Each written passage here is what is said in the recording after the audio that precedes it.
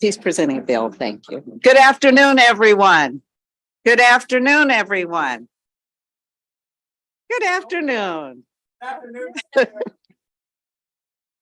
Thank you. So we are getting ready to get started. Welcome to Senate Finance.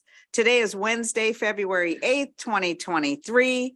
We have 7 bills before the committee this afternoon, and we will hear them in the following order. And we see the chair of 3E is here, so we're going to get ready for him.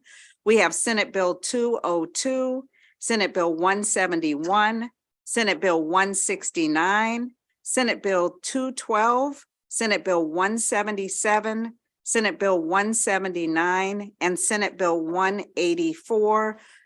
We're going to start with Senate Bill 202, and Mr. Chairman, you can come forward. Okay. The members have let me know they have bills in your committee today, so we should get to it. And you can feel free to bring up your panel if you have one. Let me say to the audience, you all will have 2 minutes to do your presentation after the sponsors are done. You'll see members leaving throughout the hearing. They have bills in other committees. It means no disrespect to you or the subject matter of your bill. With that, Mr. Chairman, you have the podium. Thank you, Madam Chair, and it is like Back to the Future here, a little weird, but yes, I'd like to bring up my panelists. I've got Andrew York, who's the Executive Director of our Prescription Drug Affordability Board, Vinnie DeMarco, and then Jim Gutman from AARP. And this is the first of 3 bills. I want to characterize all 3 as a bit of unfinished business, if you will. This first one is a technical cleanup. The other 2 are bills that had passed the House last session. We kind of ran out of time the last week of session in 2022. So that's the other 2 bills. But starting with Senate Bill 202, I just, to lay a bit of a foundation, the Finance Committee really was at the epicenter during the past 4 years of really innovative, first in the nation piece of legislation in the healthcare space. We had the first in the nation easy enrollment program, pilot programs dealing with low-income young adults to purchase health insurance, which has been wildly successful. You're going to have a bill later this session to extend that program. The Maryland Health Equity Resources Act from Senator Hayes last session, and I have no doubt this committee, Madam Chair, will continue down that road with innovative legislation this coming term. Now, in 2019, and I'm sad that Senator Klausmeier is not here, but she was the sponsor of the bill creating the Prescription Drug Affordability Board, the very, very first state in the nation to create such a board. And the topic of prescription drugs is a huge national subject. Prescription drugs account for about, and this is from a report from our Maryland Healthcare Commission, about 30% of all the healthcare spent in our nation is attributable to prescription drug prices. And in fact, that same report said that between 2019 and 20, that number increased by over 7%. This was, without doubt, in 2019, the most lobbied piece of legislation we had that session. In 2019, we ended up paring the bill back to only limit it to state and local government. In fact, the state of Maryland spends about $390 million on prescription drugs. And so that paring back is still consequential. I chaired a conference committee. We had a lot of lobbying. We had a lot of amendments. But at the end of the day, this committee passed that bill 10-0, overwhelming passage on the Senate floor. And that created this 5-person board, chaired by former delegate, Maryland Health Secretary Van Mitchell. We have an executive director, Andrew York, to my left. And this 5-person board was tasked with collecting data, identifying, evaluating expensive drugs that cause affordability issues, and then come back to the General Assembly with recommendations on methods for addressing these costs. And that is what we did in 2019. And if I should make the point about imitation being the sincerest form of flattery, since we did that in 2019 here in Maryland, we're now up to 6 states that have passed virtually identical types of boards. Colorado was number 2. Just last week, the Virginia Senate, and I have some friends down there, I was asked to lobby. The Senate Finance Committee in Richmond passed virtually the same bill. It's over in the House of Delegates in Richmond, which would take us to 7 states. And my understanding is Senator Van Hollen is in the process of introducing federal legislation in the United States Congress. So back here in Maryland, the 2019 bill had a timeline for an action plan that basically set up a process whereby by January 1st of 2023, we put a sunset on because we thought at that time that we would have a series of concrete recommendations by that date, January 1st, 2023. But the board work was significantly delayed. The governor didn't veto that 2019 bill, but the governor did not provide the anticipated funding for the board. So the board was forced to actually take out a $750,000 loan from the Maryland Healthcare Commission to get the work of the commission moving. And then in 2020, we passed a bill to provide a funding source, which the governor did veto. So then we're pushed back to 2021, which allowed us at that point to override the veto. So that delayed by a year and a half, 2 years, the work, the important work of this board. And so, and then finally, I should say there was a stakeholder council created in the 2019 bill, and the governor did not actually appoint anyone to that board until I believe August of 2022, further delaying the bill. In the meantime, the board has been meeting, it met in 2022, and is on track to come up with that action plan to come back to the General Assembly with. And so what we did not do, candidly, in the 2022 session, a bit of an oversight, we lost sight of this January 1st, 2023 sunset. And so when we got into the late fall, we realized that we had a problem. So basically, post January 1st, 2023, the 2-year work of this board basically ceased to exist, and this board, in effect, has no authority when we hit that January 1, 2023 sunset. And so again, as we sit here now, the board does not have any power to move forward. Thus, Senate Bill 202 is emergency bill. It does not, I want to repeat, make any substantive policy changes. All we're doing here is a technical cleanup to address that oversight and allow the board to move forward with important work.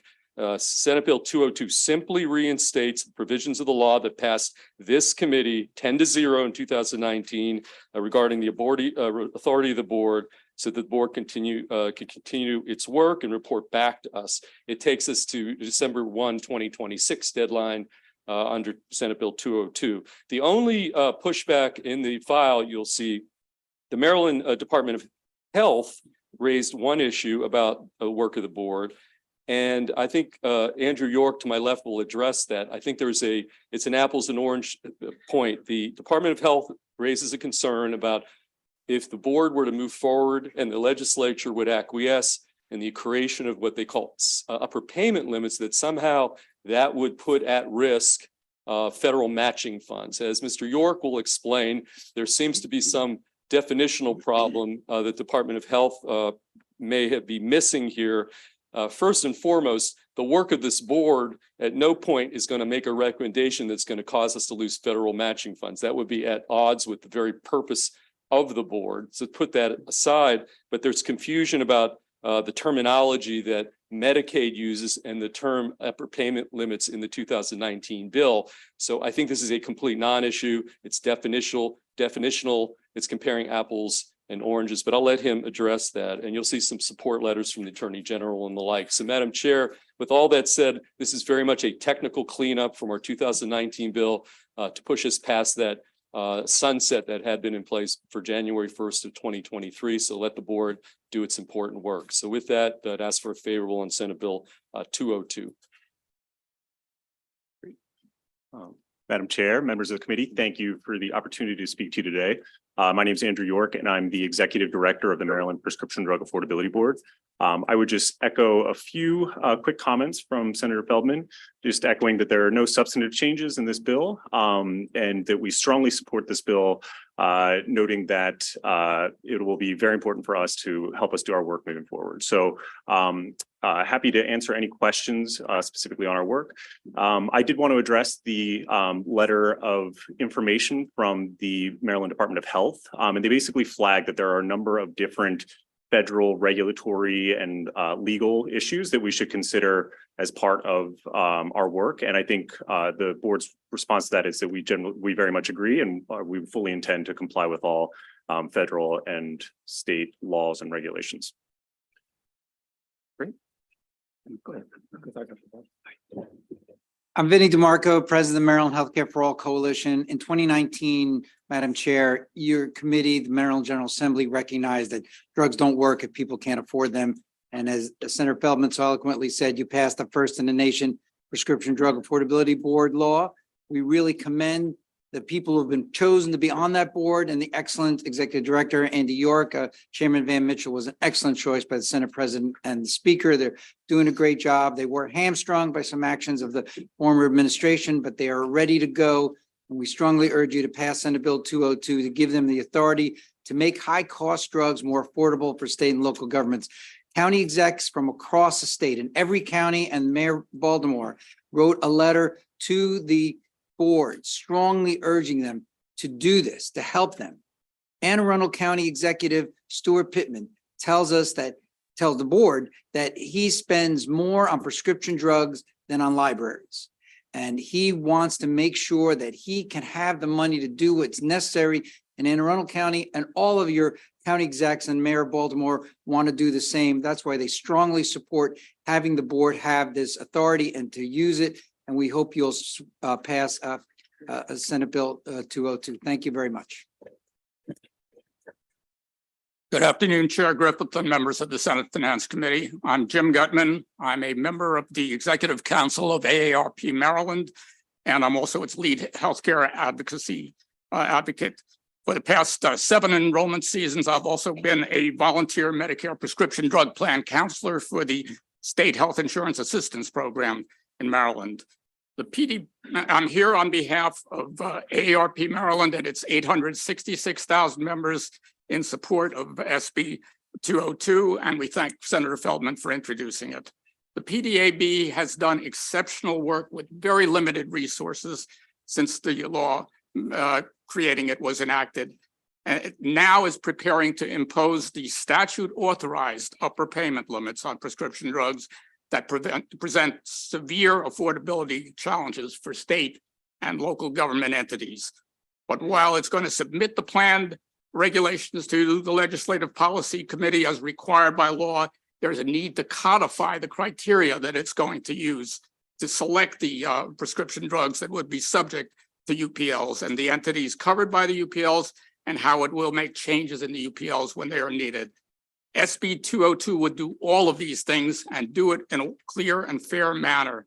The bill specifically states the PDAB would have to consider the costs of administering and delivering the drug involved.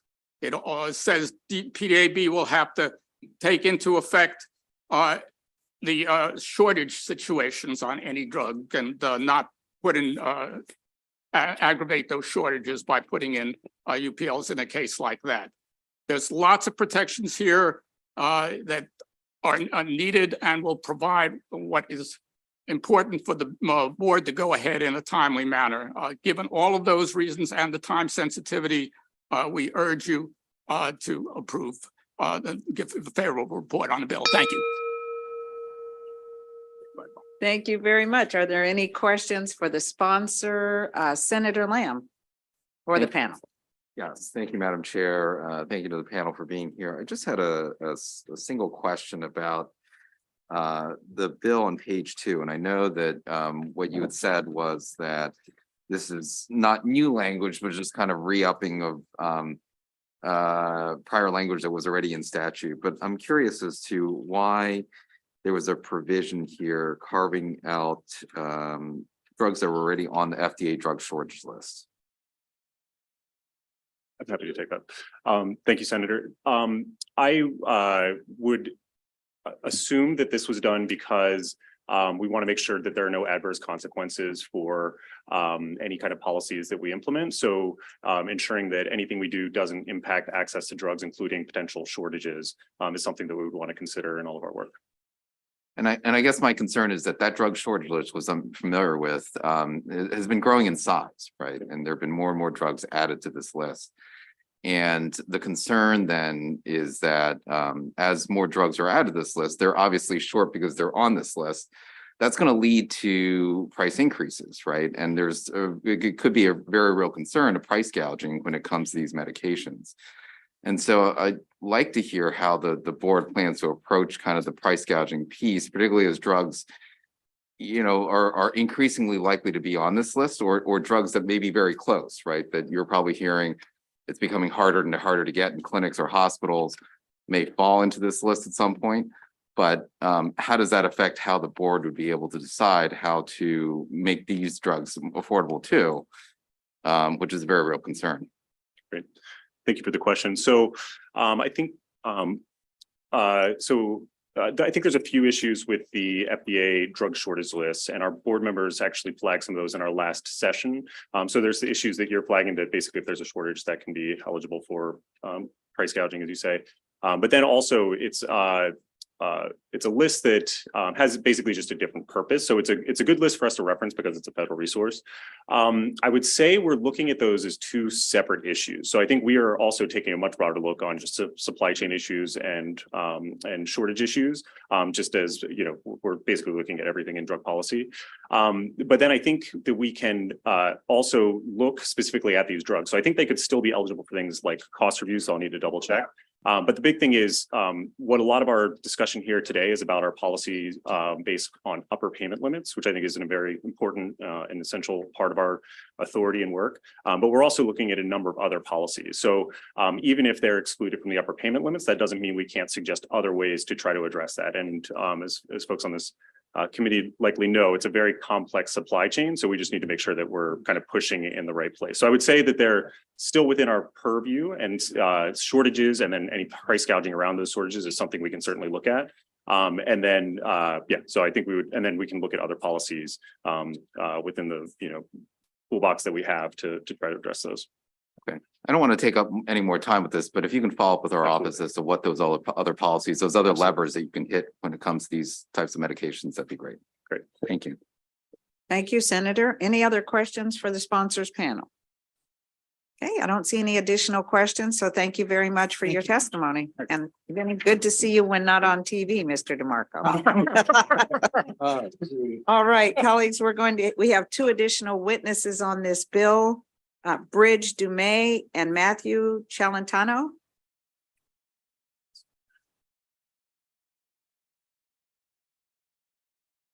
I'll pronounce it different every week until session's over. Since I was this tall. Good afternoon. Good afternoon, Madam Chair, members of the committee. My name is Bridge Dumais. I'm the political coordinator with 1199 SEIU United Healthcare Workers East.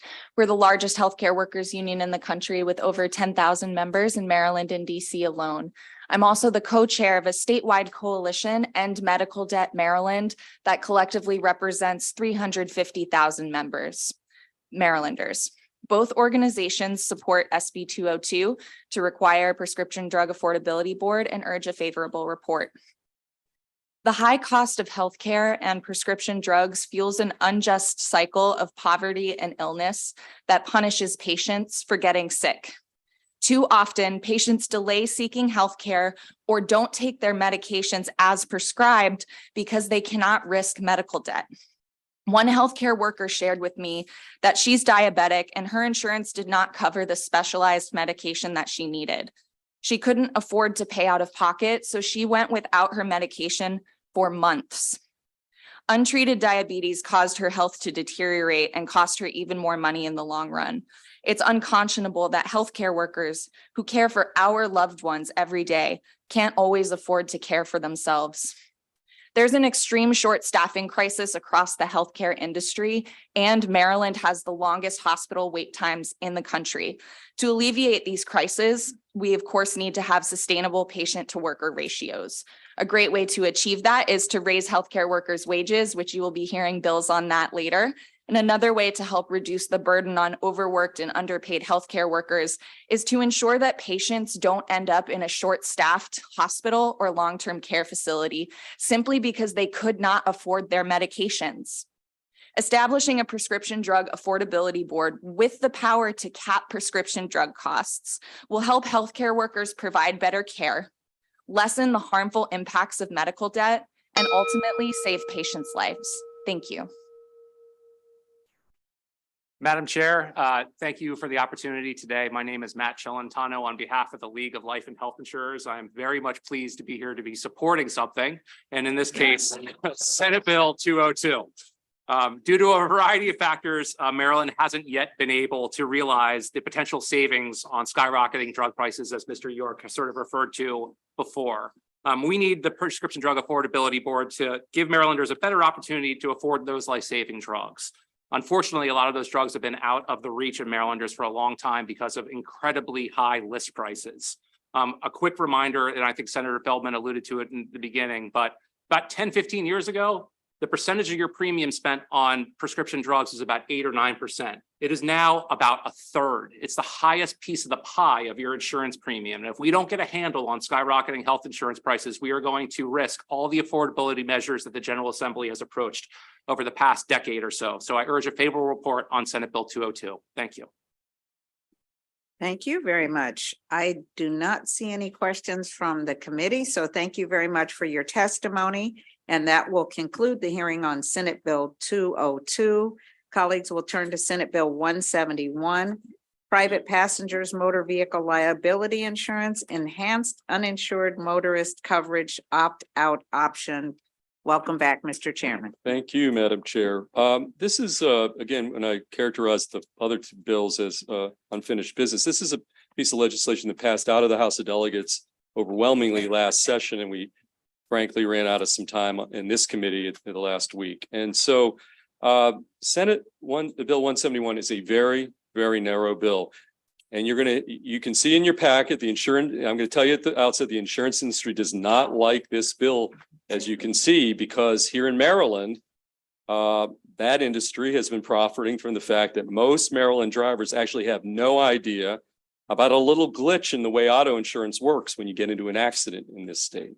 And we identified this very issue problem back in 2017 in this committee, and we passed a bill in finance directed at the issue, thinking it would address it, but we misfired with that fix, thus the introduction of Senate Bill 171 to try to get it right this time. So here is a little background. I'm going to use two of my friends here on the committee as driver A and driver B. So Senator Hershey, permission to use the senator's name, Madam Chair? Okay, Senator Hershey, let's hypothetically says has a $30,000 policy, auto insurance policy. Okay, and if you need to write down these numbers, this is pretty straightforward. Driver B, Senator Reedy, has a $50,000 insurance policy. 30, 50. Senator Hershey's the driver, and he gets into an accident, hits Senator Reedy, and this is where the problem goes. So under Maryland law, and the damages sustained by Senator Reedy is $80,000. So we have $30,000 coverage, Senator Hershey, $50,000 Senator Reedy, and the damage is $80,000. Okay, and of course the $30,000 from the at-fault driver goes towards Senator Reedy, who caused the accident, going towards his damages. So that covers 40% of the $80,000 damages to driver B, Senator Reedy. Now you would think and assume, and I think most Marylanders, with the exception of Senator Bidle, who's got some expertise in this arena, you would think that Senator Reedy's $50,000 would cover that shortfall. His 30 plus your 50. After all, you've been paying premiums on your $50,000 coverage maybe for 20 or 30 years. So that 80, then you're going to be made whole. Okay, you've been paying that on the 50. Again, unfortunately, you would be wrong if you assume that. That's not how it works in our state. So the way it works is his 30 would be credited against you, and you would only be able to get that an extra 20 to get to your 50 for a total of 50. His 30 plus your 20 to get to 50, you're out of luck for $30,000 in damages.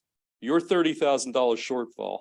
So this idea of putting the two together is not the way it works in the state of Maryland, because the way it states, again, states in Maryland, driver A, the at-fault driver's 30 gets credited against you, offset against your coverage. And again, you're out of luck, even though both of you have paid premiums 30 and 50. And that's what in 2017 we flagged in the committee, and a bill was introduced that session, Senate Bill 403, to address the issue and allow for the combining of the two policies to get to 80. Some people have used the term stacking, but it's really the term is enhanced uninsured motorist coverage, and that's how you put that together. And so we allowed that. We, in fact, in the committee at that time in 2000, passed Senate Bill 403, and I will remind those who were on the committee at that time, it was a bipartisan vote, 9-1 out of this committee, to allow that combining of enhanced underinsured motorist coverage to be offered.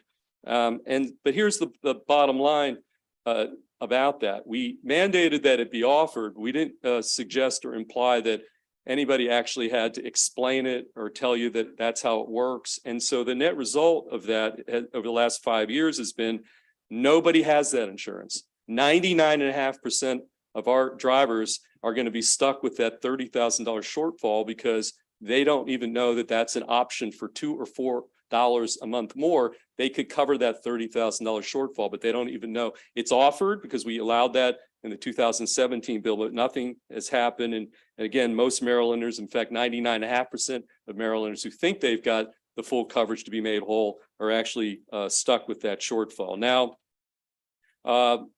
we know that. And so, you know, as far as I'm just going to kind of just pare this back a little bit. So back in 2017, you know, there was basically an offer that the industry, I think, acknowledged they need to do a better job of educating drivers about the fact that this coverage is available. They will say that the drivers don't want it. But again, at 99.5%, nobody wanting, I think it's more that it's not really being explained or put on the table. And that, I guess, is the problem. And so Senate Bill 171 attempts to address it this time to put where I think actually a majority of folks in Maryland already think is the law. So again, that stacking, combining can happen. That was settled in 2017. But under the bill, it changes the arrangement. What it says is it's an instead of an opt-in dynamic, which is the way 2017 provided, meaning you had to affirmatively say, I want that coverage, even though nobody even told you it's there. Now, under this bill, you will get that coverage unless you waive out of that particular coverage. And so we already have a provision in Maryland law called PIP coverage, personal injury protection coverage, which covers folks for lost wages and medical bills. And drivers are told at that time, here's the price. Do you want it or don't you want it? And if you want to waive out of the PIP coverage, you're entirely able to do so, that you just waive out of it. That's how this would work. You would be explained that if you want this extra coverage for $2, $3, $4, or you don't, if you don't, you waive out of it, just like we do with PIP coverage. But otherwise, you're going to have that coverage to cover that $30,000 shortfall. So generally, that's basically what the bill does. It attempts to address this problem. Most Marylanders think that this is a situation. It's not the situation. So now it's going to be an opt-out situation as opposed to an affirmative opt-in. And with that, Madam Chair, I'll certainly, I do have some panelists, if I could bring up, I think they may be able to answer some of the technical questions. I should have said that at the outset, but we do have, if I might bring them up, they were part of a sponsor panel that might be helpful, but I'll certainly field some questions. Do you have, you've got the list there. I know we've got David Muncie, Kelly Donahue, Mr. Gregory, Gwen Davis. I don't know how many chairs we have, and then Rob Gargiola. So those are the 5 sponsor panelists, and they obviously deal with this issue all the time. I see Senator Bottle and Hershey have questions, but Madam Chair, if maybe the panel could do their thing and then we'd open up for questions because they're going to be a little more schooled on the mechanics of this. Why, sure, myself. Mr. Chairman. That's what we plan to do, Yes, but okay, thank good. you. We got this. Thank you. I know it's hard. All right. Yes. Yes, there are actually 3 questions in the queue for you. Good afternoon to the sponsor panel. You all can proceed. Good afternoon. Good afternoon. Good afternoon, Madam Chair, members of the committee. David Muncie, I'm the current president-elect of the Maryland Association for Justice. I'm a trial lawyer. I deal with these cases on a daily basis. You know, I don't want to belabor the point. Excuse me. I don't want to belabor the point that Senator Feldman made in terms of explaining it. I think he did an excellent job of explaining the mechanics. But what this bill really serves to do is to create informed consumers, which is not what we have right now. Right now, people are not aware of this coverage. They don't know it's offered. They don't know to ask for it because it's a very technical provision in terms of auto insurance coverage. You see that you've bought 50,000 in coverage, you think you have that. There's really no reason to think, well, I should ask if I need to buy an enhanced version of that. You see 50, you think you have 50. Now what will happen is you'll be provided an offer of the coverage, you'll be provided a waiver form, same as we have with PIP. It's the exact same form. It will say, if you want the enhanced underinsured motorist coverage, their premium cost will be X per month. If you don't want it, the savings will be X per month.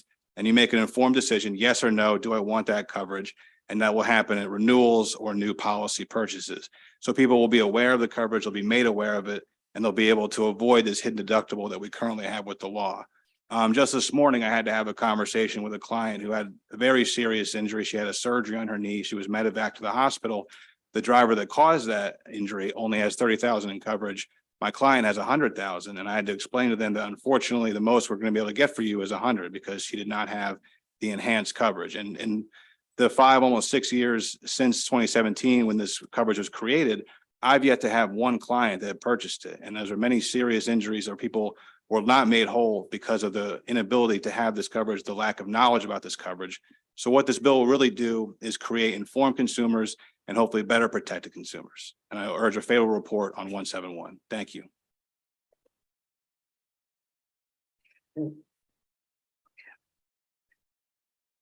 Good afternoon. My name is Gwen Marie Davis, and I urge you to have a favorable report on this bill. It is extremely important because what we do every day as trial lawyers, I see clients who are injured who never thought this could happen to me until it happens to them. The Maryland state minimum right now is $30,000. If an adverse driver hits a client with a policy of only $30,000 and they think that they've got underinsured motorist coverage of $30,000, you would think logically, you would say 30 plus 30 is 60. That is not how it worked until 2017 in Maryland. The problem is that most people do not know that they need to opt in to ask for this enhanced underinsured motorist coverage so that they can have the 30 plus 30 equaling the $60,000 in coverage. It doesn't take many hospital bills or 2 or 3 MRIs or a few days off of work to actually need more than $30,000 in a policy. The sad thing about it is, like David and many other trial lawyers in the state of Maryland, I have yet to see not one client that has had the enhanced underinsured motorist coverage since it came into act in 2017. Sitting next to me is a client of mine, Miss Angelina Gregory. She had an injury that she will talk to you about in a few seconds and explain to you how this would have benefited her. And when I told her, I wish you would have had the underinsured motorist coverage, she'll tell you that when she called her carrier, they had not even heard of it either, for her to add it after the fact. So thank you. I think my time is coming to a close.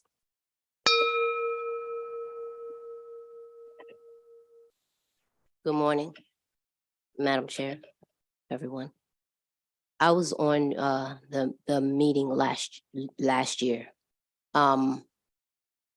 The problem with not being able to stack policies is when you come to a crossroads and your bills surpass what the insurance is.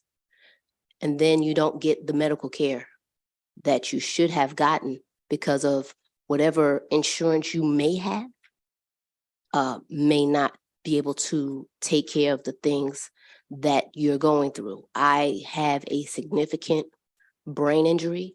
I'm a NCAA basketball official, have not been able to work for the last 3 years because of the accident that I was in.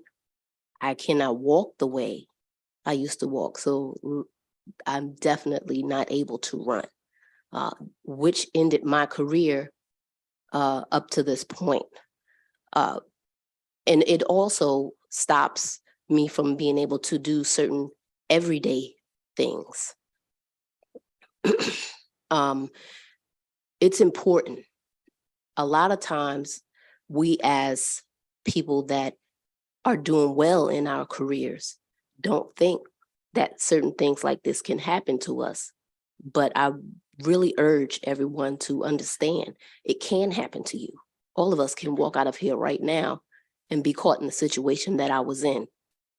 I was hit by a drunk driver. It's not because I did anything wrong on the road. It's just something that happened to me and it changed my life. So it's very important. This bill is very important. I just urge everyone to think of yourself, your children, your family, and something like this happening to them. It can change your life. It's very important, and I thank you for your time.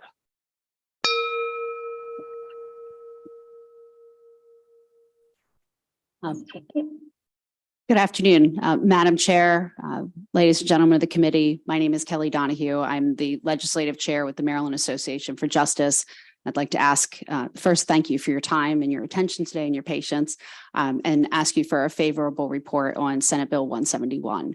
I want to hit on two issues. Number one, I want to piggyback on what Ms. Gregory said. I have a client right now who was hit also by another at-fault driver who was under the influence. And my client is now paralyzed from the neck down. And his brain works. So he knows everything that's going on, but he can't even speak because of his paralysis. My client had $30,000 in underinsured motorist coverage, but he didn't know to opt in. The other driver had 100. You can imagine that 100 isn't going very far. And if he had known to opt in or had that 30, there are some very important things that we would like to have been able to buy for him. So his family, for example, there's technology they would like to be able to buy for him that would allow him to be able to better communicate, or would allow him to be in a wheelchair so he's not confined to the bed that he's in his nursing home. And those things, unfortunately, are not available or options because of lack of coverage. So, and why does 99% of the people not have enhanced underinsured motorist coverage? It's because the insurance industry doesn't tell them it exists, and regular Marylanders don't know it exists. So making it an opt-out rather than an opt-in just simply levels the playing field. Additionally, something we haven't talked about yet, this is fiscally responsible legislation. Every time a Maryland driver is injured in a car accident, and whether it be Medicare, Medicaid, or private health insurance pays bills, at the end of a case, those insurance companies are allowed to assert a lien and be paid back for the money that they outlaid for care. Those liens, unfortunately, in many instances have to be compromised and are not fully repaid because there's inadequate insurance funds available. This would also serve to benefit money going back into the government and money going back into private health insurance. Thank you. I'm happy to answer any questions. My time is up, so I will stop right there. Thank you, Madam Chair and members of the committee. Rob Gergel with Compass Advocacy here on behalf of MAJ. I want to thank Senator Feldman for introducing this legislation again. You may recall last year, for those that were on the committee, this bill passed overwhelmingly in the House. It did not get a vote in this committee last year. We're hopeful that we'll get a vote in this committee. We can get this bill to the governor's desk. Last year, many of the opponents waived the MIA's information testimony because they made a statement in there that basically says this is going to cost a lot of money. And it's unfortunate that MIA put forward that statement again. I would strenuously disagree with that. If you look yourself, and a number of people in my office looked, Delegate Crosby, the sponsor in the House, looked at this for himself.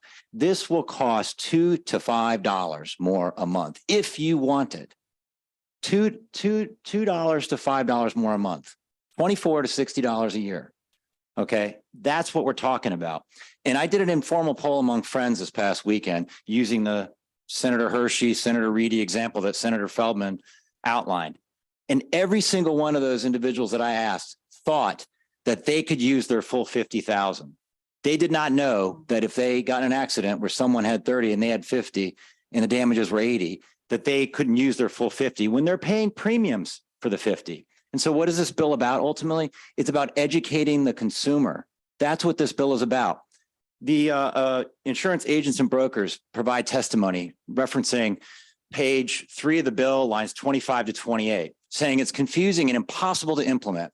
Let me just tell you, that language comes directly from the Maryland Code dealing with PIP coverage. If you look at section 19506 of the insurance code, subsection C, that language is nearly identical to the languages in this bill. And in fact, the bulk of the bill, new language, begins on the bottom of page 3 and goes to page 4. That largely comes from the existing law with respect to PIP. This is not breaking new ground. And in fact, many states do variations of this already, including Virginia and Pennsylvania. Would urge a favorable committee report. Thank you, Madam Chair. Thank you very much. We'll start with Senator Bidel. Thank you, Madam Chair. Do I push anything? Okay, thank you very much. Thanks for all your testimony. You know, I was an insurance agent for a long time, and I'm amazed, and Miss Gregory, I'm really sorry for your injury, but you said you called your agent and the agent didn't even know about the coverage. There's a form that's required. Every auto policy that's sold in Maryland, an agent is required to give you the option to opt in. So you have a MIA claim to make to the Maryland Insurance Administration if your agent didn't know that and didn't offer that. So that's a whole nother issue. And I will tell you, and I can't speak for other agents, but every client that we sold an insurance policy to, we went through those forms, the PIP form, the uninsured motorist form, the enhanced uninsured motorist. We gave that option to every client and they either signed off or accepted the coverage. The one thing that's missing here is that you have to have the increased liability limit to get the increased uninsured motorist. So if you have a $30,000, which we have one of the highest in the country, you're only going to get uninsured motorists for 30. So you talk about $2, $3, or $4. If you really want enhanced coverage, you're going to have to increase your policy to 100,000 or 300,000, which is where the money is, and then increase your uninsured motorist. And believe me, it's not $2, $3, or $4. So I have a great deal of concern that we're going to pass a bill that's going to cause everyone's insurance to increase when they already have the option to do it. And we're already going to see significant insurance increases this year due to labor cost and cost of parts. So, you know what the agents are going to do? They're going to tell your clients, your rates went up because your legislator, your senator, your delegate passed a bill that's increasing your rates on every vehicle. And I think someone later is going to talk about the actual cost of the increase, but it's a whole lot more than $2 or $3 or $4 a month. So, you know, I know it's complicated for people, and people just need to find good agents that sit down and explain the coverage to them. And I can't fix that, but the coverage is there and it's available now. Is it possible that I say one thing to what she said? Sure. It looks like she's asking you a question, so feel free to pull the mic over and you can respond. Yes, Thank you. When I went through that process, I did increase my policy and they still told me no, that it wasn't available. I increased my policy. And what year was that? This was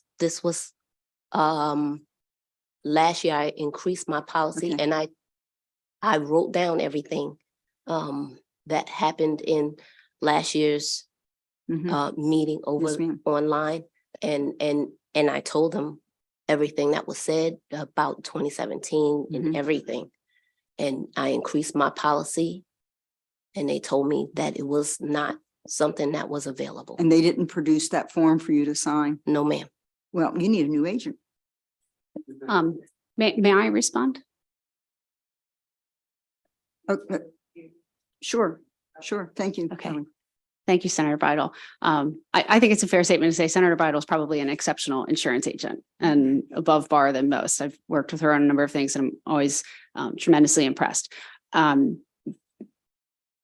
The reality, however, is you don't need to increase your insurance limits to be able to have enhanced uninsured motorist coverage. You could stay at 30 and the other driver has 30. But if you've opted in to have enhanced underinsured motorist coverage, the other driver has 30, their 30 is depleted, well, then you get your 30 and then you're at 60 instead of being stuck at 30. And for whatever it's worth, I know there will be opponents who come in and tell you about, the cost of enhanced underinsured motorist coverage and what it will cost to take this from an opt-in to an opt-out. A colleague of mine just purchased $1 million, so not 30, $1 million in enhanced underinsured motorist coverage. It's costing her $6.44 a month per car. So But Kelly, can I interrupt you a minute? What did it cost her to increase her liability to the million so that she could increase her enhanced uninsured motorist to $1 million? but you don't have to opt in for enhance. My But to point get the is, million uninsured motorist, you had to have $1 million liability. but the point is that you could choose to say, I want $1 million in liability coverage in the event that I hurt somebody else so that I'm properly protecting them. But if you want the enhanced, it's not going to cost you $30 a month or $100 a month. This is something that is not expensive. And in fact, the fiscal note even describes minimal impact of this piece of legislation. So thank you. I think we need to see some rates, but thank you. I appreciate it. Thank you. Senator Hershey. Thank you, Madam Chair. Rob, I'll ask you, since you brought up the example that Senator Feldman mentioned. Between myself and Senator Reedy, who needed to buy the enhanced underinsured coverage? So it's not, I mean, I'll restate that. In the example that was provided, Right. If Senator Reedy had opted in, and I would argue that he probably thought when he bought the 50,000 in that example, that he would get the full 50,000 if he needed it. Right. He probably did not think that there would be this credit applied from you. Mhm. And so if he had, in the current law, if he had chosen to opt in, which is what you can do today, he needed to be a very educated person, because a poll, informal poll that I did, 10 out of 10 did not even think that they needed to do that. But if he had opted in, then he would have been able to use his full 50 in that example. Now, you certainly can too, if somebody hits you. Real quick, but he did get 50. He got his 30, my 30 and his 20. So that was 50. That's the 50, sure. That's the limit that he bought. Right. Well, let's So why just, is that surprising that he didn't get that when that's exactly what he got? well, let's take that example further then. Let's just say he had 100 Right. and you had 50. In that example, he's getting nothing out of his and he's getting the full 50 out of you, but he paid for 100. I'm sorry, he's getting, I need to modify that example. The point being is how in the determination of his premiums, if he opts in, should the coverage differ? In other words, it may be in some circumstances, if you didn't have any insurance at all, in that prior example, he'd get 50 from his carrier. Right. He paid for 50, he's getting 50. Right. But if you have 30, he's only getting 20, but he paid for 50. So the premiums that he's paying for his 50 are going to be dictated by what he gets based on what you have. How can that be predicted? And what I would argue is that probably most Marylanders believe that when they buy 50 or they buy 100 or they buy $1 million, that they're going to have that full amount regardless of what the other driver has, because that's just would be a common thought to have, truthfully. And Are you saying that if that example were that I had 0 Mhm. and he had 50, he would not get 50? he would get his 50, right? Well, So that's what but- I'm not understanding, Rob. That's what he paid for. right, The but example of it costing 80,000 that the senator brought up, in my mind, that's irrelevant. Nobody paid for 80,000. He paid for 50,000 and that's what he got. right, but I guess what I'm saying is, if you ask 10 of your constituents or 100 of your constituents, they would think that the premium of $4 a month that got them 50,000 means that if their insurer is Geico, that Geico is going to be able to pay up to 50, regardless of what the person who caused the accident's insurance was. Whether the person had 0 or 30 or $1 million, how is it that Geico won't make me whole for the amount that I paid for? I'm still paying a premium for 50, but essentially it's coming from your carrier, State Farm. Well, is that fault? I'm sorry, I was at fault. I understand that, but what I would argue, if you poll any number of your constituents on this, they're going to think, if I'm paying premiums for 50, I will get 50 from my carrier. And so And whatever. who's ever at yes, fault. I absolutely. don't know that that's what people think. I mean, they think that I've got my $50,000 coverage. And if somebody else hits me, I'm going to get my 50 and whatever they have as well too. Is that what people think? I mean, I did 10. I'm happy to ask 10 more people, but yeah, that's what people think. And I would also argue that, when you find out when they realize it, it's when their clients come in to meet with these attorneys and others across the state, when an accident happens and they say, well, wait a minute, I thought I had. And so they can tell you there are hundreds and hundreds of instances where their clients are saying just that. I just did an informal poll. So yes, I would argue that that is what most Marylanders think by a wide margin. Let me go back to the example, manager, if I can, just to make sure I understand, because I want to go back to my initial question. Who should have bought the enhanced underinsured coverage? If I had purchased it, does Senator Reedy benefit any more out of this? Because he's already got all 30,000 of my dollars. Can I respond? Yes, ma'am. I don't think the question is who should have bought. But I think the question should be more of, because that's already been decided in 2017, it's more of who should have been educated about it and had the option to opt out. The problem is on this end, we are the ones on the day in and day out seeing the clients that are literally in our office that had no idea. Yes, I thought I had underinsured motorist coverage. What do you mean I cannot receive my full benefit? And then I'm the one having to explain to them the tough news. I'm sorry, but this is how it works. I mean, I've talked to my client numerous times. Unfortunately, this is what it is. And so what we're saying here today is that the enhanced underinsured motorist coverage has already been passed. All we want is for it to mirror PIP, for it to be passed where clients can have the option to be educated. And there's no more people calling, and we don't have agents like the senator over there who are wonderful and explains every step of the way. That's not what happens. They don't know about it. A lot of the agents don't even know about it, or the clients don't know about it. When I say call your agent, they don't know. Let them opt out. Let them be educated. And that's only fair to Marylanders to have the option to understand what they're purchasing. That's what they do with PIP, personal injury protection. And we're asking the same thing here for enhanced underinsured motorist coverage to be able to opt out. It's fair and it's the right thing to do. I would disagree. I would think the education process comes from the insurance agent trying to sell more product. And that's why there's only 1% of Marylanders. Yeah, I know, but are you saying then that the insurance agencies don't want to sell more coverage? Or they don't know about it. She just said in one example, her agent didn't even know about it. I don't know what the reason is, but only 1% of Marylanders in the state actually have, and I have yet to meet one of them. Have you, David? All right, okay, well, I'll go back to Rob for one final question, and because we talked, but I've heard several times that this is an education bill. I would think the education comes in the fact that an insurance agent would educate you that, hey, there's another option that Maryland General Assembly passed that you can now purchase. If you want to purchase it, here it is.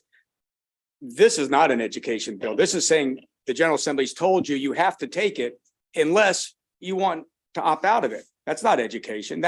We've told everybody that you have to have this now. And the choice is now, if there is a choice, is somebody putting something in front of you, say, if you don't want this, you don't have to have it. And what I would say is the education does occur with PIP. So today, if you switch carriers or if you are a new driver in Maryland getting insurance for the first time, you will get a document that basically explains what PIP is, what the level of coverage is, and what it will cost you if you want to keep it. And you can say, you know what? I don't want to pay that. Where do I sign? And we're saying, because the language, if you read the bill, is exactly from the PIP statute. And so that's what we want to have happen with EUIM. This state, this committee decided we're going to have this policy. What we want to have happen with this bill is exactly what happens with PIP. Here's a piece of paper. Would you like to know what this would cost you, what you're going to get with enhanced underinsured motorists? And if $2 or $5 is too much money a month, Senator, you can say, I want to sign that because I don't want to pay for it. And that's exactly the same thing that happens for PIP, which is an education process. We want to have happen for this because clearly, it isn't happening. Okay. Thank you, Madam Chair. Thank you, Senator. We're going to go to Senator Guile, then Kramer, then Lamb. There you go. Is it on? Okay, there you go. Thank you, Madam Chair. Not to belabor the education component of this, but I do have to agree that I keep hearing things like they need to be told this exists. They need to be educated. There's a lack of knowledge. There's a lack of informed consent. There's already a requirement for insurance carriers to say, hey, there's this coverage that's available for you. Is that right? Not doing it though. They're, It's been 5 years and they're not doing it. And And that's part of the problem. it's, The bill was passed for the purposes that Maryland, this General Assembly said, we want to allow for enhanced underinsured motorist coverage. Mhm. And 5 years ago, when the bill was passed, it was built because the insurance industry said, make it an opt-in, we'll educate, we'll educate, we'll educate.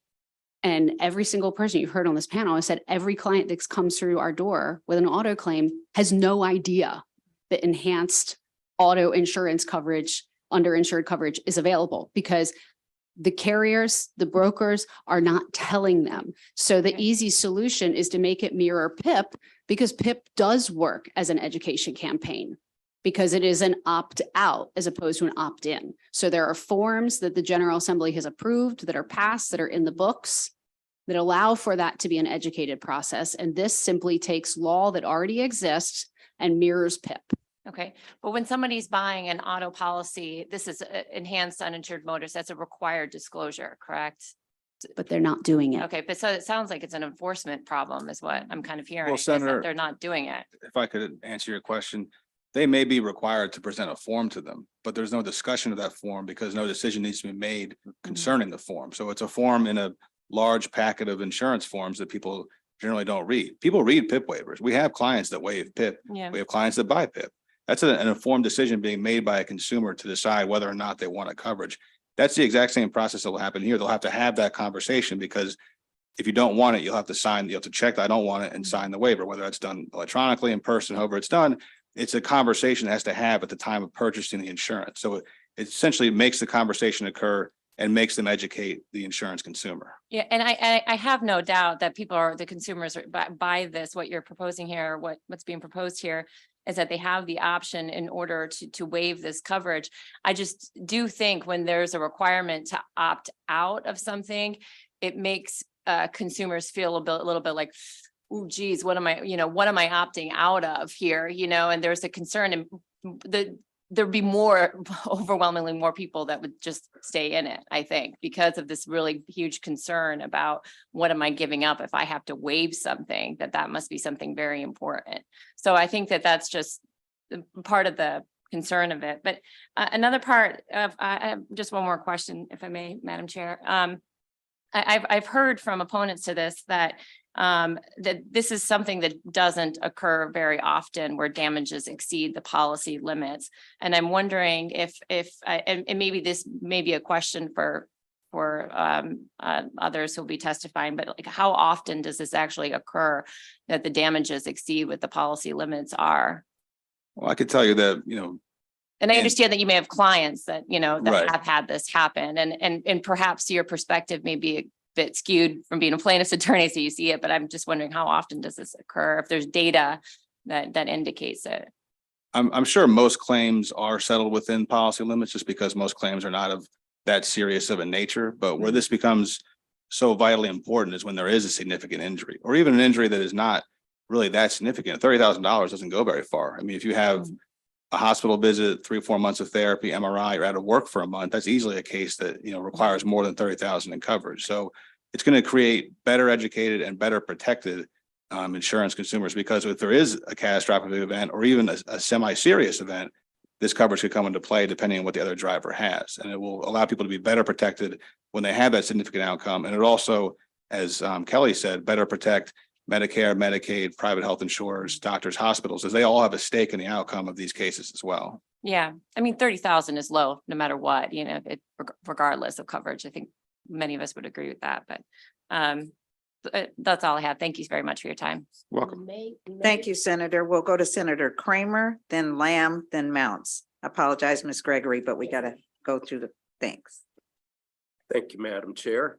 All right, so I have mixed emotions about what we're listening to. It sounds like part of what it is issue is truth in coverage, and that it is misleading for a customer to believe they have $50,000 they've paid for, and yet whatever the at fault has in the way of insurance is deducted from that.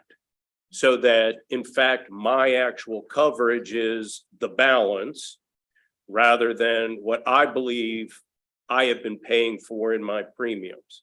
I'm not paying for Senator Hershey's insurance in my premium. I'm paying for my insurance, but his is deducted from mine, and the balance is what I will receive in the event the claim exceeds the combined coverage. So that is a concern. The PIP, and this is modeled on that. Do we have statistics for how many people opt out of PIP? Since that is in place at the moment, and it is an opt-out provision, and I know my good friend D. Robert Enton's gonna come up here and he's gonna say, nobody's gonna opt out, they're all gonna have it because they're not gonna know that they can opt out, and premiums are gonna go up. What is the experience in PIP at the moment as far as percentages of individuals who opt out? Do we have any of those figures so that we might? I don't have the figures with me. We can certainly probably ask the MIA, but just from our own experiences, we definitely have clients that waive PIP. It's not an uncommon occurrence. It's not like 99% of my clients have PIP coverage. They often waive it and the carrier sends us the waiver and that's the end of the matter. They don't have the coverage. Okay, because I'm just curious to see then if that maybe gives some perspective as to how opt-out works as opposed to the opt-in. And I get it. And Senator, one reason maybe that not everyone waives PIP is because it is a very, very low price difference. You're talking a couple dollars a month. And I think we're going to see similar cost differences with these coverage, and people see the difference. Either, yes, I have it, it costs X, or I know I don't want it and I save X, and they make a decision. And clients are often mad when I tell them you waived it to save $2. And that leads me to my very next question as to the estimated increase. We're hearing quite a variance in what it could potentially be or what it might actually be. And so I know there are other states that model the way this bill would be if we were to enact it. Do we have any data as to what premiums were prior to adopting an opt-out or something along those lines? And I know there's variables in other states. Some don't even, you're in and you're in, period. You don't get to opt out, I believe. But are there states that transitioned from either, it didn't exist at all, or they took this nascent step that we did, you could opt in, and then they went to an opt out? Do we have anything that's not anecdotal, but what I would say, Senator, is we can certainly look into it. You can look probably online with your carrier what it would cost you. And I would be surprised if it wasn't in the $2 to $5 range that I mentioned earlier. It's as easy as that if you can find it, because I know for some, depending on the carrier, it's hard to find. I think you encapsulated the issue very well at the beginning of your comments.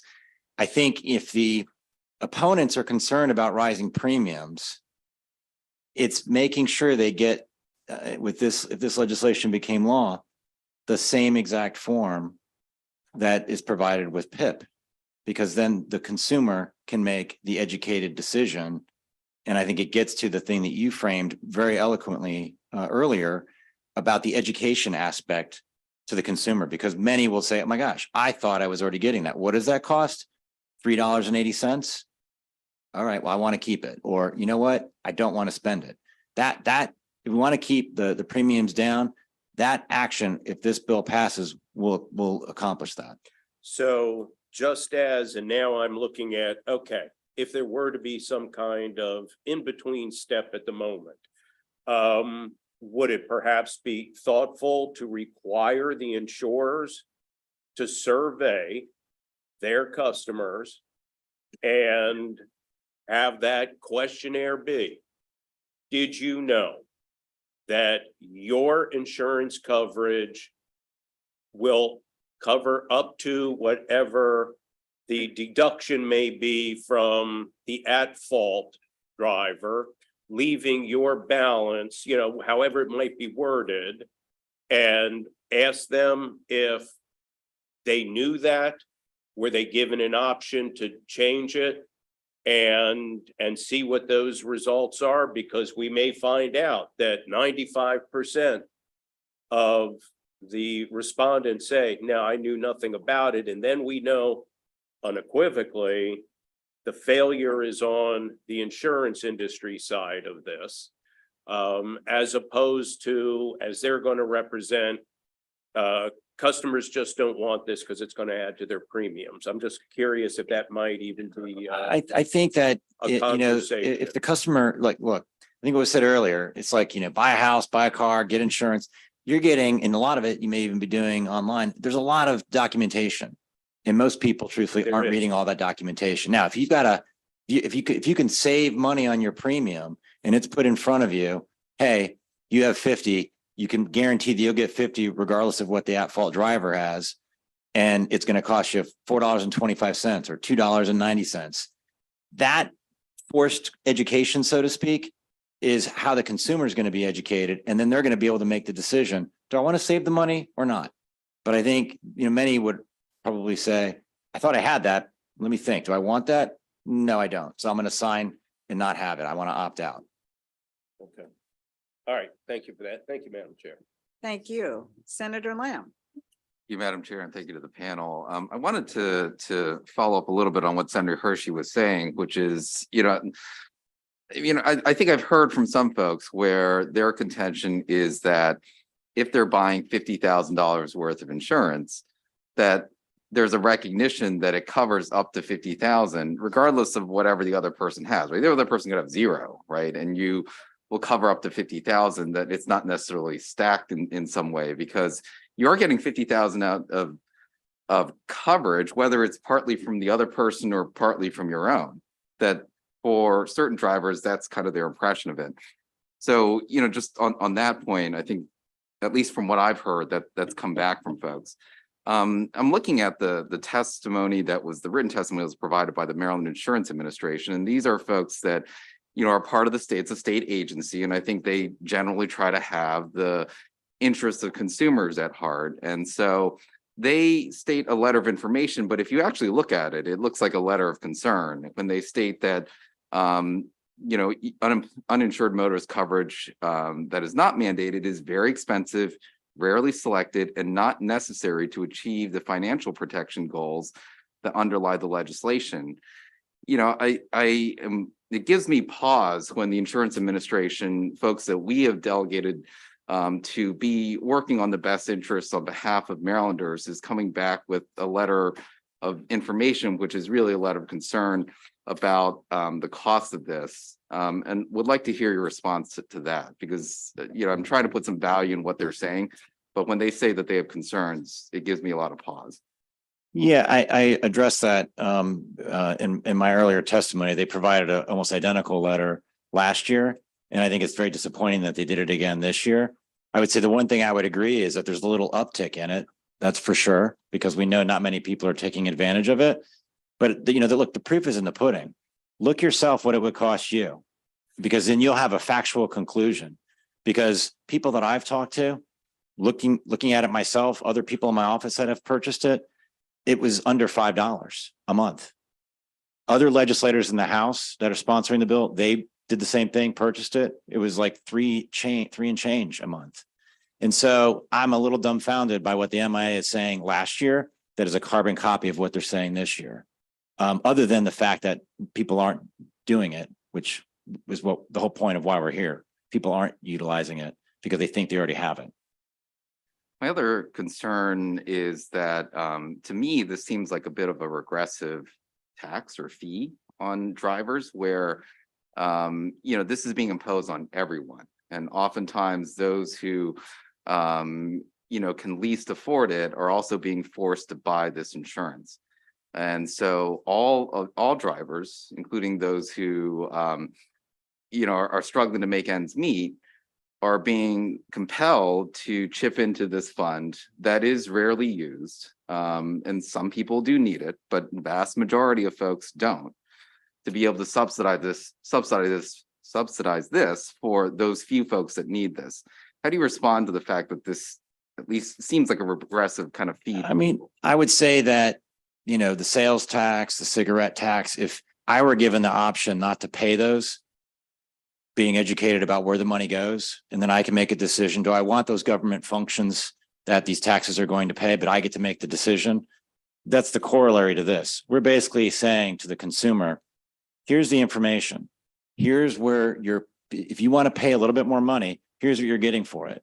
And you, the consumer, can decide now that you know what you'll get for the cost, and you can decide you want to pay it or not. I mean, so the regressivity argument, I would understand if we didn't give consumers the choice. But the fact is, much like this should work exactly like PIP, because we carbon copied the PIP statute essentially and put it in this bill, that the consumer will be educated and then they get to decide, do I want this or do I not? Unlike other things that, you know, policies that we deal with as a state that might have regressivity.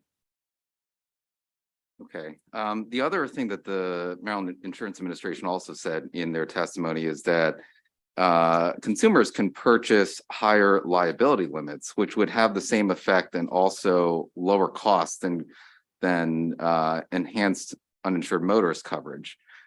So why, and most folks have liability and can fairly easily increase that limit. Why compel everyone to have enhanced coverage when they can simply do this through increased liability at a reduced cost and impact on themselves? Could I jump in on that one? Sure. Madam Chair. Thank you. You know, I think that's a good point, and I think it's a conversation that people will have to have with their agents. Their agents will sit down with them and say, you know, here's the opt-in or opt-out for enhanced uninsured motorist coverage for this, and that's for, let's say it's a 30/60 policy, which is our state minimum. You know, they could say that they could compare the numbers and say, you know, you could raise it from 30/60 to 5100 and not opt in and have better coverage for the same price or maybe a lesser price. And I think it will drive what we're talking about to have better protected and better informed insurance consumers. If the price difference between 5100 not enhanced and 30/60 enhanced is the same, someone can make the decision, well, I'll take the 5100 not enhanced and have more liability coverage and an equal amount of underinsured motorist coverage, because underinsured motorist coverage has to mirror liability coverage. That could be a decision someone makes as a consumer, and that's fine. That's what we want, is better protected and better informed consumers. Okay. My last question, I'm looking at the testimony from the American Property Casualty Insurance Association, and they have a graph in here that shows that in states where, you know, this was implemented, you look at the claim severity, very small difference in terms of claim severity. But then when you look at claims frequency and then lost cost rather, that jumps significantly. And obviously talking to, you know, a bunch of plaintiff lawyers, but it gives me concern that this, if we were to pass it, would simply increase the number of claims, the frequency of it, increase the amount of losses, when really even the severity of it seems to increase very little. All it's doing is just costing us more as consumers and as a state. Why should we? I think the way to respond to that is, I think the one metric went up because there was more coverage for those serious events that needed more coverage. You know, claims are worth what they're worth, regardless of the amount of coverage. You know, we don't manufacture anything to make a claim worth more. You know, that's worth what we believe it's worth, what we believe a judge or jury will give us. And that doesn't change depending on the coverage. Well, what this will do is, when there is these significant outcomes, these significant injuries, it will mean that there's more coverage to provide for the injured person as well as all the other stakeholders involved. I think that the table shows the opposite, that if you have more coverage, it looks like there's more frequency of claims and also higher losses. But there's out of pocket. In other words, in the example that we heard earlier, Senator Reedy is paying $30,000 out of his own pocket. That's not being reflected here. And so, yes, when there's more coverage available, then the claims will get, you know, the cost of the damages in the healthcare will get paid from insurance, as opposed to the person who is the injured party paying out of their own pocket, which is exactly what you would want. You want to have the coverage for those situations, as opposed to having to pay out of pocket. So they can't manufacture, this is what the healthcare costs were to, and the rehab costs for a client or the damages that occurred. Those are factual based things. And the question is, should the consumer or your constituents be informed to make the decisions, whether it makes sense to get the enhanced underinsured motorist coverage, or maybe what the MIA said, if the cost equation works, maybe I'll just get 100,000 instead of 50 EUIM. But that discussion will naturally happen if this form is put in front of them to explain what the cost is. That's how you're going to trigger that kind of conversation. So you have informed decision-making that occurs that then could lead to having coverage to cover these damages and healthcare costs. Okay, thank you, Madam Chair. Thank you. All right, Senator Mounts. Thank you, Chairman, and I'll try to be right to the point, but can I have permission to use the senator's name, because the hypothetical was really helpful. And the explanation, the introductory explanation of this issue was probably the best. Oh, thank you. And my questions are not into the weeds on the bill, but they're more for the practicing bar. So and I just want to make sure I've got a good understanding of how these claims play out. So for in the instance of the hypothetical for Senator Reedy, you would represent the injured driver, correct? And the claim or the action that you would take would be, would you name Senator Reedy's insurance company in a claim, or would you name Senator Reedy's insurance company and Senator Hershey's company in a claim? So just the way it initially works is we would put Senator Hershey's carrier, let's say it's State Farm, a notice that we have a claim against them. If a lawsuit was to be filed, it would be against Senator Hershey. We're required to sue the driver. We can't sue his insurance company. If no lawsuit is required, if they offered their $30,000 policy limits without a lawsuit, then there would be no lawsuit against them. Then we would go to Senator Reedy's insurance, let's say it's Geico, and say State Farm offered us their $30,000 policy limits. We're here to claim additional money under the underinsured motorist coverage that he's been paying for. And if he did not have enhanced, they would say, okay, the most you can get is 20. If we can agree that it's worth 20, then a total of 50, then they would pay the 20. Okay. If they don't agree, then we would have to file an action against his insurance company, against Geico directly. That's the mechanics of how it works. Okay, so at no point in that transaction does one insurance company step in the shoes of Senator Hersh or Senator Reedy and go after the other insurance company.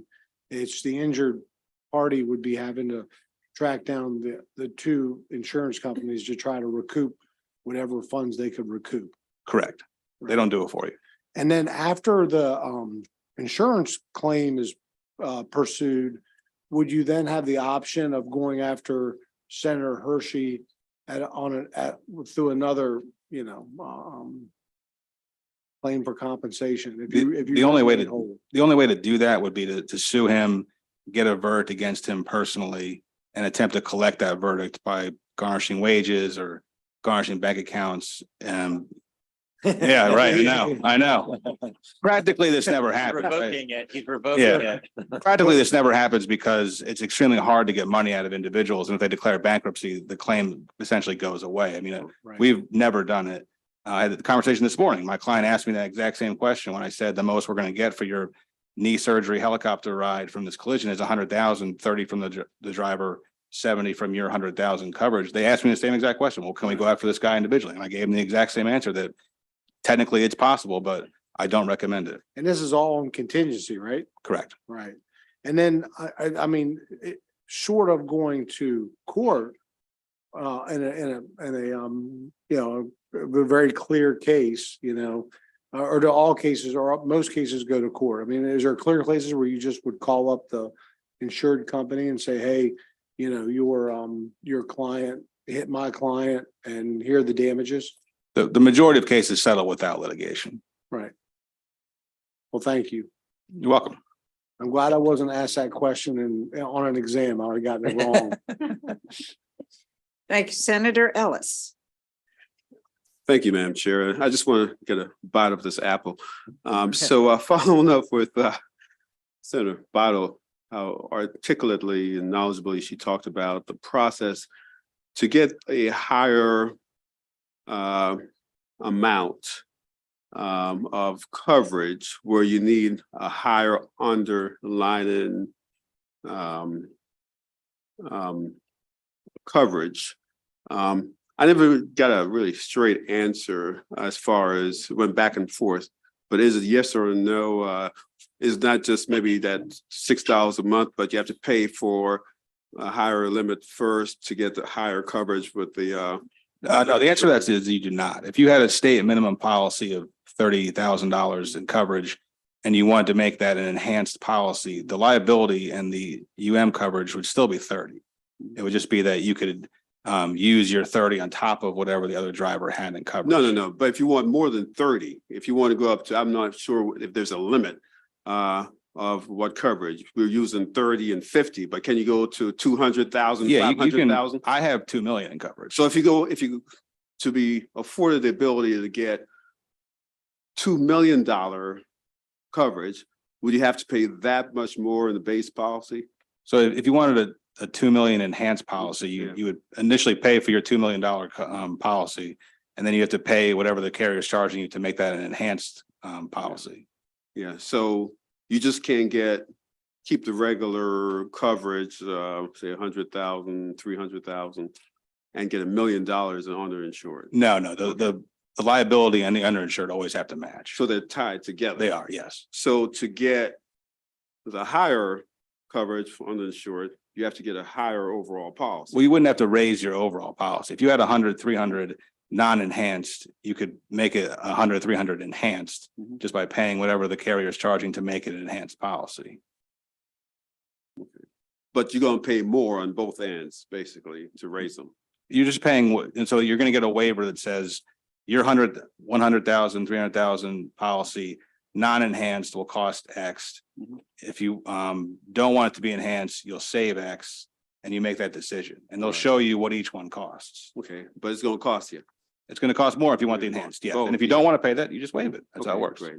Thank you. Thank you. I don't see any additional questions for this panel. Ms. Gregory, I apologize. We aren't able to take additional testimony from the panel unless there's a member's question. But we do thank you for sharing your testimony and sharing your story, and sorry you had the experience that you had.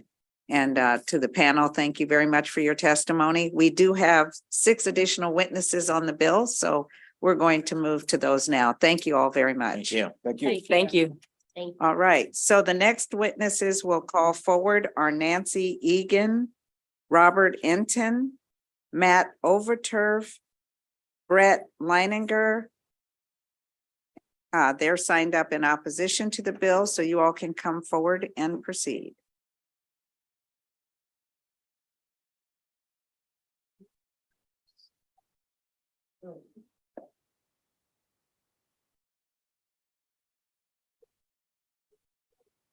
Good afternoon. Somebody. Okay, thank you. Sorry, I was looking for 6, so I apologize. Okay, thank you. Good afternoon, Chair Griffith and distinguished member of Senate Finance, and welcome to all the new members. My name is Nancy Egan. I represent the American Property Casualty Insurance Association. Our members write 60% of all the property casualty insurance in the United States, and in Maryland specifically, we write 55.7% of the personal auto policies. Obviously, I'm here in opposition to Senate Bill 171. And obviously, you've read it. You've looked at the testimony from the Maryland Insurance Administration, who is the state regulator, who really are engaged about protecting consumers. And I'd like to point out some of their statements on the first page of their document. It says enhanced uninsured motorist is the most expensive and least chosen form of the 3 uninsured motorist coverage. And at the top of page 2, if the bill passes, all insurance policies will automatically include the higher costs of enhanced insured motorists unless the applicant or insured affirmatively opts out. This will result in consumers inadvertently purchasing coverage that they did not want or need at significant premium increase. So they based their opinion on 3 different sections. The first one is in paragraph 2 of page 2. And that is that the cover the coverage is required to be offered, but it's not chosen very often. And if you look at that, the statistics, they polled 10 of the largest carriers last year about their offer of this coverage and who chose it. Out of 5 companies, some had 1% uptake, and then some of the other companies at 2%.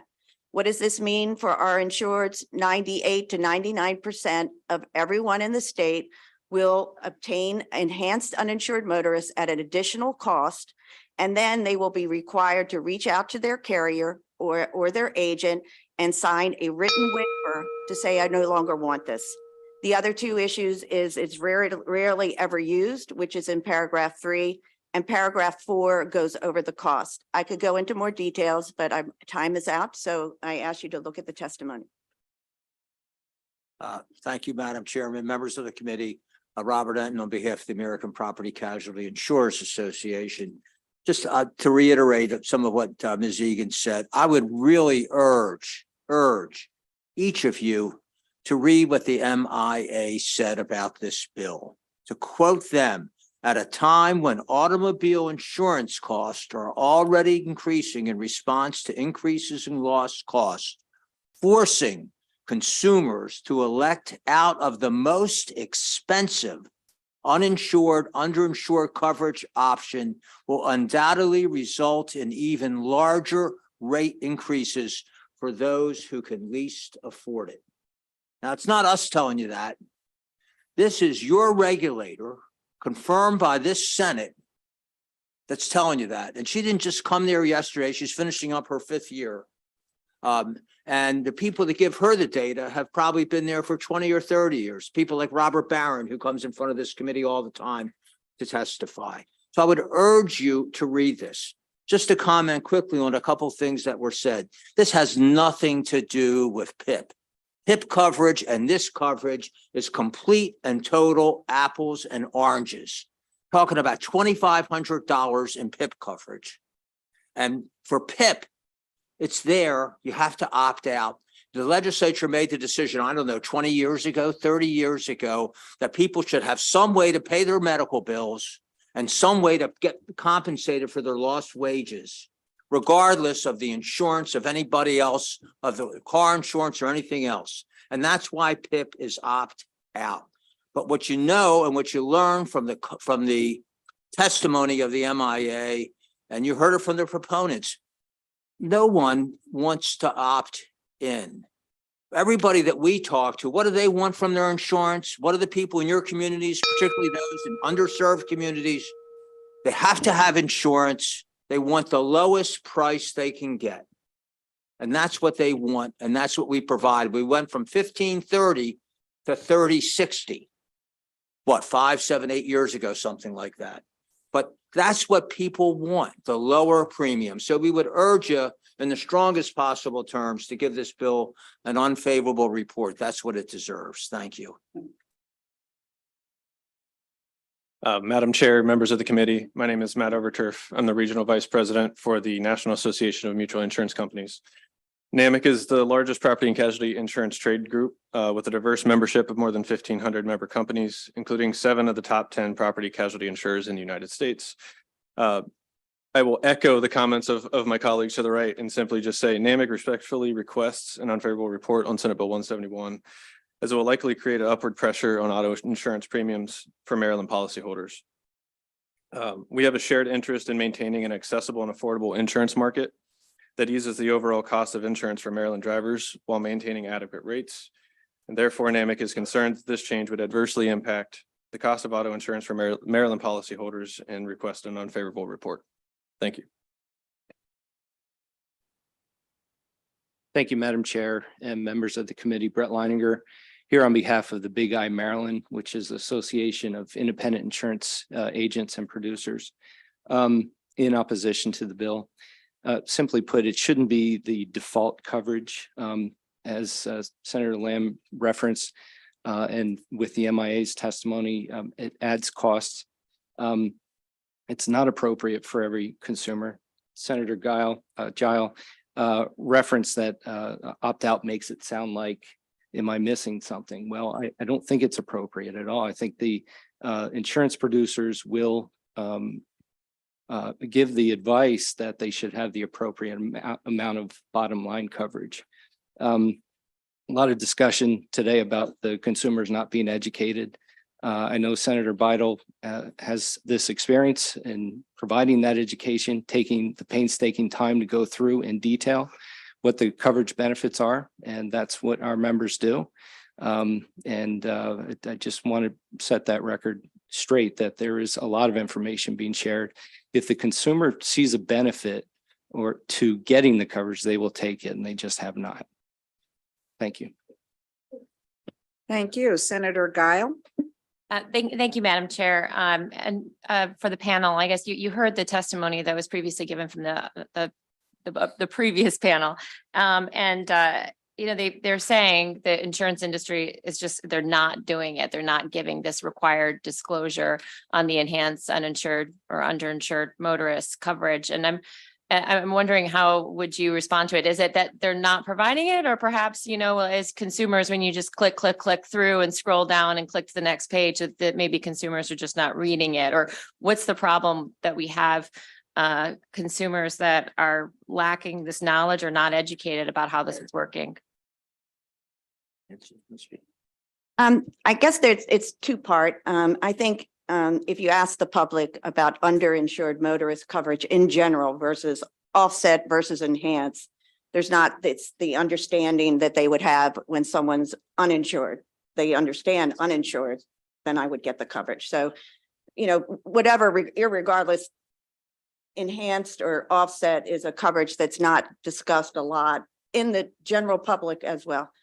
The form is required. The form, because the coverages are very technical, it is required to be offered. I have a copy of the form that the MIA requires from all insureds. It is 3 parts to describe 3 different parts of the coverage, and each section has to be premiums displayed for what the differences are between each of those premiums.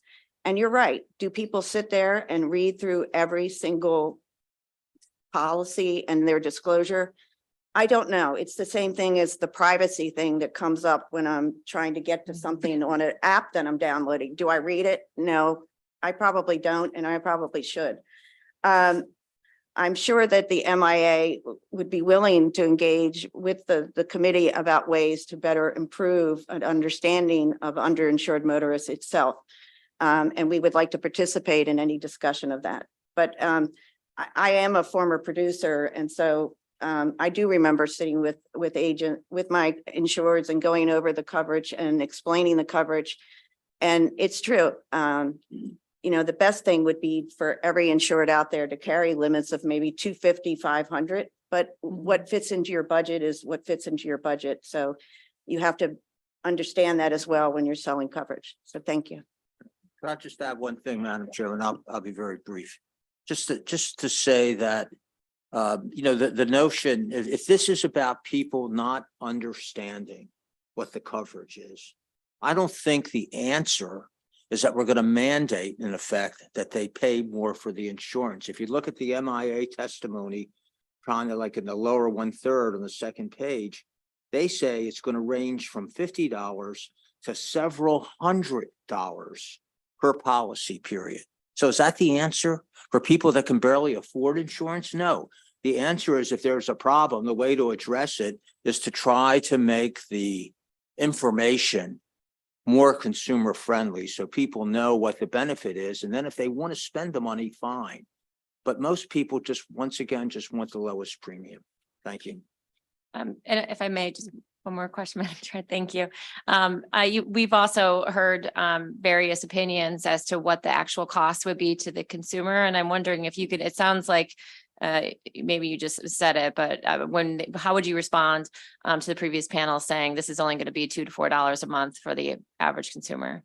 So once again, the MIA indicates it's $50 to several $100 per month. Per policy. Per year. Policy I guess period, per which year, could be- $50 to $700 per year, because Right. clearly $700 per month Yeah, would be something going on with your policy. And Okay. I think that, the problem is you have a competitive market. I mean, it's not a problem. You have a competitive market in the state of Maryland. Depending on your driving record, you know, who knows what your age, what your limits are, it's going to vary.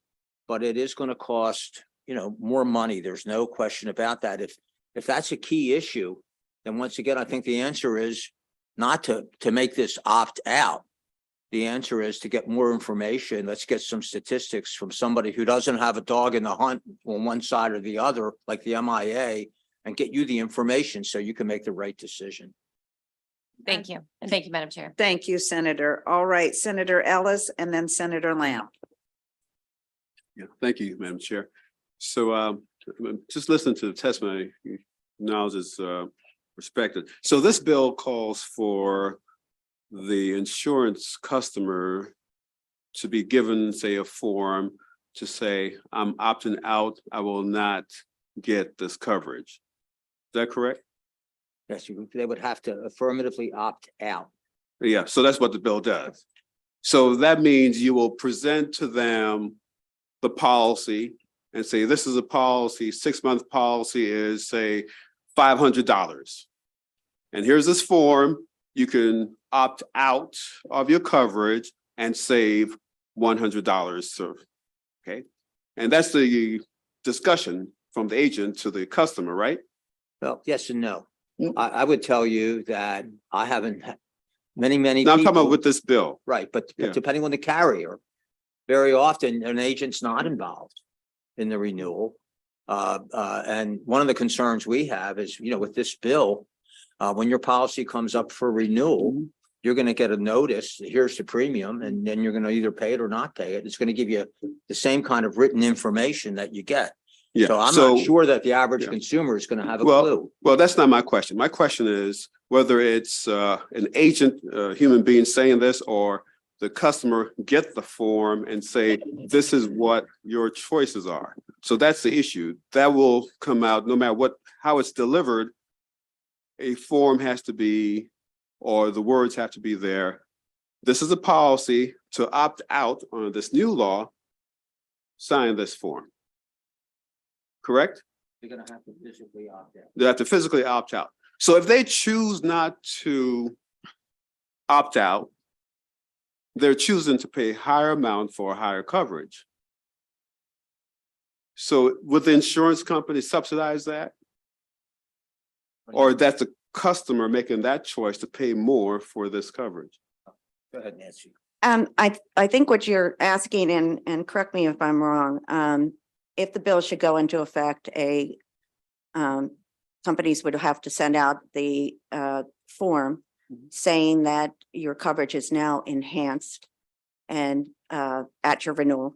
And if you choose not to take this enhanced coverage, the cost to be on the what is currently the regular underinsured motorist coverage would be X amount of dollars. So Right. they have to disclose both prices. Right. So the consumer will know what they're up against. And Exactly. they will make a choice. And then they'd have to make a written choice. I just Okay. want to make that clear Okay. because, you know, when you get your renewal, I don't know how often you go in to see the different things that have changed because of the law.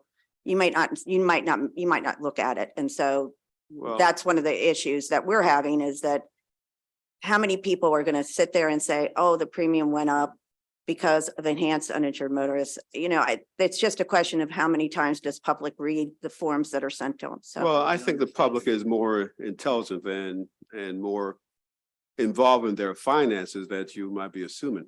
But anyway, we don't want to say that they don't care, but they will Exactly. make the choice. They will would make the make the choice. choice or will not make the choice, and they will know what the premium is because they would have to pay the premium, correct? So if they do the choice, make the choice to opt out, they save some money. If they say, hey, I'm not going to opt out, I'm going to pay that extra premium, they're making that choice to spend that money from their family's budget on that additional coverage. So if they make the choice, why would the consumers be harmed? Because they're saying, we want this, or we don't want that. So I don't see, I'm sorry? Today, they have the choice. The question is it opt in or opt out? Well- Today, I get to notice if I want to pay, if I want that additional coverage, if that sounds good to me, and I'm told how much it's gonna cost me, I opt in. Right. Now, unless I do that, I've got it regardless. Right. And so this other way will be more proactive and put the choice in front of the customers more. But either way, they're still making a choice to either pay more or pay less. And I don't see where the harm is. And I'm not following where the harm will be Yeah. because the consumer is making that choice. I And so think, why is anyone being? Senator, if I could, we do have two more witnesses on the bill. Senator Lamb has questions, so if we could maybe get his question out, if you don't Okay. mind, and then hear from the last two witnesses that may be able to We're happy. to zoom come in talk on the to you, Jen. answer of your question. Yeah. Thank you, Madam Chair. Thank you, Senator. Senator Lamb? Thank you, Madam Chair. Just a simple question that I've not been able to understand why this is. And so, I guess what I'm trying to understand is why the insurers oppose this so much when it really compels people to buy more insurance, right? It compels people to buy more product. And so, the analogy here is if I'm a GM dealership, you're forcing me, I want to come in and buy a Chevy, but now everyone's got to buy a Cadillac coming in. Why would someone like GM oppose that? Why would the insurers oppose this when everyone has to buy the higher product? We got that question last night, as a matter of fact. And I think, the answer is that it's to us, it's really important that people have insurance. We have so many people in the state of Maryland in communities where even paying for the 30/60 coverage is expensive. But you want to know from a profit point of view, why wouldn't we be happy with it if we have to increase our rates? We want our rates to be lower. We fought tooth and nail against the increase from 1530 to 30/60. Why? Because we want people to be able to afford insurance. You're going to have bills this year to establish programs for people that that can buy insurance for under the 30/60 if they're in certain neighborhoods or if they're low income people. But for us, the most important thing is to make sure that people have insurance. It's good for us if we're insuring you, right? And you get injured. It's good for the public. You're mandated to have insurance, and we want people to have insurance, and increasing the premium for some people is going to make the difference. But won't this also increase your profit as well? Because everyone will be compelled to buy a higher form of insurance. And I'm just not sure why, I don't understand why you wouldn't, because you're not going to lose money on this, right? Your actuarials will go through the calculations to make sure that, the premium increases will count for this. And so, insurers don't lose money, otherwise they wouldn't be here. And so you'll still make a profit. You'll actually potentially make more. I'm speaking on behalf of the producers, and you would think we would have the incentive because we'd make more commission. We're looking for what's the most appropriate coverage for our client. That's it. So whatever makes the most sense for that individual. Okay, thank you, Senator. Thank you, Senator. We're going to call forward our next two witnesses on this bill, and then we'll have an opportunity for even more questions. All right. Let's have Marta Harding and Bryson Popham. I wanted to save some fun for you all, so we got you in queue and ready to go, sir. God bless you, Madam Chair. Good afternoon. Thank you so much, Madam Chair, members of the committee. Bryson Popham appearing today on behalf of the Independent Insurance Agents of Maryland and the Maryland Association of Mutual Insurance Companies, two trade associations that are engaged in this in the sale of this product line in Maryland. When I testified before you last year on the same subject, different bill, same subject, I ended my testimony answering Senator Reedy's question. We had a colloquy about, he was musing aloud about shouldn't there be some kind of better way to explain things? Maybe he's right. Nonetheless, I am here along with my colleagues who were just here opposing the bill. This is not the way to do it. And Senator Lamb, to address your question first, independent agents, I'm going to engage in a full-throated defense of not just independent agents. It's in their interest to determine their clients' needs, and needs vary among people. If you have one flavor, one size fits all, then you won't need agents, and you won't need many insurance companies either. So choice is really paramount here. I just want to make a couple of points on provisions in the bill and one that my colleague, Mr. Anton, made. I direct your attention to page 3, lines 25 through 28. That details what needs to go into a waiver. And in particular, in line 27, the waiver has to describe the nature, extent, benefit, and cost of the coverage. That's a very high bar to meet. To my clients, that's an invitation to litigation. And indeed, what I found out when I presented this bill to our clients, not my agent clients, but my company clients, they said, this is what happens in Pennsylvania, excess litigation. So the only other point I'll make, Madam Chair, is Mr. Anton was correct. Comparing PIP and this coverage is an apple and an orange. PIP is a low dollar first party coverage. You don't have to prove anything. This is a liability coverage, much higher dollar. You can't compare the two. Thank you. Thank you, Madam Chair. Marta Harding here on behalf of State Farm, also in opposition to the bill. And I'm going to try not to repeat anything you've heard, just make a couple of additional points. In the case of State Farm, we have about 0.5% of our applicants take this coverage, having been presented with the option. Now, that shouldn't really be surprising to anybody that understands it. It's a totally rational decision.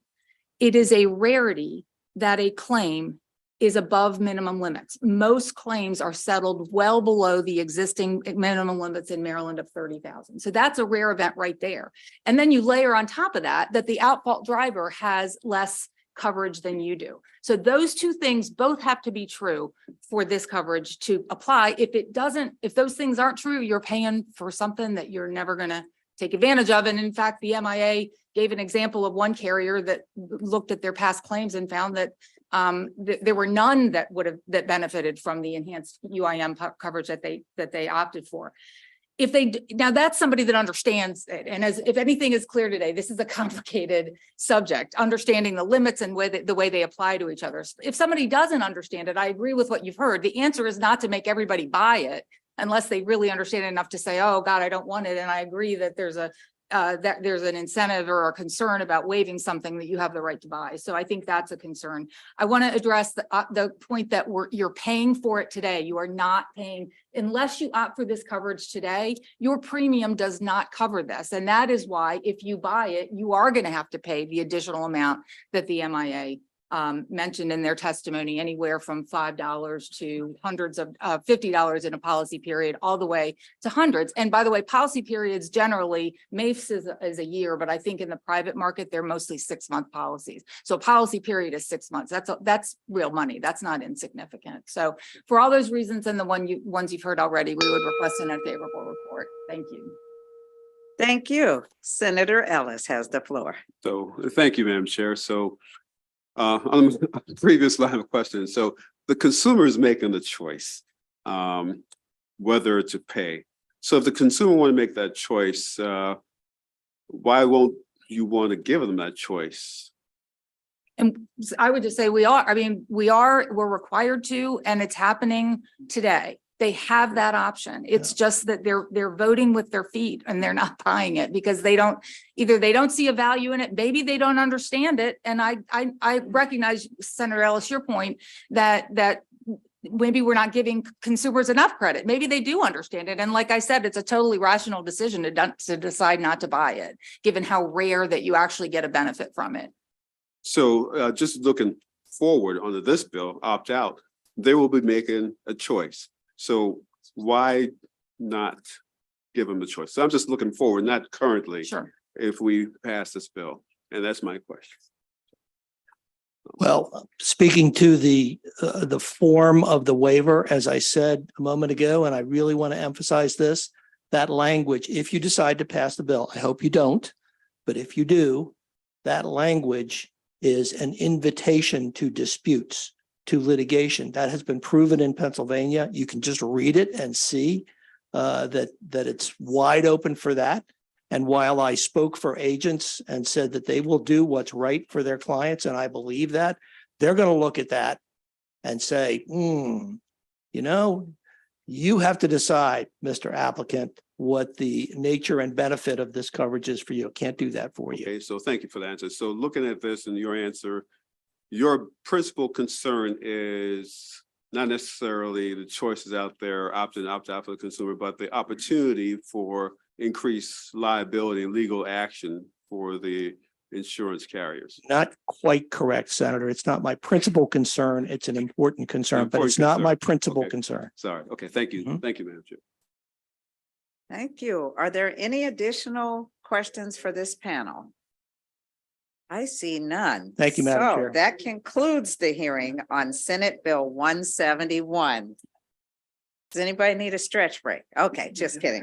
All right, colleagues, we're going to now turn to Senate Bill 169, Chair Feldman, Commercial Law, Consumer Protection, Biometric Data Privacy. And thank you, Mr. Chair, for hanging with us all day. Yes, well, this one I will not invoke the names of members of this committee. And as much as I would like to tell this committee that this is a simple bill that I'm going to introduce, this happened to have been, whereas the Senator Klausmeyer bill from 2019 was the most lobbied bill on Biometric Data Privacy. This was the most lobbied bill in the State Senate Finance Committee last session. So, and another bill that had passed out of the House of Delegates last session, and we did run out of time. We spent a tremendous amount of time. I'm going to give Patrick Carlson a lot of cred and Senator Augustine, myself. But in a nutshell, this bill deals with the collection of our unique biometric data and the need to put some basic guardrails in place to protect that information. And I will say that, and by the way, I understand Economic Matters is going to quickly send this back to this committee. So you're going to have the House version. This is the bill as introduced, which is the third reader bill that passed last session in the House of Delegates. I will say that when we, in the last week of session, we did have a lot of amendments at that time last session that we were contemplating. And so that'll be up to this committee to figure out. But that said, for some background, Madam Chair, members of the committee, I've submitted several articles that should be in the record. One is a December 2022 Washington Post story about the TSA testing facial recognition technology at 16 of our nation's airports. There's several other articles. There's an op-ed piece that Senator Delegate Sarah Love and I did last year ahead of the bill session. The post was in the Baltimore Sun. That's in there, and I'll talk about that. All that said, what Senate Bill 169 deals with, again, is the collection of use of biometric data. And we're talking about things like fingerprints, facial recognition scans, retina and iris scans, or scans of our hand, all of which are being, as you well know, increasingly used for a variety of purposes, ranging from employees working from home, trying to gain access to their work site, car manufacturers, just determining who's driving a car, Apple using fingerprint technology and scans for unlocking phones, online banking, as we move away from old traditional passwords. And currently in Maryland, our private sector, private entity companies, and this bill only deals with private companies, private entities. Right now in Maryland, those companies can collect biometric data without our consent. There are essentially no rules, no guardrails whatsoever regarding how long they can retain that information, what they can do with it, including selling it.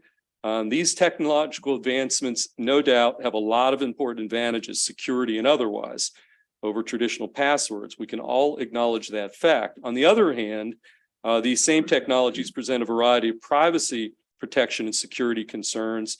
This is an important national topic, and I really would like Maryland to be a national leader in this space. So I'm pleased that so many senators signed on to this bill. I know Senator Kramer and many others, Senator Augustine. So to emphasize all this, I'm not sure how many of you have received notifications over time alerting you someone stole your password or bank information. Whether or not you have, think about how you feel or did feel at that time. With biometric data, the consequences are far, far more consequential and permanent. Unlike a credit card or even a social security number, our biometric data can never be changed, can never be revoked or reissued. Stolen biometric data could be used to gain access for the rest of your lives to our sensitive accounts, cell phones, and much, much more. And once these identifiers, these unique characteristics are out, you can never, ever get them back. So there's been a lot of high profile breaches of this. In 2015, a hacker stole 5.6 million fingerprints from the federal government. Several years later, we had a company that had 3.7 million fingerprints that were linked to financial accounts stolen. That company went bankrupt, and that data was considered assets of the company that could be sold during bankruptcy proceedings. To make matters even worse, study after study have revealed, and there's some materials in your packet that I submitted, serious flaws and biases in facial recognition technology. Those flaws pose particular threat to people of color, women, and members of certain other groups who are much more likely to be misidentified. We have a study from Harvard that found face recognition technology was 34% more likely to make an error when identifying Black Latino women than lighter skinned males. Another study in 2019 by the federal government about facial recognition systems found that Asian Black people were 100 times more likely to be misidentified than Caucasian men, depending on the particular algorithm and the type of search. And in your packet, some of the articles beyond the TSA December post, there's another article about from the Washington Post in the packet about customers, employees that talk about when you're trying, your company, your employer can access your biometric data. Who knows what they do when you try to log on to your computer onto a website. There's an article from the Fox News, an article talking about the plight of a 14-year-old young African-American girl who was thrown out of a skating rink and banned for allegedly getting into a brawl at the rink because the rink's facial recognition technology misidentified her. There's an editorial board piece in the Washington Post talking about the IRS had a possibility of requiring that in order to access your federal tax returns, you'd have to scan your face in order to access it. That particular idea was thrown out. They abandoned that in 2022. So back to what the bill does, Madam Chair, and then I'll turn it to we've got from the Attorney General's office here, my panelists. We begin with Senate Bill 169 to protect people's right to privacy by establishing some very, very basic guardrails for how companies can collect biometric identifiers, biometric data. To be clear, the bill does not ban the use or the collection of biometric data. It simply puts guardrails in place regarding their collection use. So the bill, number one, applies to private entities, and it says the private entities that collect biometric data cannot collect, use, disclose, redisclose, or otherwise disseminate that information without the affirmative consent of the consumer, and that's in the bill. It does not allow selling, leasing, or trading of that information. If you want to allow consumers to allow that information to be sold with their consent, you can obviously modify the bill to do so, but the bill does not permit that. We don't want businesses to be able to hold on to the data forever. So it requires that a written retention schedule be developed to destroy the data when the initial purpose for collecting it has been satisfied. Also requires, even at a later date, at least 3 years after the last interaction of the business, you've got to have the retention policy has to require that information be destroyed. And then within 30 days after you make a verified request of the company to delete your data, they have to do so. The bottom line is you can't hold on to this unique biometric data forever.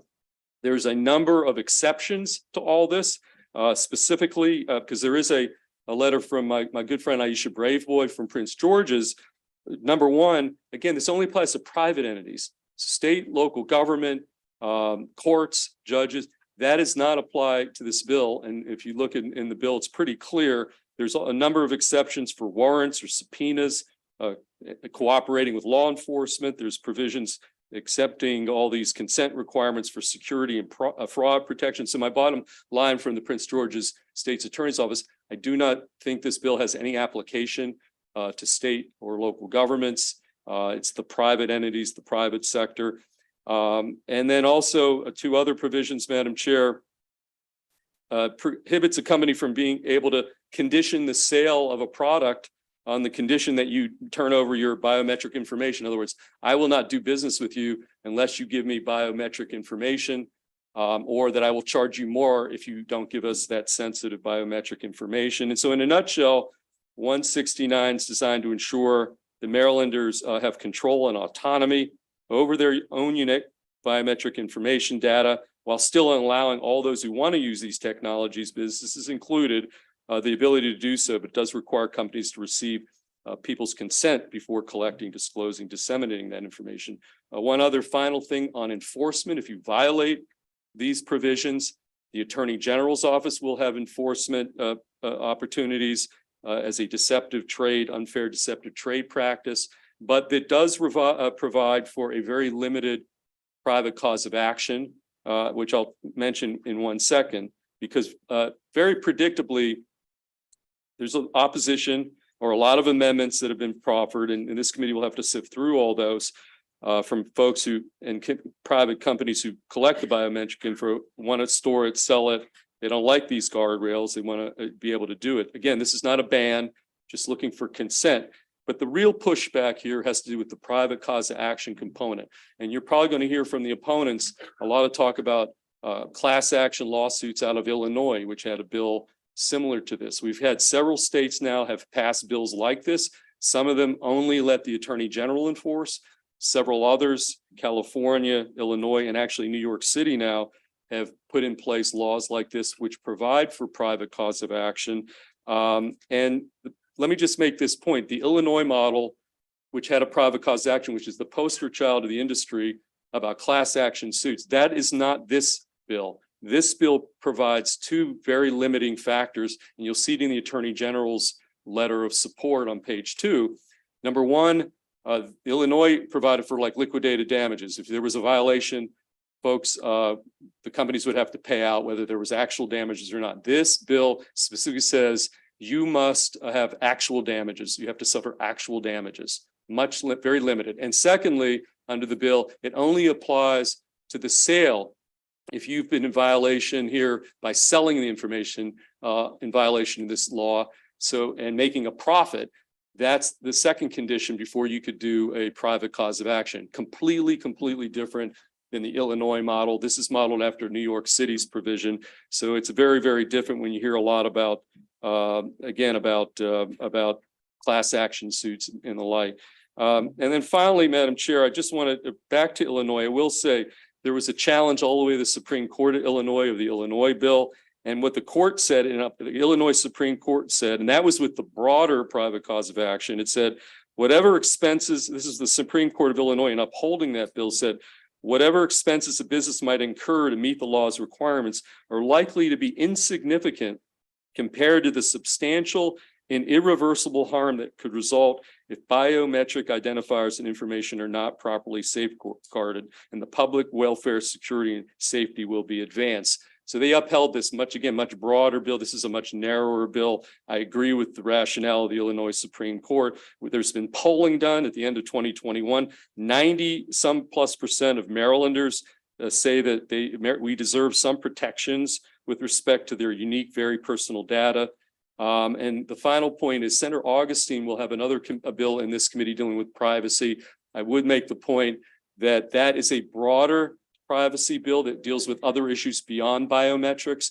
This bill is rolled into that bill. So one of the considerations for this committee is do you take up privacy broadly? Some states have done that. Virginia, most recently, Connecticut, where they've rolled the biometric privacy issues into a broader omnibus privacy bill, as opposed to a standalone bill on biometrics. But that's obviously for the committee to decide. So all that said, I think this is very significant piece of legislation. I'd like us to be out front of the United States as we've been on a bunch of these other bills, and I'd ask for a favorable on Senate Bill 169. And we do have the Attorney General's office here in very strong support of this legislation. Thank you. So we have on your sponsor panel, Ms. Abrams, and then we do have one virtual sponsor panel person that will take right at the conclusion of her testimony. Okay. Good afternoon. Good afternoon, Madam Chair, Madam Vice Chair, and committee members. My name is Hannah Abrams. I'm an Assistant Attorney General in the Consumer Protection Division of the Office of the Attorney General. Thank you for letting me speak today. Biometrics are unique identifiers that cannot be changed. Because of this, consumers should have substantive protections and certainty as to how biometric data is collected and used. It's not always clear to consumers who collects their biometric identifiers, who has access to the data, and what is done with it. But there's no question that the private sector is collecting this information, and once it's collected, there are almost no restrictions on how it can be used, shared, or even sold. Some uses are not inherently good or bad. Profiling shoppers, streamlining identification and checkout procedures, and personalizing experiences are features that some consumers value, but others strongly oppose. That is why tying these services to the appropriate level of consent is important. Numerous states have already passed legislation protecting this information and limiting its use. But Senate Bill 169 is unlike any other state statute out there. Currently, there are two enforcement models. Either the law permits individuals to obtain relief if there's a violation, or it relegates enforcement solely to the Attorney General's office. SB 169 is unique. Enforcement is largely the domain of the Attorney General's office, but it provides a very limited private remedy. This bill only permits an individual to file suit if their biometrics are sold, not if they're simply collected without consent, and the individual suffers harm as a result. This is a limited and necessary avenue for individuals because the AG's office can only pursue cases that involve a pattern and practice. We cannot serve as counsel for individuals. If a person suffers harm as a result of the sale of their biometric data, shouldn't they have a remedy? We urge a favorable report. Thank you. And we're going to go to our virtual panelists. You can proceed. Good afternoon. Good afternoon, Chair Griffith and committee members. My name is Jake Weiner. I'm an attorney at the Electronic Privacy Information Center in Washington, D.C. As an advocate for privacy and civil liberties, every day I study the harms of abusive data collection, and particularly the dangers posed by biometric surveillance. Today, I urge the committee to give SB 169 a favorable report with amendment in order to ensure that it can be enforced.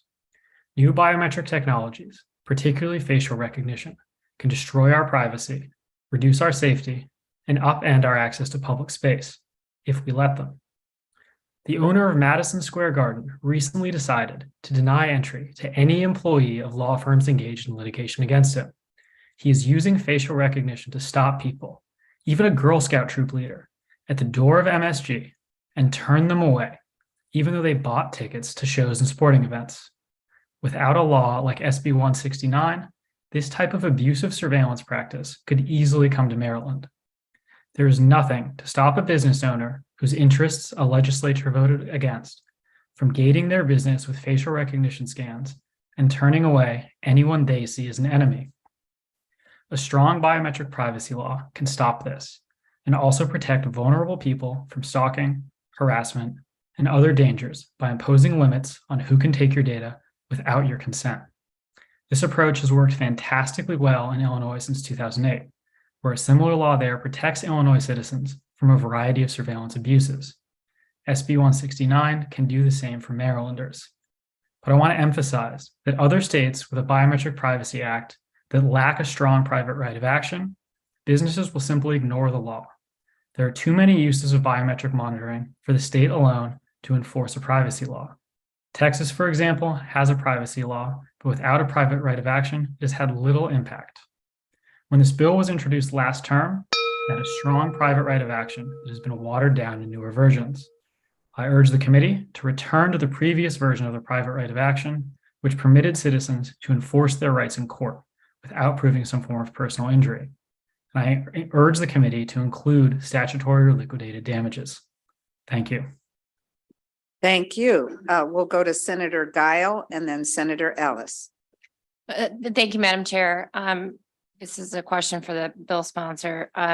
So you touched upon, I know that the testimony that we just got had asked for liquidated damages, but you just said earlier that the limitation is for actual damages, correct? Correct. So if you look at the cause of action part, you'll see the word affected. Yeah. So that, and candidly, last session, the major pushback was holding out the liquidated damages provisions of Illinois and the class action suits that ensued as, the poster child about why we don't want to go down that road. So in all candor, it is more limited again, actual damages. So, good luck trying to find a lawyer, frankly, if you actually haven't been damaged as a result of the violation. So it is more limited than the Illinois model that was just referenced. Yes. Okay. And I guess I'm trying to understand, so the sale of a retinal scan or fingerprint, it's creepy, right? But what I'm trying to figure out is the actual damages though. I mean, what are the damages here? Is there, there's some sort of economic damages. Is this non-economic pain and suffering type damages, or what are the damages? I think that's a legit question. How would you prove actual damages? I think it would be, frankly, challenging. I can think of any number of scenarios where, once your information's out there and you've been compromised, whether you're talking about sale, but this also pertains to, well, you're right. The private cause action is limited to the sale part. I think it would be difficult, but I can't think of every hypothetical where your biometric information is out there and somebody has utilized it and you've been, but I think that's a fair question to ask. What are the circumstances under which you would be able to prove that up? And so, which, it's the bill's in the committee. You can certainly could go back to the liquidated damages model of Illinois. And that's also, I think, similar to what California did. So we basically have 4 states and New York City. We've got, Texas and Washington State, AG enforcement only. The challenge is resources. Do the AG's offices really have the capacity to do anything? And those are those models. In California and Illinois, you went private cause of action, I think with some limited liquidated damages, maybe to your point, how do you penalize the violator? And then the New York City then just came in with this more limited provision, which is what is involved here. So I think those are some of the issues that the committee needs to grapple with. And the industry is going to say no private cause action, AG enforcement only. I can tell you that. But in the private cause action realm, there are some options here available in the committee's wisdom. Right. And I don't disagree that there's this concept of some sort of harm, perhaps. But I guess if the bill is written, if there's a limitation to just actual damages and sale for a private cause of action, it's just figuring out or defining what are those predicates for bringing a suit then. And then Well, I was going to say, as I mentioned at the outset, the bill is the bill that passed out of the House of Delegates third reader last session. That's what this bill is. But I will say, and I think I said this at the end when we got to the last week of session in this committee, we were floating all the variations and the issues that you're raising in terms of we ran out of time. So these are the right questions to ask.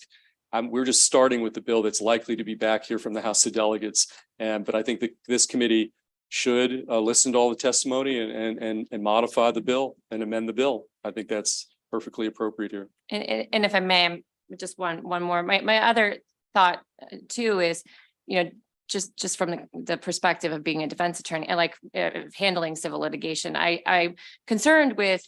You can say these are the requirements for bringing a suit, and like it has to be actual damages, it has to be a sale. It doesn't prevent a suit being brought a lot of times, and whether or not it's an actual if there just has to be actual damages, whether or not it has to be the transaction or whatever action was taken has to be a sale. Those are oftentimes just a defense, and it doesn't remove very expensive attorney fees, defense costs, and handling that litigation. So I'm not certain whether or not. And I know we'll hear from many industries that there were thousands and thousands of lawsuits that were brought in the aftermath of this a similar such bill being passed in Illinois. And I understand the limitation. I'm not sure whether or not this will actually will indeed decrease the quantity of cases being brought. Look, as I said earlier, we've only got a few options here. Right. You can let the Attorney General's office have sole enforcement. Right. And that may result, which is the case in Texas and others, where nothing's happened because, and if you're going to, as I say, this is serious permanent damage, however you define damage. If your facial recognition or retina scans get out there in the world, you'll never get it back. It's not a credit card, can't get a new credit card. So having some consequence for doing something in violation of state law, I have a lot of confidence in our Attorney General's office, but having some other mechanism and some other consequence available, I think that, is the discussion that this committee needs to have. And we came down on Attorney General option alone is insufficient. Illinois too broad. And we went with the New York City model for this bill. But again, this committee will have to come up with the nice mix. But this is an important topic. These issues aren't going away. They're only getting bigger. And so I think that's the best way I can answer it, Senator. Okay. Yeah. Thank you. Thank you, Madam Chair. Thank you. Senator Ellis. Yeah, thank you, Madam Chair. And Senator Feldman, thank you for this bill, trying to step into that brave new world of biometrics and to kind of rein some stuff in. So you mentioned, well, the bill seemed like talk about the use of the biometric data by private entities and how they manage it and consent. But in your testimony, in your opening remarks, you talked about faulty biometrics, faulty algorithms that's out there that mainly discriminate against folks in the minority protected classes, which is a huge problem all over the place. And it's not something that is accidental. It's something that's not really thought about when these algorithms are written and when they're tested. Basically, they're not written and tested with folks of certain facial shapes, complexions. And so it's a intentional overlook.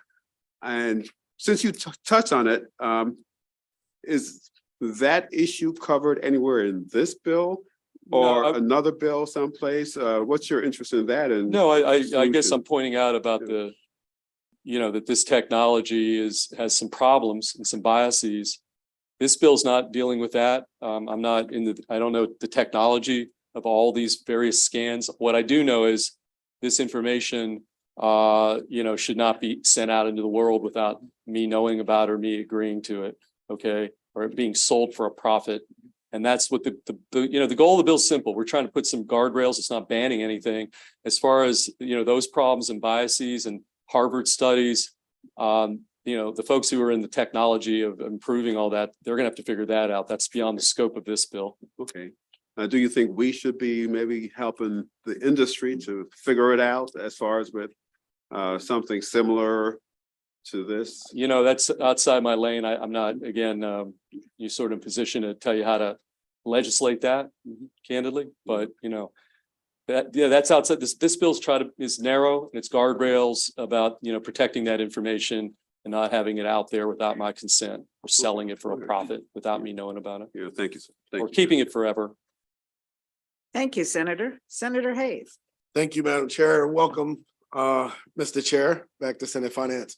And I apologize if you already answered this. I came in a little late, but I did hear you say that the version before us is the version that the House passed.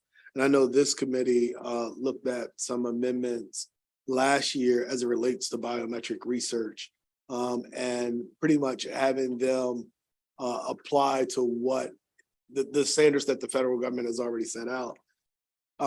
Is there a reason why that wasn't included? Has anything changed or like, what is the? Well, I think I said at the beginning, I don't believe there was another bill more lobbied. Right. And that you're going to hear behind a whole lot of amendments being proffered. Yeah, that's why I asked in anticipation. Carve out this group. We're specifically not dealing with anything involving law enforcement and government and all those kinds of things is not part of this bill. These are private entities. Beyond that, you're going to have to listen to the merits of everybody who comes up here after me saying that, we need the biometric information for our industry. And that if you don't, if they're required to be part of this bill, that's going to be a problem. I mean, there were some amendments that I thought made sense. For example, not doing anything that compromises our ability to do research in the life sciences. And you may hear some folks there. There were but the casinos came in. We have these voluntary programs where people voluntarily don't want to be able to, be able to go to casinos because they're as part of a program, they, are not admitted. Biometric information is used to make sure when somebody comes in there, they're not part of this program. They were, came through some kind of addiction, gambling addiction program. Yeah, so there are some things, some amendments here that I think are very meritorious.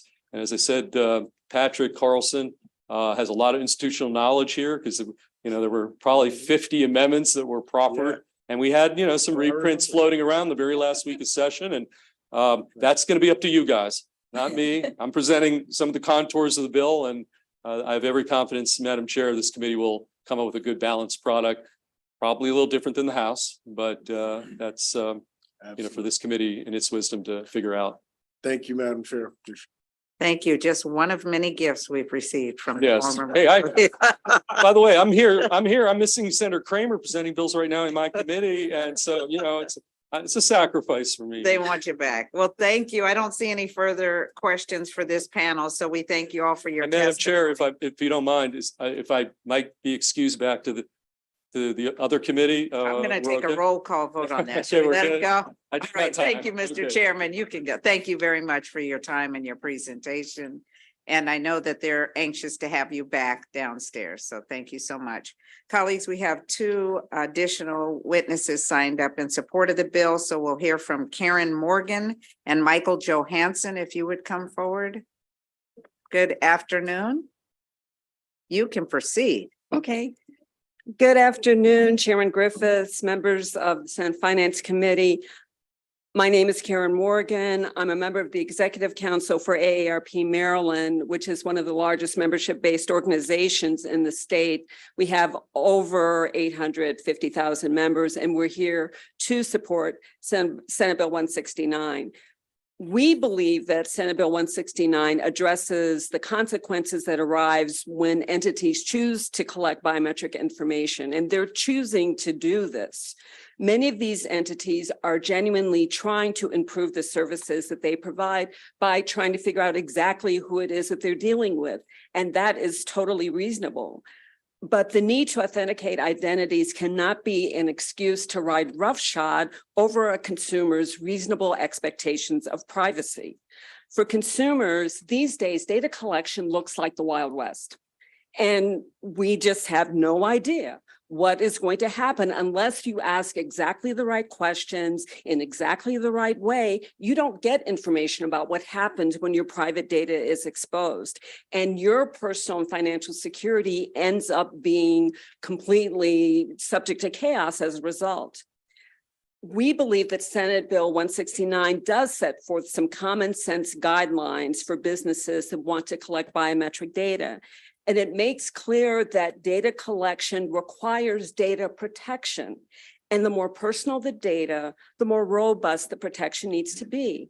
As far as we're concerned, if you're in the data collection business, you are in the data protection business. And biometric data deserves a gold standard of protection precisely for the reasons that Senator Kramer said, and for the reasons that the sponsors who signed on to this bill want. It's because this data can't be changed. Once it's out there, and people can mine it and use it again and again to get financial information. So we enthusiastically ask for a favorable report on Senate Bill 169. Thank you. Thank you, Madam Chair. I'm Mike Johansson. I'm here on behalf of Seaback Gaming, which in Baltimore is called Horseshoe Casino. I submitted written testimony with a suggested amendment. I think you heard from Senator Feldman. There was conversation last year about the role of the state's gaming entities in having a very vigilant fraud prevention and detection program, trying to look at things like actual theft on the casino floor, money laundering, trespassing for others that don't belong there. And the way the bill's worded now, there is a provision that suggests we have more ability to collect this data and use this data for people that are on the voluntary exclusion list. What we are suggesting is that needs to be a little broader. People on the voluntary exclusion list are people that said, put me on the list. I don't want to come to the casino, help me stay out. And that's great. There are a lot of other individuals in the casino who develop somewhat of a reputation and need to be carefully monitored and perhaps escorted out or actually investigated for fraudulent activity, and they are not on the voluntary list. The language we're talking about on page 5 of the bill still would say that a casino can't sell the data. We still have to protect it in commercially reasonable ways. The only thing we're seeking exemption from is someone saying that you can, Horseshoe Casino, I'm Mike Johansson, you can't keep my biometric data anymore because I am asking you to remove it. That's one of the provisions in the bill. If that's a person that we need to keep an eye on, we want to keep that biometric data so we can watch them carefully. The other one is that we can keep the data for more than 3 years. Right now, you have to get rid of that data after a 3-year period. In our situation, we believe we should again be able to keep it for those limited purposes. And the exemption is limited to the fraud protection and prevention. We can't do anything else with it. Thank you, Madam Chair. Thank you. Vice Chair has a question. Yeah, you're just speaking for the Horseshoe, how about the rest of the casinos? Have they come? I've heard from them and they support the same language at this point. We just didn't get a joint statement in, but we'll Okay. put something together so you have it from all of us. Okay, all right, thank you. And I would also, if I could, also suggest the way I drafted it, it would apply to the sports wagering entities. We now have casinos, and now we have these licensed sports wagering entities throughout the state that are not casinos. They have all the same obligations and interest in fraud protection. I'll leave it to you to consider. Okay. The Maryland Lottery will have any problem?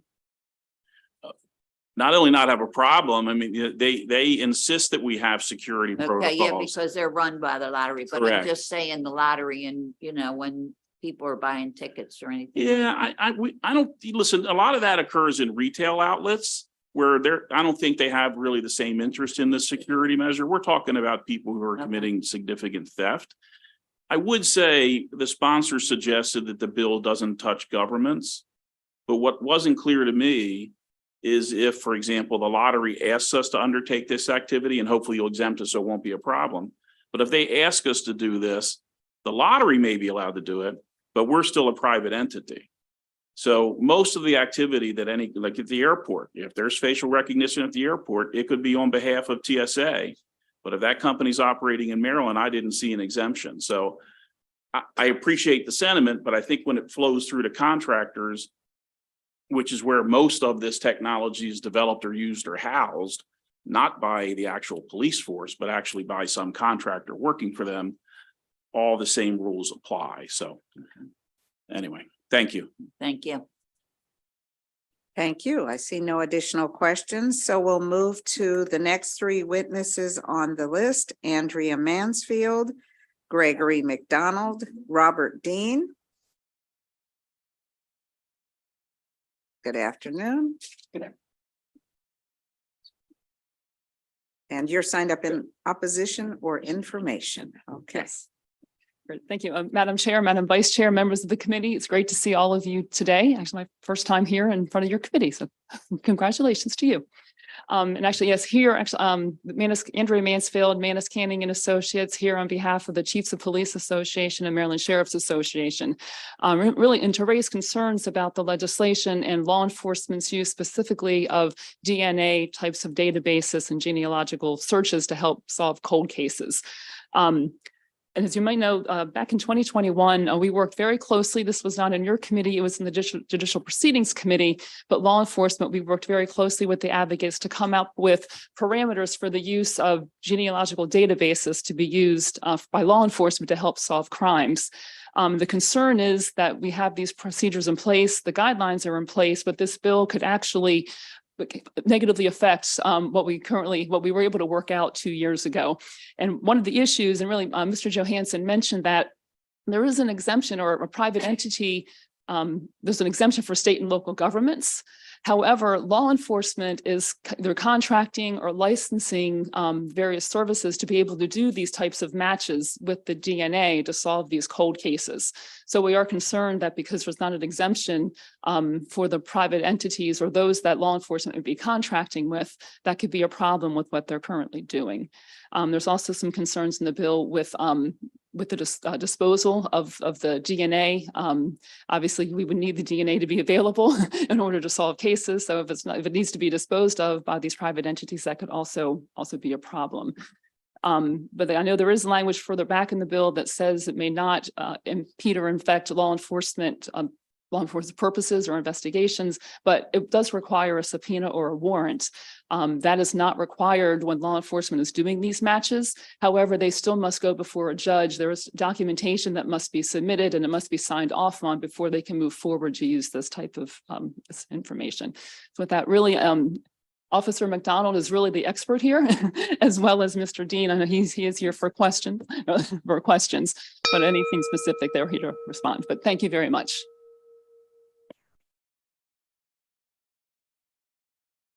Madam Chair, Madam Vice Chair, and members of the Senate Finance Committee. I'm First Sergeant Gregory McDonald of Prince George's County Police Department. On behalf of Chief Malik Aziz, we are grateful for the opportunity to address you today to express our deep concern with the negative impact this bill will have on the field of forensic genetic genealogy in Maryland. I'd also like to publicly thank the family of Matthew Allen Mickens Murray, whose tragic murder was solved thanks to forensic genetic genealogy. They are here today from out of state. I've been a police officer for 32 years, criminal investigator for the past 28 years, and assigned to the homicide unit for the past 24 years. Since 2015, I've been in charge of the cold case homicide unit.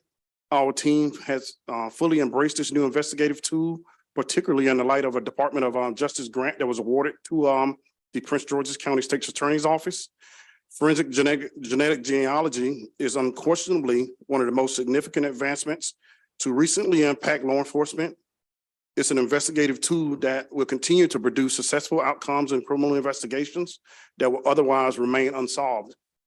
Forensic genetic genealogy produces leads which law enforcement can use then to identify unknown suspects. The method can also assist in identifying unidentified human remains and the remains of homicide victims.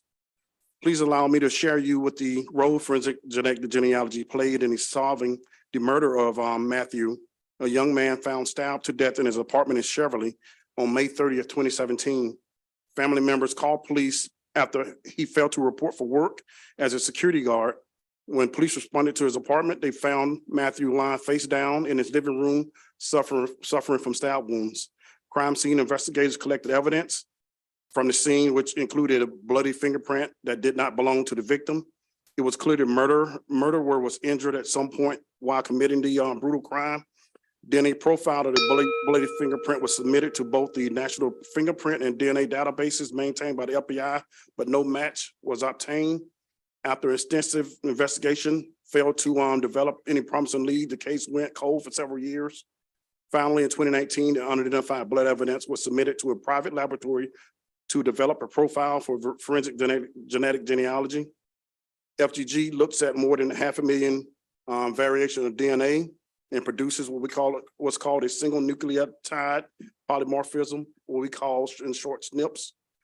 The SNPs can identify family traits from section of DNA recovered at a crime scene sample to distant relatives.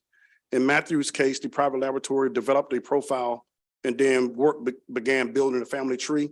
This ultimately led to a possible suspect in Charles County, but more police investigation was needed. Further investigation indicated that the potential suspect, Brandon Biagas, suffered a serious injury the night of the murder. He sought medical treatment at a hospital in Charles County. When questioned by Deputy Sheriff at the hospital, Mr. Biagas gave inconsistent versions of how he was injured. The deputies collected a bloody knife and clothing, and pursuant to a court-ordered search and seizure warrant. The evidence was collected, was not submitted to CODIS because no qualifying crime was identified to justify it.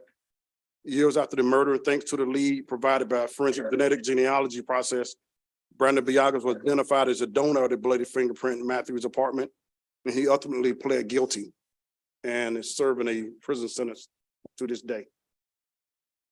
Thank you. Madam Chair and members of the committee. I'm Robert Dean. I'm the assigned Assistant State's Attorney to the cold case homicide unit. My colleague, Detective McDonald, explained to you the case that we were able to successfully conclude as a result of forensic genetic genealogy. Here's the point. We cannot access. I'm sorry. We cannot access the science unless we refer to private entities. They are the ones who provide the DNA profile with family traits that are then uploaded into databases which have been voluntarily populated by people who have submitted their DNA samples. And that's how we develop leads. And the way the statute exists now, or the bill exists, I think we will not be able to utilize forensic genetic genealogy here in the state of Maryland. We have that nearly $500,000 grant. We have 15 active cases. We expect that to increase utilizing forensic genetic genealogy. I think that the bill does not want to eliminate this tool, this law enforcement tool, through this particular bill. And I think that certain amendments, and it was good to hear Senator Feldman indicate that he's open to amendments and adjustments, but I think the bill needs to be changed with regard to its scope and coverage so that law enforcement can continue to utilize this developing science, which is bringing justice to many people, even cases that are decades old. And we would hate to see it not be available in Maryland by virtue of what I think is a well-intentioned statute. Thank you. Thank you. I don't see any questions from the committee for this panel. So thank you all very much for your testimony, and to the family. Thank you for making the trip and sharing your story. Thank you very much. Sorry for your experience. All right, colleagues, we're going to turn to our next witnesses, Andrew Griffin, Elaine. I don't want to mess it up, so. Thank you. And say it again when your turn comes up so that I can make some phonetic notes on my paper. Thank you. And Yes, ma'am. Margaret Durkin, also, you can come up. As a matter of fact, let's have Kay Alexander Wallace also come forward, and Brendan Belair. Everybody come on up. Okay, good afternoon. I'm happy to start. Thank you, Madam Chair, Madam Vice Chair, members of the committee. Andrew Griffin here on behalf of the Maryland Chamber of Commerce, respectfully, in opposition to the bill before you. I have detailed comments on the bill in my written testimony. And so what I want to point out is the issue before you is real, it's serious, and Maryland businesses take consumer privacy very seriously. The concern of businesses is reacting to what we have seen, and it's been mentioned before, was mentioned by the chair as he introduced the bill. The experience in Illinois versus the experience that other states have had when they've passed similar laws. The experience in Illinois, as was mentioned, it has led to, tons of frivolous lawsuits, which the ramification of that is private industry has pulled back on products and services. They no longer offer them in the state of Illinois, and companies no longer use routine business operations to detect fraud and authenticate security authentication. I just anecdotally had a conversation with an asset manager headquartered here in Baltimore who does business in Illinois. They have turned off their voice print identification technology, which is their main source of identifying and detecting fraud of customers as they called in, because of the Illinois law. To us, that is the worst case scenario and unintended consequence of the bill before you, is that these services and products are no longer offered here. The private right of action obviously is much broader in Illinois, as was mentioned by the bill sponsor. But I think, as was eloquently articulated earlier, the concern is that doesn't prevent people from bringing forward suits still. Companies are concerned with their names being in the press, spending money having to fight the suits, and ultimately settling out of court. And so that remains the concern. There are two models out there that the business community is reacting to. Whether or not either of those models is the correct path forward, I'm not sure. I think it was also mentioned by the bill sponsor, there is another bill potentially dealing with data privacy on a much broader sense that may and should address what we're talking about here in this legislation. So with that, I will conclude. I will urge an unfavorable report on this bill, and I'm happy to answer any questions that I may be able to. Good afternoon, Madam Chair and Madam Vice Chair. My name is Alon, which is pronounced Alon like a lawnmower. I'm a director of state and local public policy for Chamber of Progress, a tech industry coalition promoting technology's progressive future. Our organization works to ensure that all Americans benefit from technological leaps. Our partners include companies like Amazon, Apple, Pindrop, and Clear, but our partners do not have a vote or veto over this position. I'm here today to urge you to give an unfavorable report to this bill. We feel that this bill would impose unworkable hurdles for businesses trying to use biometric technology to increase security for their customers. We have 3 reasons that we oppose this bill. First, the provisions are ill-suited for modern applications of biometric technology. Second, some standards in the bill would actually create additional compliance and security risks rather than reduce them. And third, the enforcement mechanism, as discussed by some others today, could reduce options for consumers. The bill's requirement to obtain affirmative written consent makes no provision for and offers no exceptions for situations where obtaining consent might be impractical or even impossible. For example, you could imagine augmented reality services that make it significantly easier for those with visual or hearing impairments, where you could imagine people wearing those, and it might be possible to collect consent from work colleagues if you were wearing those glasses, but it would be difficult while attending large conferences or meeting with large external groups. While there is an exception for anti-fraud and security features, the requirement of posting conspicuous written notice could still be unworkable. This notice could be impractical, for instance, if I were a consumer calling a bank and the bank was using voice recognition features. Lastly, the bill's requirement to return data to consumers could expose sensitive data to hackers.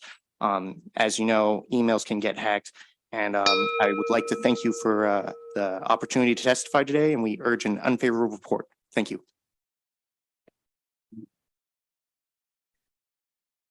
Good afternoon, Chair Griffith and members of the committee. My name is Margaret Durkin, and I serve as Mid-Atlantic Executive Director at TechNet. TechNet is a technology trade association, and we represent over 5 million employees in the e-commerce, data privacy, and information technology spaces. Thank you for the opportunity to speak today on Senate Bill 169 relating to biometric data privacy. TechNet and its member companies agree that consumer privacy and especially identifiable biometrics are of a top priority for protecting consumers. However, we are opposed to the approach of this bill for a few reasons. I submitted written comments, and to summarize, we do have some issues with data access. For example, if a consumer wanted to request their biometric data from a company, the company would have to give them that data among others, and it's likely to be less safe in a consumer's inbox than in a large company's or small company's cloud storage that has a lot of safety protections. In terms of the authorized representative piece, there really is no way in this bill to qualify who the person is asking for that information. And unfortunately, due to the private cause of action in this bill, a lot of companies will provide that information to consumers to avoid the possibility of a PRA. And so it really is a catch-22 here. And finally, speaking of the private cause of action, we are opposed to anything that allows for frivolous lawsuits. We would prefer that the AG have exclusive authority over this. And in conclusion, TechNet would recommend a favorable report of this bill and would instead ask the committee and other lawmakers to pivot their focus to the omnibus privacy bill sponsored by Senator Augustine, Senate Bill 698. Thank you for your time, and I'm happy to take any questions.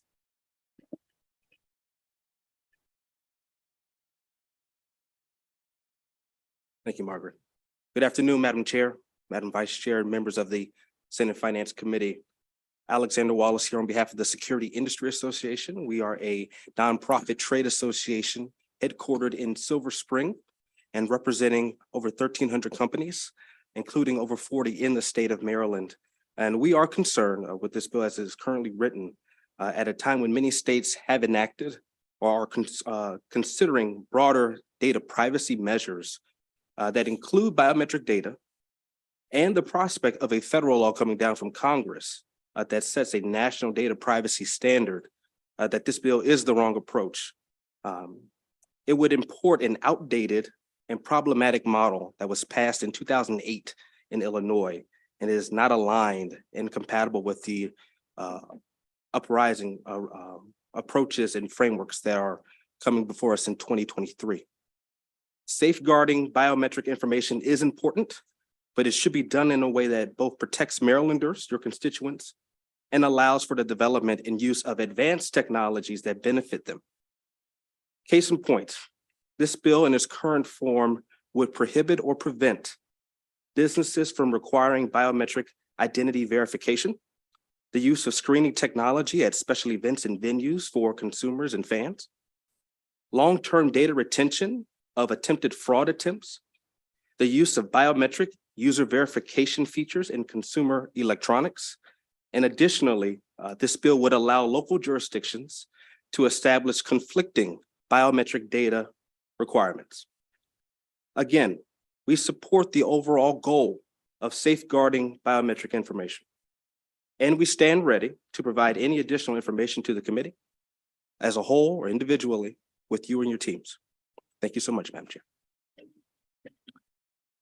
Madam Chair, Madam Vice Chair, members of the Finance Committee. My name is Brennan Belair. I'm the Chief Strategy Officer for a company called Othram. Othram is a DNA identification company. It's the type of company that the law enforcement folks referenced as who they would use to deploy a technology that's generally known as forensic genetic genealogy. I think the gentleman did a very good job describing what that is. So in the sake of time, I won't go into the details, but our day-to-day looks like helping law enforcement, and that's our only customer, helping law enforcement solve violent crimes. So homicides, sexual assaults, and then we also do victim identification. So unidentified human remains, and also helping with missing persons. But for this technology, most of all of these cases would be at a DNA dead end, meaning they have DNA. They know that they've been able to use conventional testing, what they call CODIS testing, which you may be familiar with, but they've hit a dead end. And there's a good example of it this week. We were able to solve a case, help North Carolina law enforcement solve a case.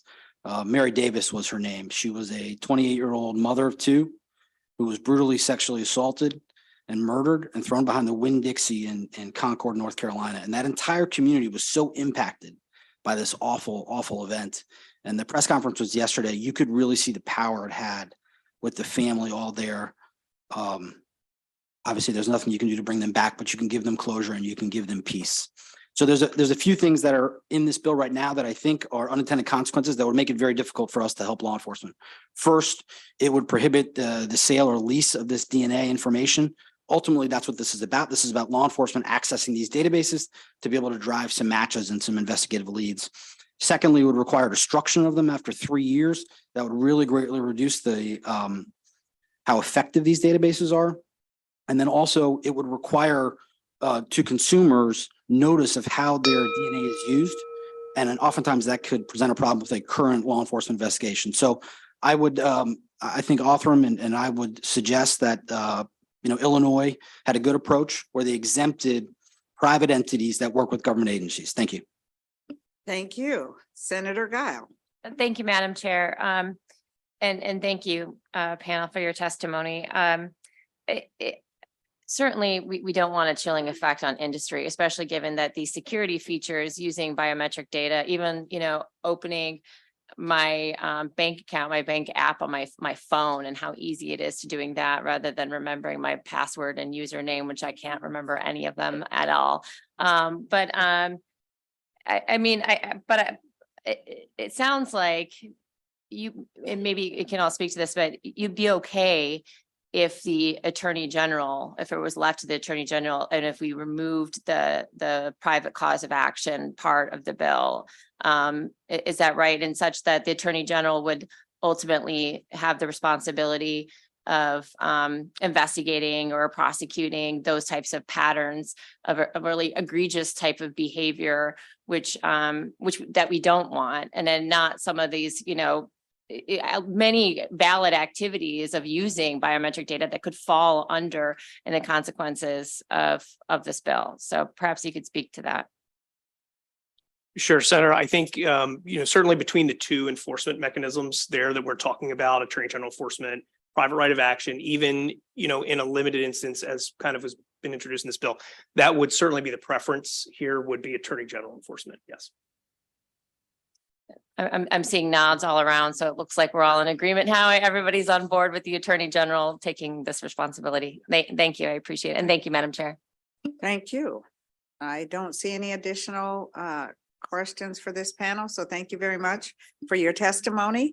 We do have 4 additional witnesses signed up in opposition to the bill.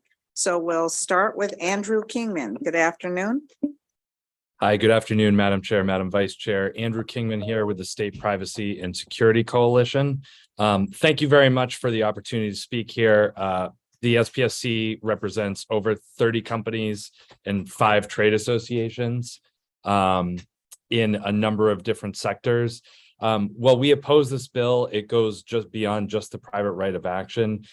As some of the prior witnesses have said, this bill affects the ability and creates real cybersecurity risks for consumers in that there are no methods to authenticate that the consumers are who they say they are. And the ability of the third-party agent right now, there's also no mechanism to verify that that person has the authority to act on the consumer's behalf. And so what ends up happening is that this creates real security risks of that information, creating identity theft, cybersecurity, cyber fraud issues. It's not hard to imagine going into a nursing home and saying, well, I'll be your agent, please give me your social security number and financial account number, and I'll go make sure that your biometric information is safe. A couple of points that I wanted to make. Senator Guile was exactly correct with the private right of action. Our concern is not just legitimate lawsuits that are brought under the letter of the law, but lawsuits that are meant to cause settlement. Of the nearly 1,000 lawsuits that have been filed in Illinois, 1 has gone to trial. So this is not about advancing case law or anything like that. It's about filing lawsuits to create settlements. We do think that a comprehensive approach provides stronger protections for consumers while better balancing the cybersecurity and fraud risks. Would look forward to seeing the text of Senator Augustine's measure. Thank you. I don't see any questions, so thank you for your testimony. We'll move on to the next witness, who is Kara Bonder. Good afternoon. You can correct me. Great. Thank you, Madam Chair. My name is Kara Bunder, and I'm State Policy Director at the Computer and Communications Industry Association. CCIA is an international not-for-profit trade association representing small, medium, and large communications and technology firms. For over 50 years, CCIA has promoted open markets, open systems, and open networks.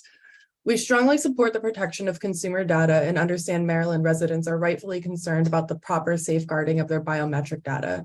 However, this bill goes beyond protecting such data, which could result in degraded consumer services and experience. I know several of the other witnesses today have talked about the private right of action, so I will focus some of my comments on other areas of the bill.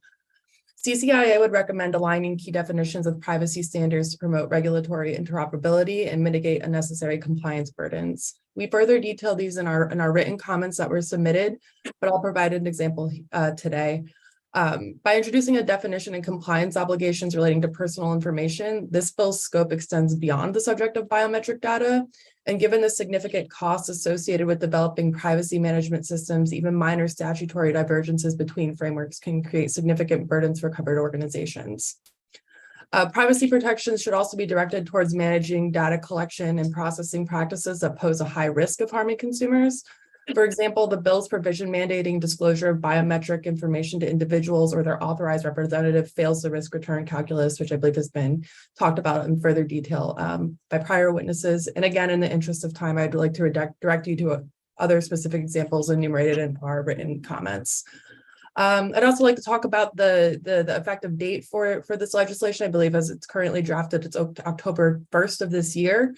Other states who have enacted privacy laws like Colorado, Virginia, and California have implemented longer delays in enforcement to allow covered entities to understand and comply with those newly established requirements. So CCIA would recommend a similar approach in having a comparable lead time. Thank you again for your time today. I'll stand by for any questions. Thank you. No questions from the committee. So thank you very much for your testimony. We'll move to our next witness, Joshua Fisher. Good afternoon. Good afternoon, Madam Chair and members of the committee. My name is Josh Fisher with the Alliance for Automotive Innovation. We are a trade association representing car manufacturers which produce the most cars sold in the U.S.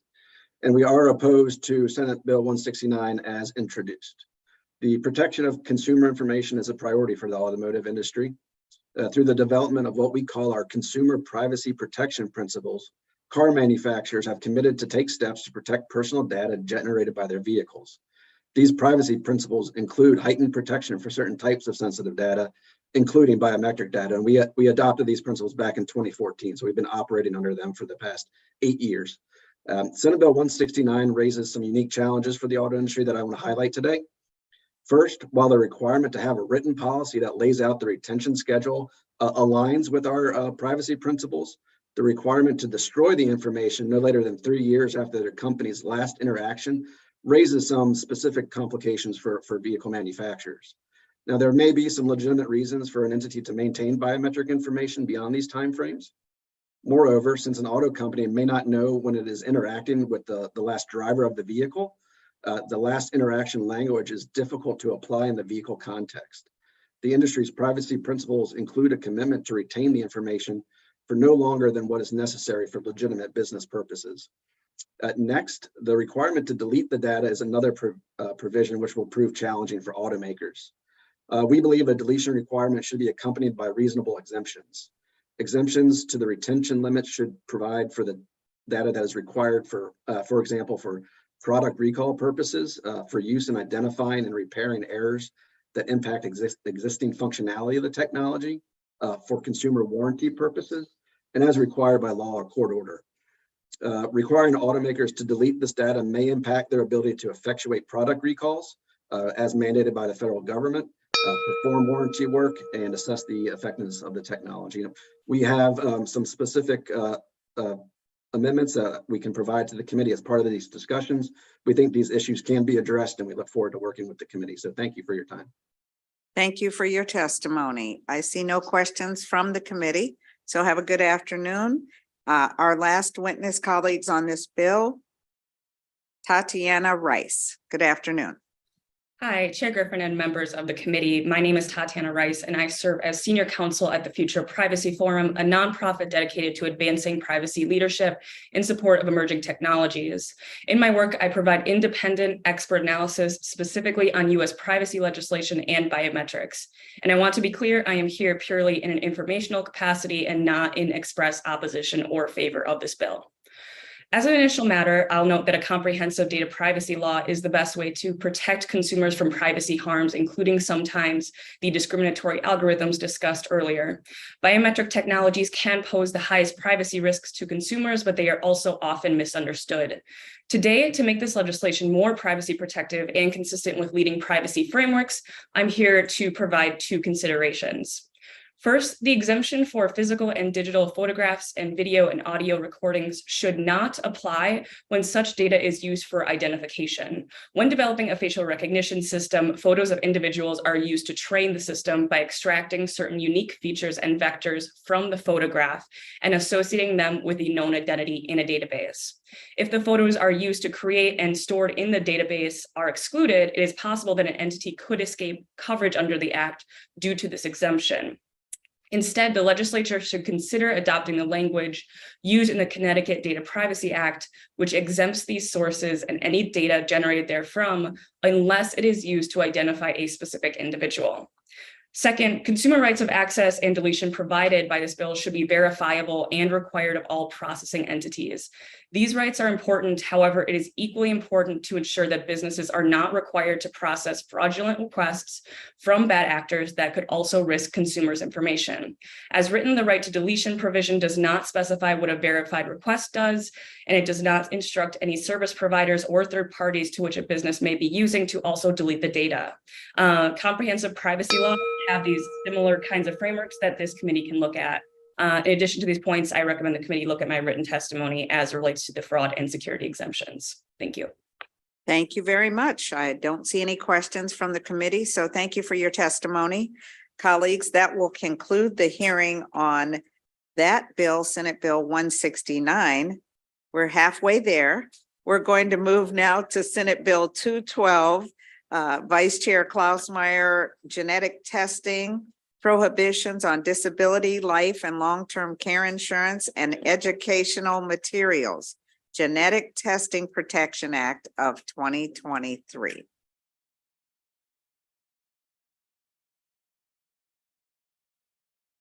And I see your panel coming up. That's fantastic. Good afternoon, Madam Vice Chair. You can proceed when you're ready.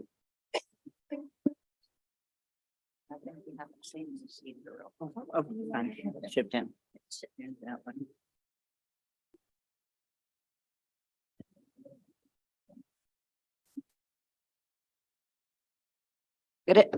Good afternoon, Madam Chair and the rest of the committee.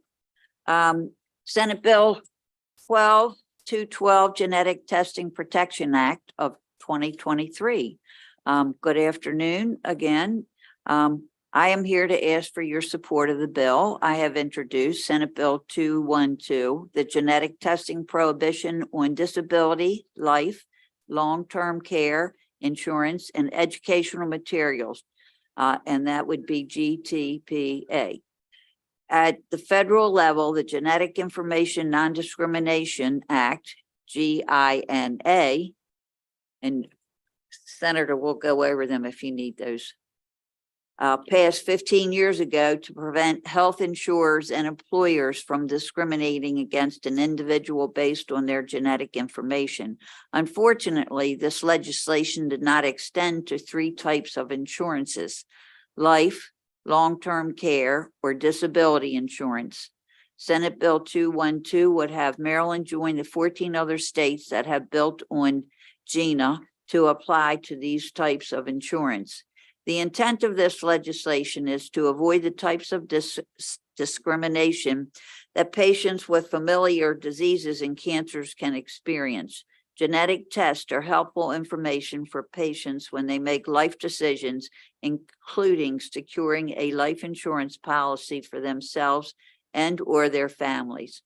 They should not be treated differently, discriminated against, or delay receiving a genetic test because they fear an insurer's denial or rates being increased due to their genetics.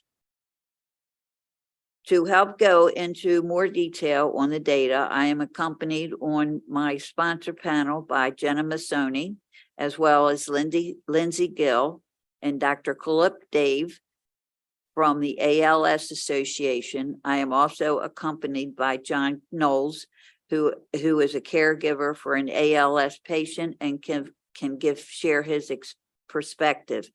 And I would like to thank the committee for their time and ask for a favorable report on this. I know in the House, they have been working on amendments, so I think there may be some amendments that will go with this, but I currently do not have them. So we'll let them explain what they have done so far.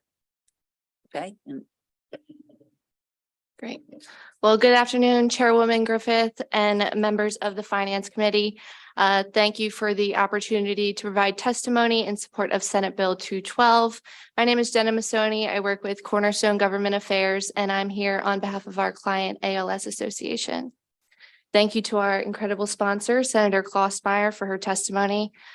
Our intention of this legislation is to avoid discrimination from insurers.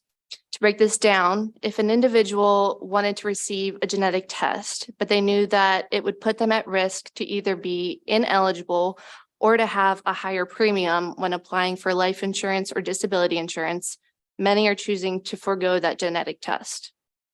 Instead of having this helpful information of being aware of their genetics and possible outcomes for their future health, people are choosing to hold off, getting their life or disability insurance first if timing is appropriate, and then receiving their genetic test. Unfortunately, not everyone has the luxury of time, and we just don't see this process as a logical solution.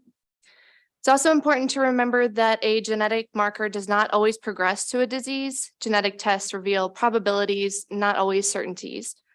Regardless of the outcome of the test, individuals have the right to know, and they should not be treated differently due to their genes. Please note that this bill does not prevent a long-term care, life, or disability insurer from accessing an individual's medical record as part of an application exam. We've offered that last sentence as an amendment to the bill, like Senator Klossmeyer said. We also have added an amendment that updates the 2008 House Bill 29 Insurance Code 18-120 to ensure that that code reflects the provisions of this legislation. For those who are concerned that this legislation could lead to increased rates for policyholders, we have not seen data to support that. And for well over 125 years, life insurers and applicants did not have genetic testing information, and business has managed to flourish. We think it's unfair for insurers to base issuance and pricing decisions on information that's relatively new and completely unnecessary for the sustainability of their business. 14 other states across the country have passed protections to address these insurances one at a time. Some may say that our Maryland bill is a bit aggressive because it addresses all insurances at once.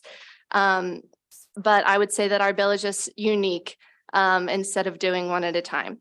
Maryland already addressed long-term care insurance 15 years ago. We would like to bring life and disability insurance to the same standard, and we're not alone. New York and Illinois have introduced similar legislation to ours this year. So thank you for your time, and we would request a favorable report for Senate Bill 212.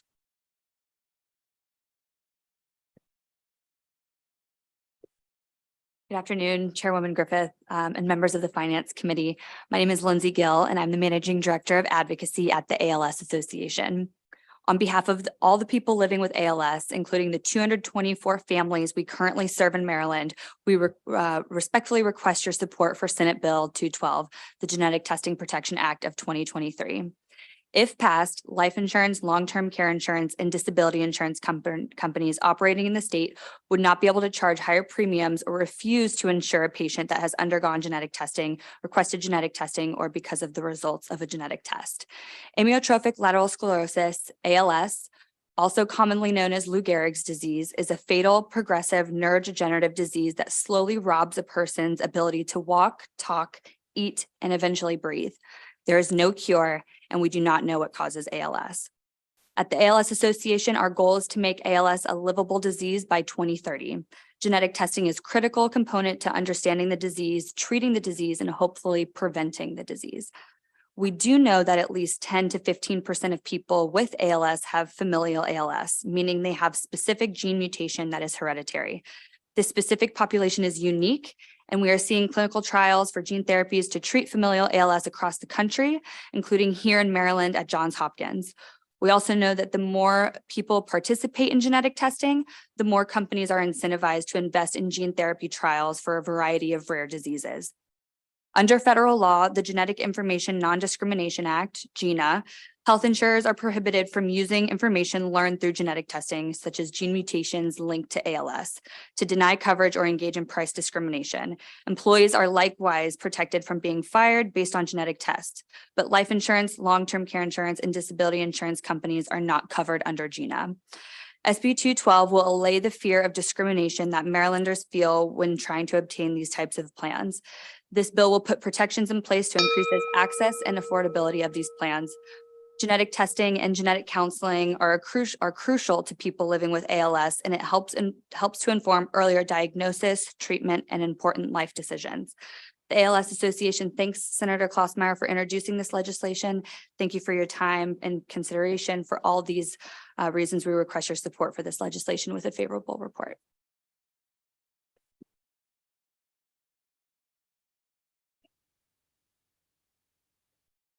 Sorry. Good afternoon, Chairwoman Griffith, Vice Chairwoman Klausmeyer, and members of the Senate Finance Committee. My name is Dr. Kuldip Dave, and I'm Senior Vice President for Research at the ALS Association. And I appreciate the opportunity to speak in support of Senate Bill 212. One of the greatest scientific achievements of our time was mapping the human genome, a project that was led in Maryland, by the way. Now the state and this committee right up here has another opportunity to lead in advancing medicine yet again through Senate Bill 212.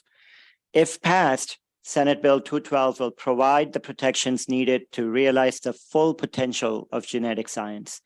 We're living in an era of unprecedented change in ALS, catalyzed by the discovery of more than 40 genes that either cause or increase the risk of developing the disease. At least 10 therapies targeting these ALS genes are currently in clinical trials, and almost a dozen more that are being developed preclinically. One such study is currently underway at Johns Hopkins, and it goes even further. It has the potential to prevent ALS. It's actually testing if you can prevent ALS in people that have the ALS gene but don't have the disease yet. Think about that. Imagine if we can establish that proof of concept. We could stop ALS before it starts.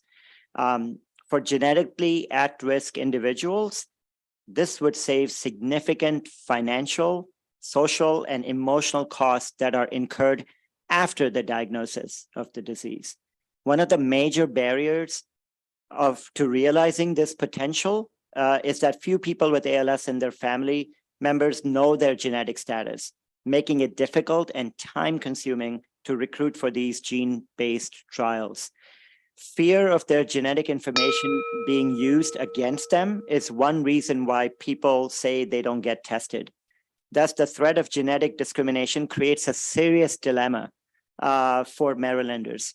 Risk their physical health because they don't know their genetic status, or risk their financial health because they do. While this threat remains, it not only can harm the health of Marylanders, but also slow down the massively important science being done in the state.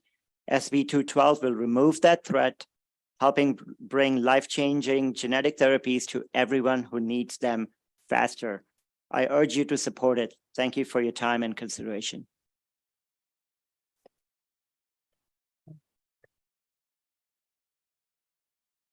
Good afternoon, Chairwoman Griffith, and members of the Finance Committee.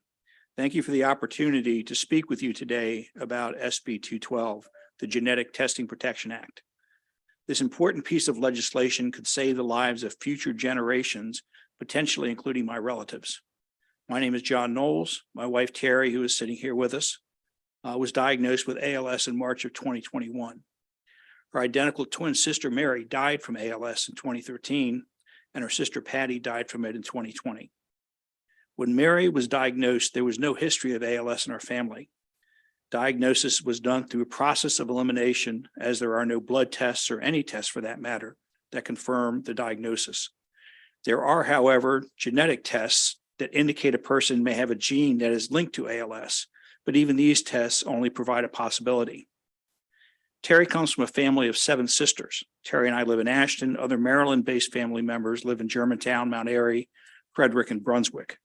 All were married and together produced 16 children and currently a next generation of 3 children. The children, including my own, are all at a time in their lives when they're marrying and adding to the family.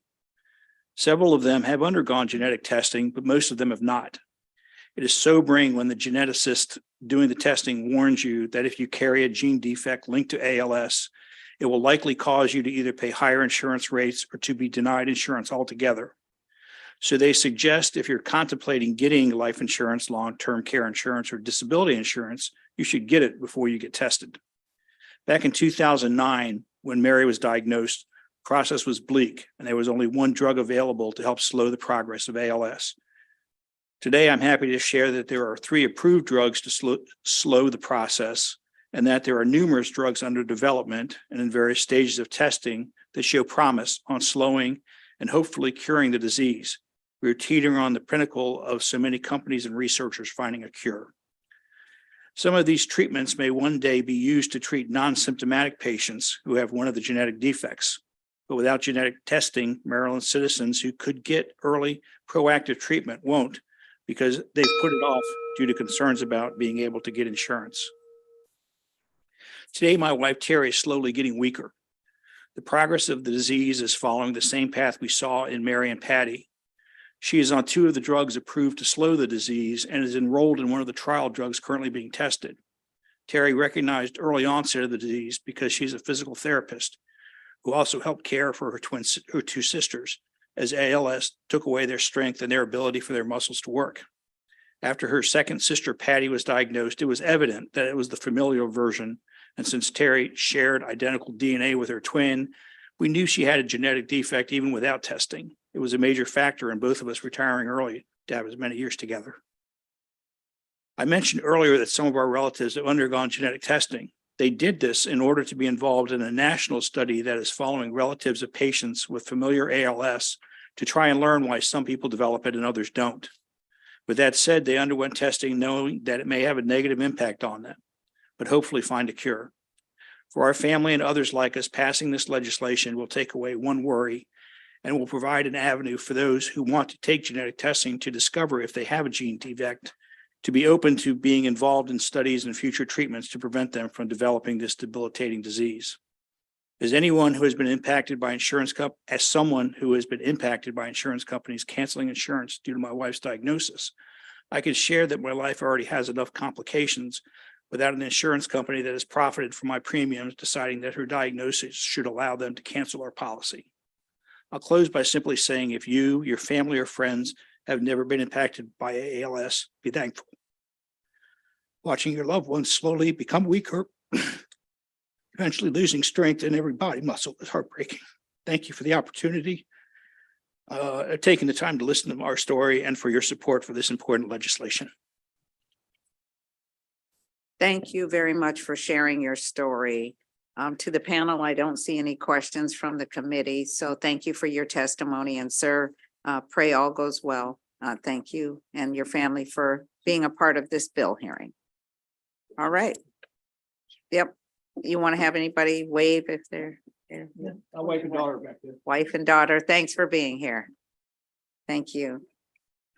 All right, we're going to turn to our next panel of witnesses on this bill. Matt Kramer, and I think I have 6 chairs up there, so you should all be able to make it up. Lisa Schlager, our former colleague Craig Rice, and former Montgomery Council member, Melanie Lindnall, Nicholas Maragak, something, you're gonna help me. Yep, just come on up if you know I'm messing it up. Yep. You know who you are. Thank you for your patience. It's been a long day. Good afternoon. You can start with your testimony. Hello, Chair Griffith, members of the Finance Committee. For the record, my name is Matt Kramer, and I'm here in support of Senate Bill 212. I know several of you through my work here at the General Assembly as Delegate Melissa Wells, Chief of Staff. However, today I'm before you as a son who lost his mother to ALS November 1st, 2021. My mama, Ann Kramer, was a devoted Christian, a fierce advocate for children, and lived a selfless life that inspired so many around the world. My mom is the strongest person I have ever known. Watching her fight this disease, all while continuing to be the kind, generous, and compassionate mom she was, is a strength most of us will never see in our lifetime. During my mom's final months, she requested genetic testing be done because she did not want to leave this life, knowing that there was a possibility her ALS could be familial and that it could be passed down to one of her children. For weeks, we all waited. My mom's case ended up being sporadic, but had that ended differently, her children would have had to take this test to know what could be ahead for us. My family and I are in a place of privilege that we would be able to tackle these things head on, but so many facing ALS are not. My mom was never able to get the long-term care insurance she needed, so my father and I were by her side all day, every day, until the moment she passed away in my arms, because we had that ability, and so many families are not that fortunate. It is shameful to think that we would put profit over the dignity of someone's life, over my mother's life, over any of us here. And by letting this bill fail, that is what we will be doing. Discriminating against someone because of a disease that we don't know the cause of is disgraceful. There are no preventative measures. There is no cure. There's just giving dignity to the end of life that we deserve. And it is with that, I ask for your support of Senate Bill 212.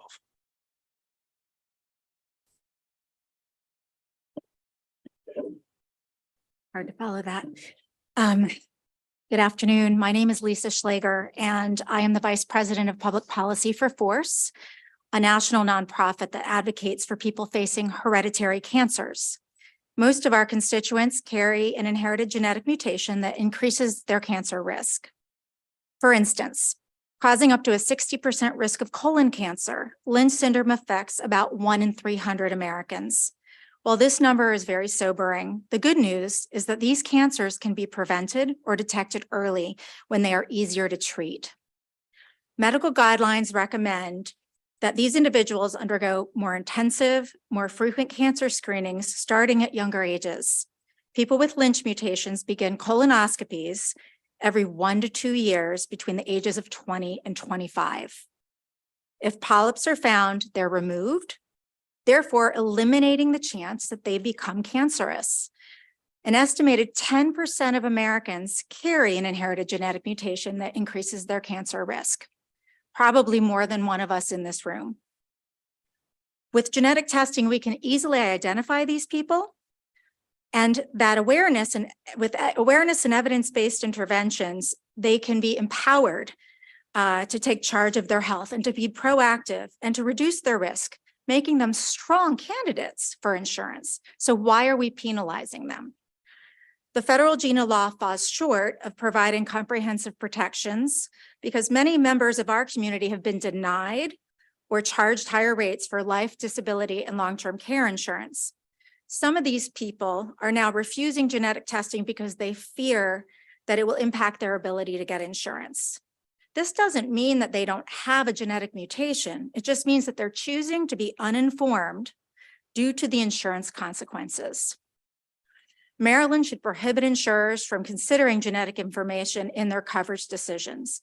We urge you to endorse SB 212, ensuring that all of our Maryland residents have access to the insurance they need. Thank you. More extensive comments were submitted in writing.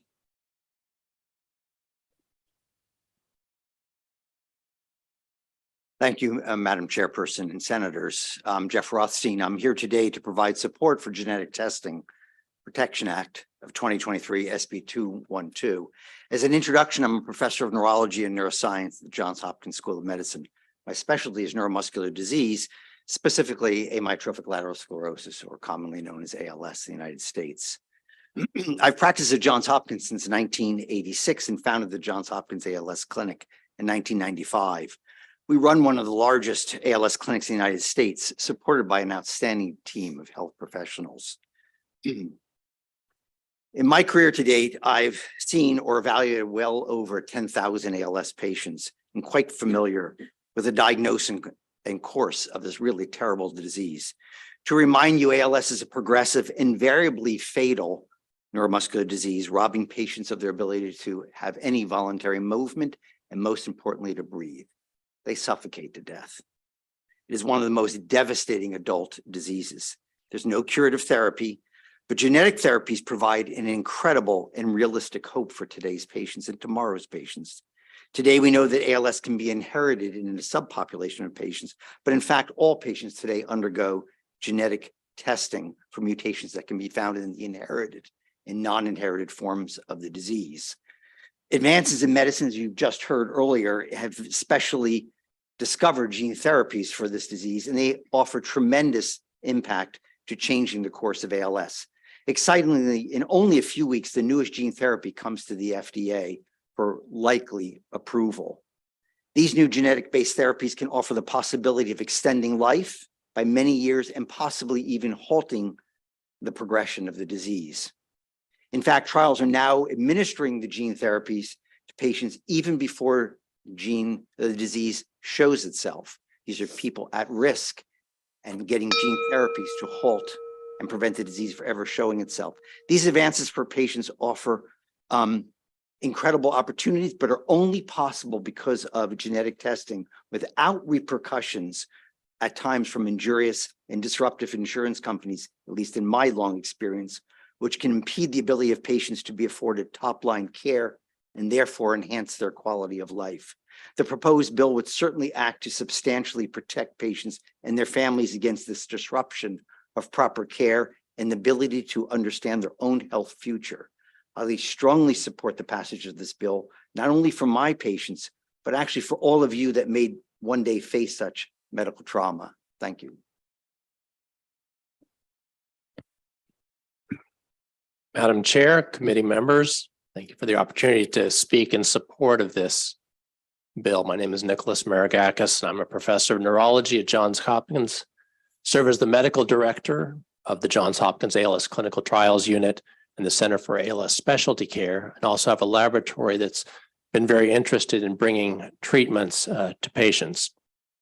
My colleague and I, Dr. Rothstein, have been very involved in the development of some of these gene therapies. You know, ALS, as has been pointed out, is still a disease with no known cure. It's relentless, robbing patients of their strength, their speech, their swallowing, and eventually their ability to breathe, and almost uniformly results in death within a period of 2 to 5 years. It was actually originally thought of as a sporadic disease, but with no known genetic links. But over the last 25 years, over 40 genes have been associated with ALS, and I suspect many more to come. We now estimate that 10 to 15% of patients carry known disease-causing mutations. One can imagine the tremendous physical and emotional burden carried by individuals with ALS and their family members, as you've just heard.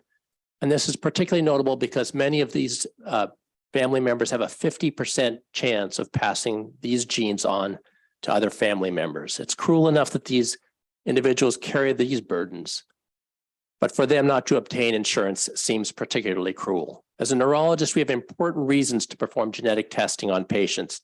First, it tells us something about their disease, in this case, ALS. Knowing these genetic subtypes can help us to tell patients about prognosis and medical management. Secondly, it can tell us about risks to other family members. Understanding these risks can help with family planning.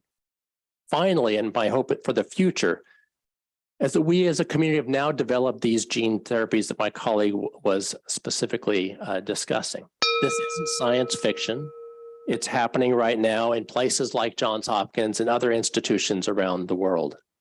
We're now looking at treating individuals with ALS and other genetic disorders before they develop symptoms. And so knowing what gene mutations occur can help patients and will reduce their fear of being tested because of concerns for discrimination. Thank you.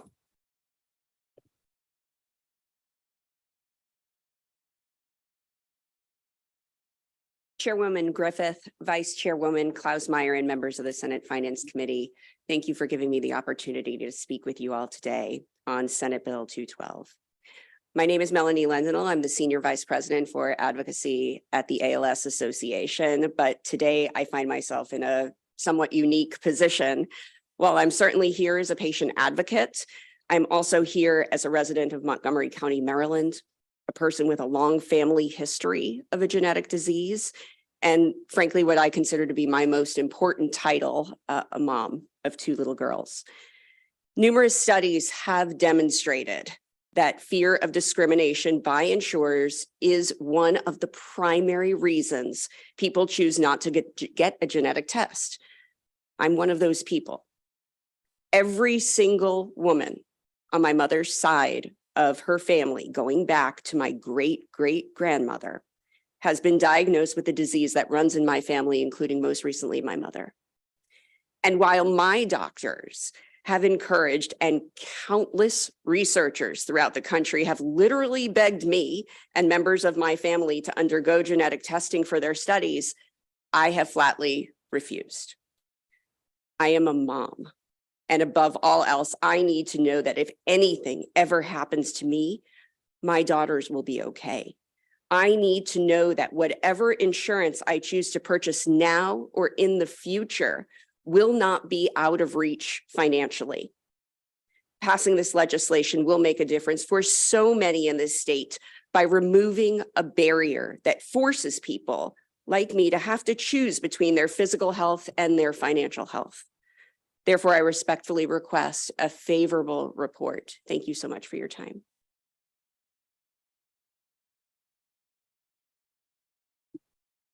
Thank you very much. Madam Chair, it is good to see you, as well as former Delegate Beidel and Senator Kramer.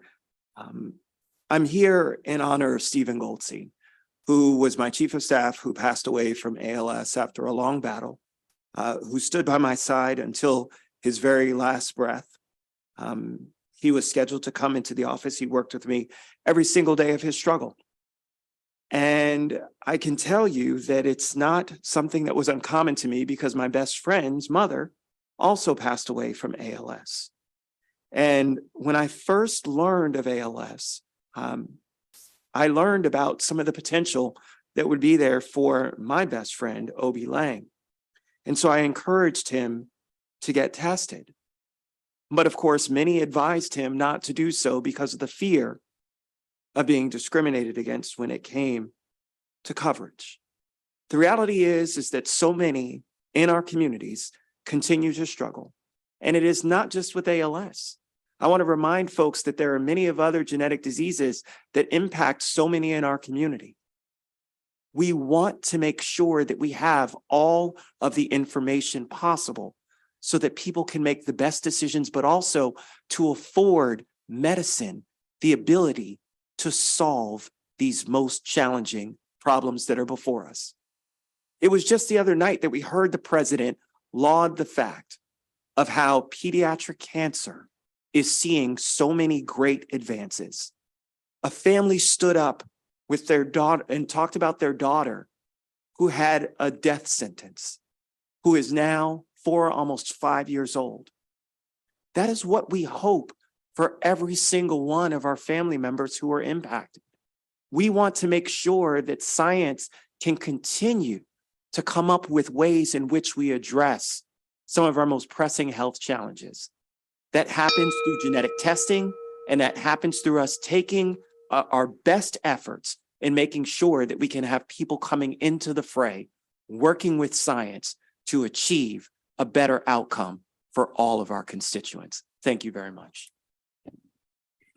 Thank you. I don't see any questions for this panel. So thank you all for sharing your stories and your testimony.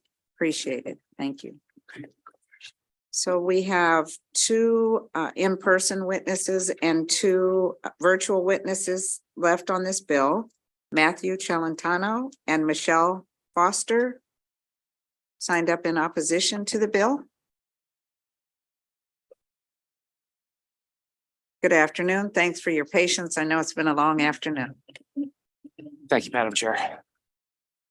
Good afternoon. My name is Matt Celentano. I am here on behalf of the League of Life and Health Insurers in opposition to Senate Bill 212.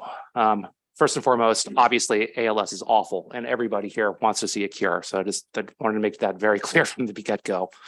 I wanted to start by relaying that life insurance is fundamentally different than health insurance in your sort of deliberations. Life insurers get one bite at the apple. We build a rate that's based on you. The policy lasts for decades. Nobody in the marketplace ever requires a genetic test. There's no raising of rates like health insurance. We don't get to return to it every year. You get scored and you could have a policy for the rest of your life. It can never, ever be canceled. And once it is issued, it cannot be canceled. I just want to make that very clear. And these are talking about long-term voluntary products. Our problem with this bill is that it has a chance to upset the entire marketplace. And while we totally sympathize with all of the concerns of the advocates, there are very concerning unintended consequences to these life insurance policies. Life insurers want to make sure that the majority of Marylanders buy life insurance products as their sole form of retirement savings, which is about more than half of Marylanders, continue to do so and have that financial security for their family. I am just the trade association guy, but I wanted to make sure that we got you the proper expertise in your deliberations. So joining me today are the policy experts on this particular subject to pass along their real life expertise, including to my right, Michelle Foster from ACLI, which is the National Trade Association of the Life Insurers, who can give you all kinds of great information about risk classification. On the Zoom, eventually we'll have ACLI's chief actuary that can explain to you the impacts of some of these bills, and a medical director that can walk you through the impacts. I also want to refer you to a letter that you should have in your bill file from the MIA that clearly lays out this bill is problematic for the entire marketplace, and we urge an unfavorable report. Thank you very much. Thank you. Good afternoon, Chair Griffith and members of the committee. My name is Michelle Carroll Foster. I am the Regional Vice President of State Relations at the American Council of Life Insurers. ACLI is the leading trade association representing the life insurance industry. And each day, life insurers pay out $35.4 million of life insurance and annuities to Maryland families and businesses. ACLI strongly opposes Senate Bill 212 and urge an unfavorable report. There was mention of the various states that have passed similar legislation to Senate Bill 212. And since 2019, 15 states, including Maryland is one of them, have considered such legislation. And only one of those states, Florida, has enacted legislation. The rest have either failed or were amended to protect life insurers' access to all of the applicants' medical information in the medical record, including genetic testing. I will also share with the committee that Florida, while they do have this ban now, there has been legislation introduced this year to permit the use of genetic test results in underwriting if they're a part of the applicant's medical record. And that is what we want here. Some of the proponents mentioned the Genetic Information Non-Discrimination Act, GINA, and its application to only the health insurance and employment. And I would just want to be very clear, life and disability insurance was purposefully excluded due to the unique structure of the products and markets. So the exclusion of life, DI, and LTC from GINA was not an oversight by Congress. It was intentional and well thought out. Some quick highlights of what life insurance is. Of course, it's voluntary, it's long-term. There's only one opportunity for us to evaluate risk, and it cannot be canceled despite what people may say. I urge that this committee unfavorably report this bill, and I will end in saying that we do not require or request applicants to undergo genetic testing. And it's important to know that just because you have an inherited condition, it does not mean that you will pay more or that your coverage will be declined. So happy to answer questions. Thank you. Thank you very much. Senator Kramer. Thank you, Madam Chair. Quick question, and maybe I missed it in the proponent introduction of the bill. Are there states, and I heard you mention Florida, and I'm not sure, I'll ask you to qualify what the context with Florida was, but are there states that have this prohibition in place? Florida is the only state with a flat out prohibition of prohibiting the use of genetic testing, period. Okay, so Florida has flat out prohibition. It sounds like there may be other states that have some limited prohibitions. Yes, but it still allows life insurers the access to medical record information. In every one of the instances, other states, they have that provision? Yes, in most. There's only one complete ban, and that is Florida. And again, as I mentioned, that bill is being moving through the legislative process this year to allow for life Okay, but insurance to just, have the medical record. just to clarify for me, in those states that do have limited provisions with the prohibition, none of them prohibit life insurance as part of what they have in statute. No, not out of any other besides Florida. Okay, got Florida. Yeah, the other states allow for life insurers to be able to access the medical record information, which is what we asked for. Senator Kramer, one of the next witnesses is the chief actuary for ACLI, who can talk a little further to that. But in your letter from the MIA, it makes it very clear about what other states have done. Most of the states, the 14 states that the proponents refer to, most of that action has ended up in the Ancestry.com 23andMe type space, not on genetic testing and for underwriting and life insurance policies. Okay, thank you. Thank you. Any other questions for this panel? Okay, seeing none, thank you very much for your testimony. We're going to turn to virtual witness Jan Graber. Sorry. Good afternoon. You can unmute. All right, can you hear me okay? Yes. Good afternoon. My name is Jan Graber. I am a senior actuary at the ACLI, and I'm testifying in opposition of Senate Bill 212. Our industry is committed to a robust and competitive insurance market that offers a variety of products that are affordable and meet consumers' insurance needs. Our goal is to insure as many people as possible. We also support transparency with consumers regarding the collection and use of their personal medical information. Genetic information is medical information and is subject to the same laws that exist regarding the authorization, consent, privacy, collection, and use of medical information. The viability of our voluntary insurance market depends on accurate risk assessment and a level playing field, a full exchange of relevant information, so the insurer knows what the applicant knows about their medical history.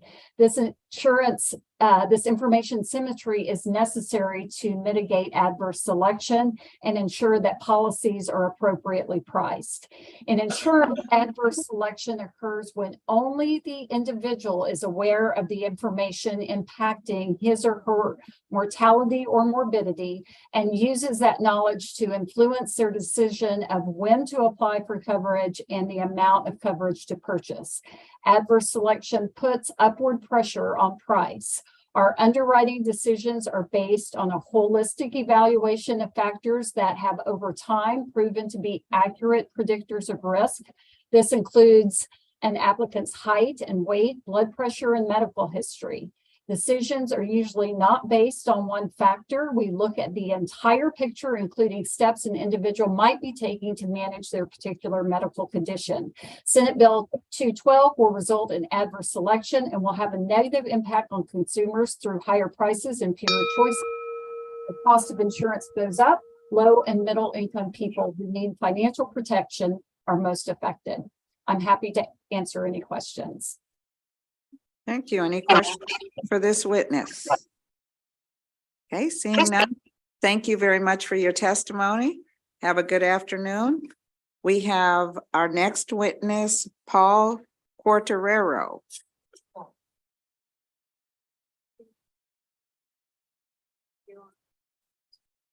If you are there, sir, please unmute and turn your video on.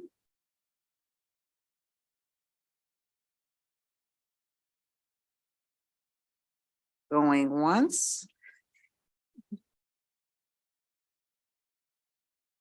Going twice. Is he in the waiting room?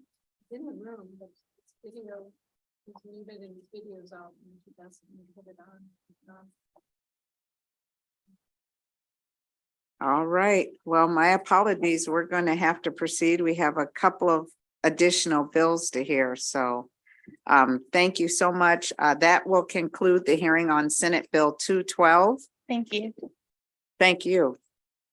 So we're now going to turn to Senate Bill 177. which is rental vehicles, spare tires, and tire repair tools. We have Vice Chair Kagan back in committee. Good afternoon. Good afternoon, Madam Chair. Great to be back. Today I have two bills for you, and tomorrow I have one, and there is a common theme, and they are all about transparency and consumer protection. For the record, I'm Cheryl Kagan, very proud to be the senator for Gaithersburg and Rockville, and you called Senate Bill 177. And so I will just, and because we took a bunch of time yesterday, I'm going to be really brief with both of these today. Maryland law requires that any car that is sold with a rental car, sold as with a spare tire or tire repair, must have that available when it is sold to a customer. The same requirements are not included for rental car. And what we have found, there's a recent study, and it's in the testimony, that 21% of customers of rental car agencies reported having a flat tire. And yet, after they pull over, they are sometimes surprised after they empty out the trunk to find that there is no spare tire, there's no donut tire, there's no run flat, there's nothing, and they are stranded. My experience in this a few years ago was that I was stranded on the side of the road. I called the car company, the rental car company, and they said it would be 4 or 5 hours before they could get someone to me. And I did a workaround, but was not happy about it.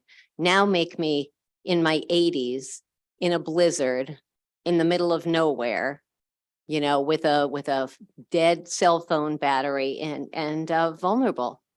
And I think, and we had a witness last year whose parents had exactly that situation, and we're not offering the information.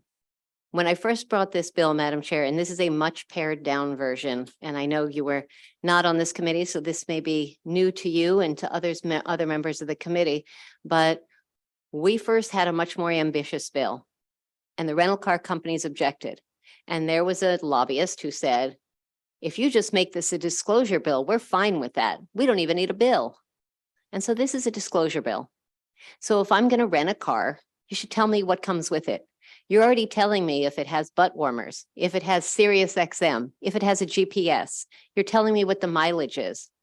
When I sign the rental agreement, I have to check on insurance costs. I have to do waivers. I have to acknowledge the fuel, levels and requirements on whether it's going to be full or whether I can pay the fee if I bring it back not completely full. You're going to tell me where it has to be returned and when, and if I want to extend the time. All of that information is communicated. We think that the information as to whether there is a spare tire in the vehicle should be communicated to the prospective customer. And that is just as easy to scribble my initials saying, yep, I got it. This doesn't come with one. And then I am an informed consumer. And if I say, you know what, that makes me a little nervous. I'm going to be in the middle of nowhere and I'm going to be alone and I'm going to be driving at all hours. So I think I'm going to opt for a different car that does have run flat, that does have a spare tire, that does have a donut, but I can make the choice. And so really, Madam Chair, colleagues, that's all this bill does.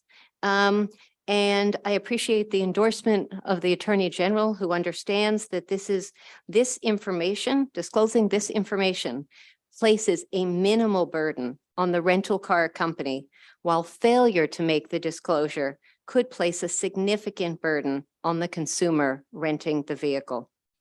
So again, I appreciate the committee's time, and I am happy to take any questions, but I think this is a pretty modest, pared back version that will keep people safe.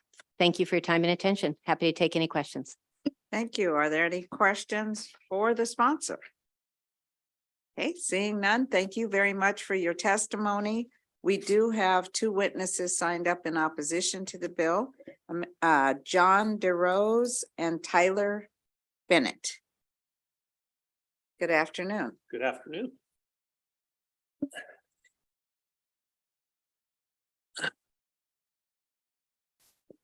Go first. Okay.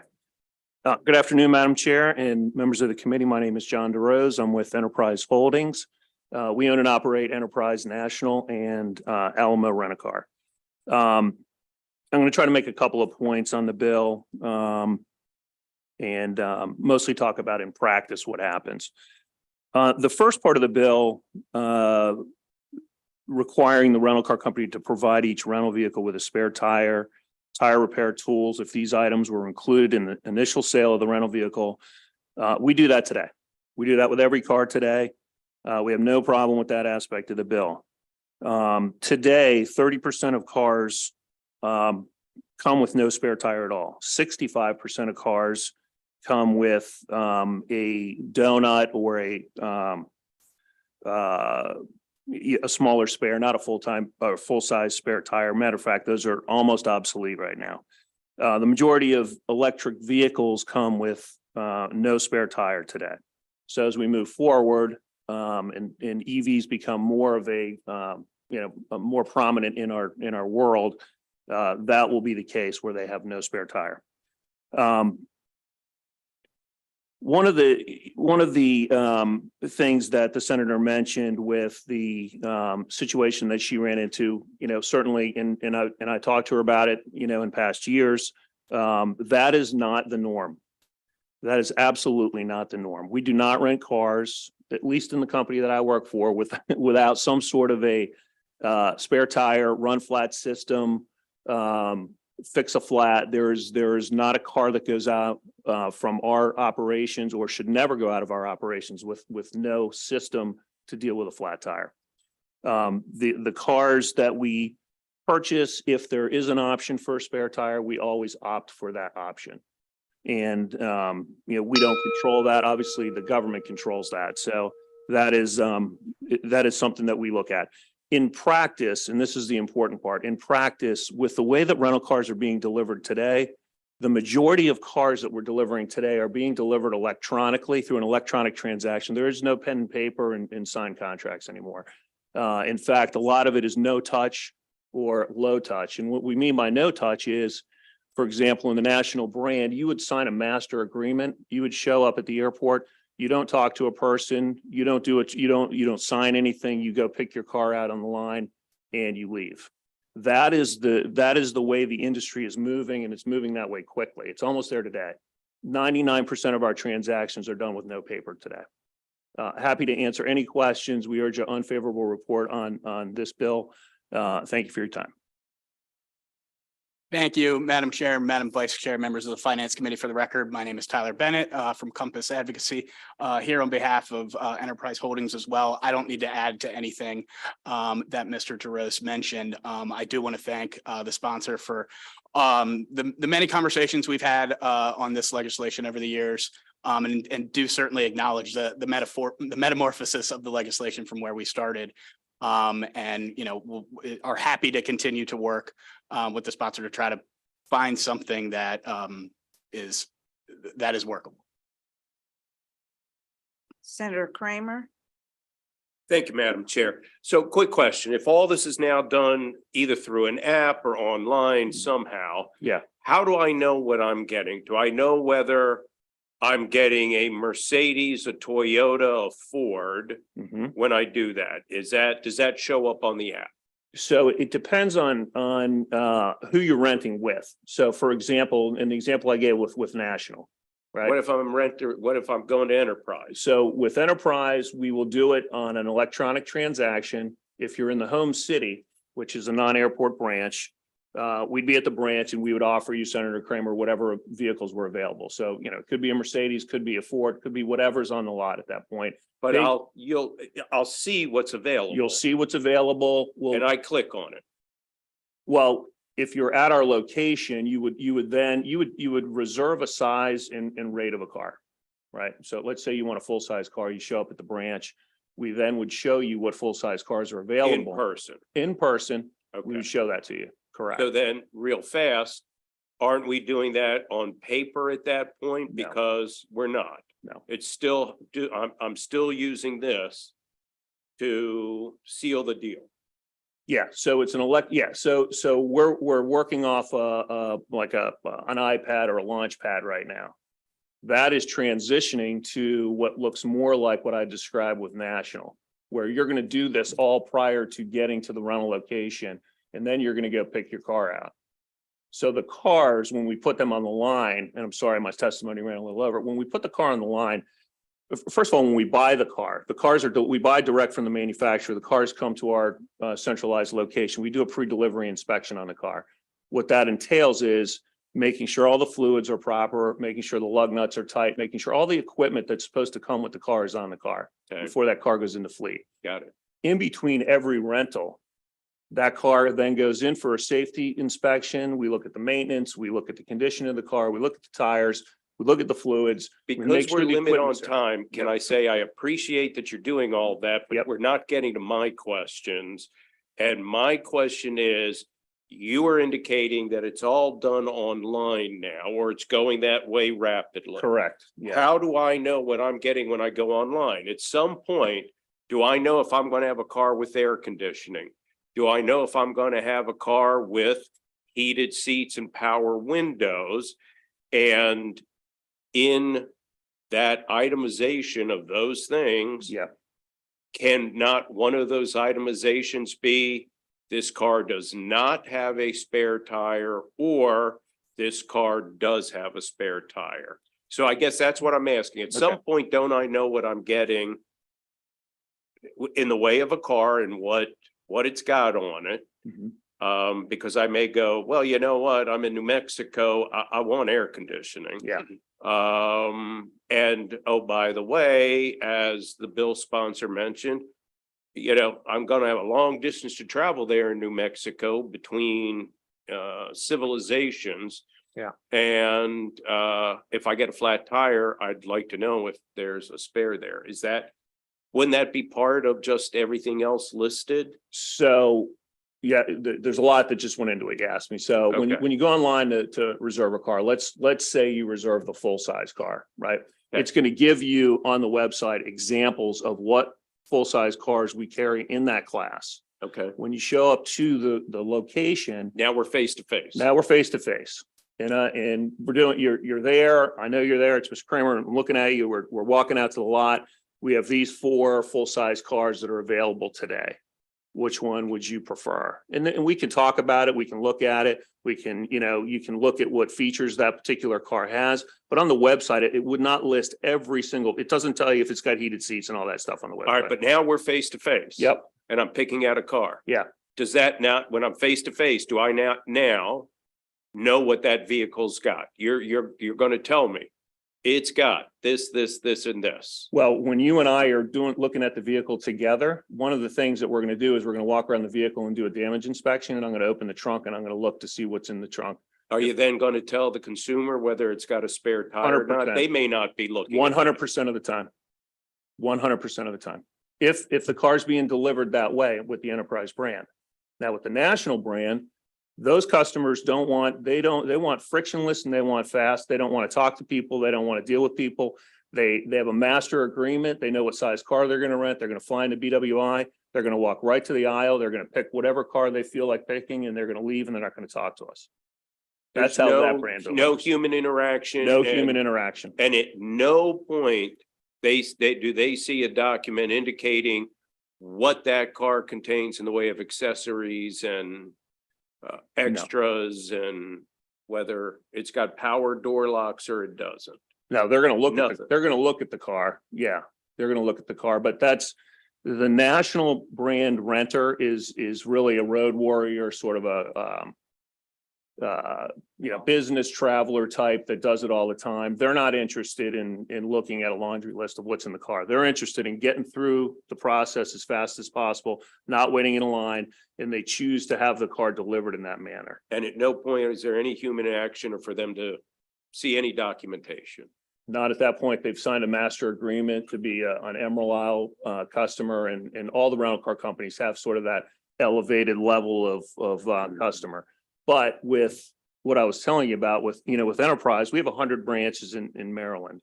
One of them's at BWI. The rest of them are in the home city, right? So they deliver the electronic transaction. It's half electric, but you're with me. We're looking at a car. We're doing a damage inspection. I'm opening the trunk. I'm showing you, Mr. This has a donut spare tire in it. This is how this works, or it has a fix-a-flat, or this car is equipped with run flat tires. What that means is you can drive that for a certain amount of distance at a certain speed so that you can get the tire repaired.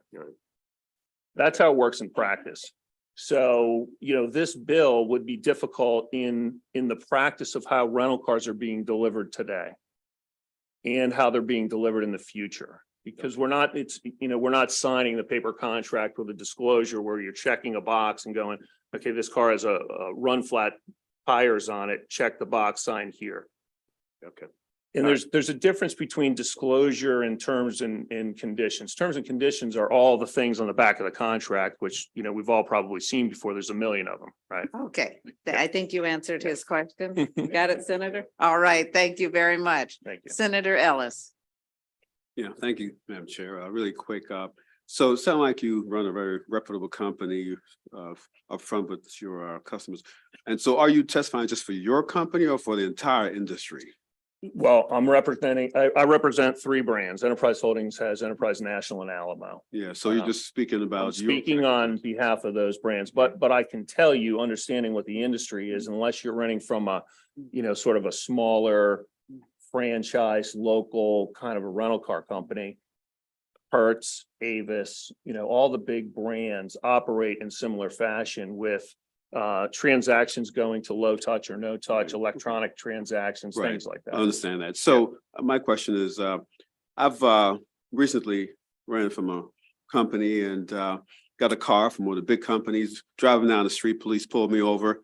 The registration was expired. Okay. You know, and so you don't expect that from a reputable company, a big company. You're vouching for them, but I can tell you that actually happened. Yeah. And they didn't give me a ticket because I explained, hey, this is a rental car. Yeah. But I was on the side of the road for like almost 2 hours. The policy in that state was to tow the car. But you know, I kind of explained things and they were a little merciful on me. Yeah. And so they didn't tow the car. But with a flat, imagine that's a flat and the driver don't know. So what's wrong with just the drivers knowing? I mean, I check all these things now, especially after that experience. I mean, I check the tag, make sure it's not expired. Yeah. You know, I check for flat. I mean, I check all these things because they're very important. Yeah. So why, even though we go electronically, why can't people know what they're up against and just kind of help them on their way?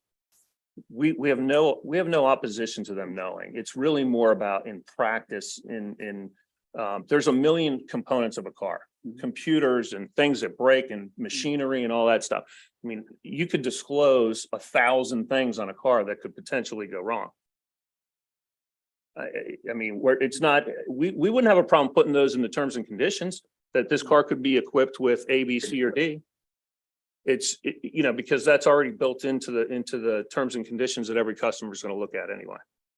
We're not trying to hide anything. We're really not. It's really more about the practicality of and operationally of how the process works today and what it's going to look like in the future. Right. Okay. Thank you. Because my sense is she wants Thank you. a piece of paper signed off on. Thank you very much for your responses and your testimony. I know you've been waiting all day and we wanted to give you a chance to be heard, but we don't have any additional questions on this bill. So that's going to conclude the hearing on Senate Bill 177. Thank you for your patience. Have a good afternoon. You too. Thank you. We're now going to turn to Senate Bill 179. Senator Kagan, Madam Vice Chair, you can bring anyone up if you like and proceed with your testimony. I think we'll be even quicker on this one. Hello again, Madam Chair, Madam Vice Chair, colleagues. For the record, Cheryl Kagan, very proud to be the senator for Gaithersburg and Rockville with another disclosure bill. And this one I introduced at the request of the Office of Consumer Affairs in Montgomery County. As you may see, it's been endorsed by them, by the Auto Consumer Alliance, but and the Office of the Attorney General. And current law, there's just a sort of goof in the current law about consumer protection and in terms of retail. Current law, COMAR 02010501 through 05 requires stores to post their return policies. And they have three options. They can put it on a clearly visible sign, they can put it on the merchandise, or they can put it on the sales receipt. So the first one's fine. I'm thinking about buying a new sweater. I go to the checkout and I see it there. I've got 14 days or whatever it is to return it. I am an informed consumer. I decide to buy the sweater. Second option, on the merchandise. So it's on the tag, it's on the back of the tag. Again, I see it before I go make my way to the cash register or whatever checkout mode there is. On the sales receipt is a problem. I have purchased the sweater, and now post-COVID, there are still places that don't allow you to try anything on. I can tell you, I just went to the Goodwill on West Street, and they still haven't reopened their dressing room. So I'm taking a guess, and I'm hoping that this sweater is going to work for me. I hope it's going to look good and fit and all that. And I buy it, and I don't know what Goodwill's policies are off the top of my head, but I buy it. And after I get the sales receipt and after I get home, it says no returns, no exchanges, you're out of luck. Seems to me that that is an uninformed consumer, and that's not fair. And so this specifically just says that you have to submit, that you have to publicize it. This would update the law. So on the tag attached to the item, at the point of sale, whether that's on a wall or by the cash register, somewhere that I'm going to see it, only those two. And if you also want to put it on the receipt, that's fine, but that's not good enough on its own. And then we also add, as other states have, online under fair and deceptive, unfair and deceptive practices, which is sometimes they'll put a return policy on the teeny tiny fine print on terms and conditions, and that doesn't seem fair. So that also, before you click through to purchase, there should be really clear return policies that a consumer would see before completing their transaction. So there are precedents. 9 other states have already passed this. California, Connecticut, Florida, Massachusetts, Minnesota, New Jersey, New York, Ohio, and Rhode Island. And the last thing for your consideration, colleagues, is a one-word amendment on page 4, lines 7 and 8. And that would be putting the word only. Right now, it says the requirements of this section may not be satisfied by stating a refund and exchange policy or policy of no refunds or exchanges, blah, blah, blah. We think it should be only. You can't just put it in these places going on, but I leave that for your consideration. And again, happy to take any questions. I think this is fairly simple, just updating and clarifying so that consumers aren't ripped off. Patrick, you look confused. Do you have Thank a you. No, question? I was just looking, you said the change was on page 4 and I only saw Oh, you know what? 3 pages. So I was like, wait a I minute. apologize. I have a printed out version and not the version. So it's lines 7 through 9, 2 sub C. Hold on, let me get that. But it's on the end. It's in the last section of the bill, 13-321. C. The requirements of this section. You finding it? Yeah, and where would you like to insert? I defer to you, but I think only, whether it's by stating only or by only stating or may not only, wherever you want to put it, we just might want to clarify and make it a little tighter, because we're not looking to do a gotcha on our retailers. We just want to make it clear that putting it on the receipt after you've purchased something is too late to tell a consumer they can't return something. That just doesn't seem fair. Thank you very much. Are there any additional questions? All right, thank you for your testimony. I promised you brevity today, Madam Chair. We do have one witness signed up in support of the bill. Franz Snyderman. How'd I do? Did I get in the neighborhood? Yes, sure. Thank you, Madam Chair.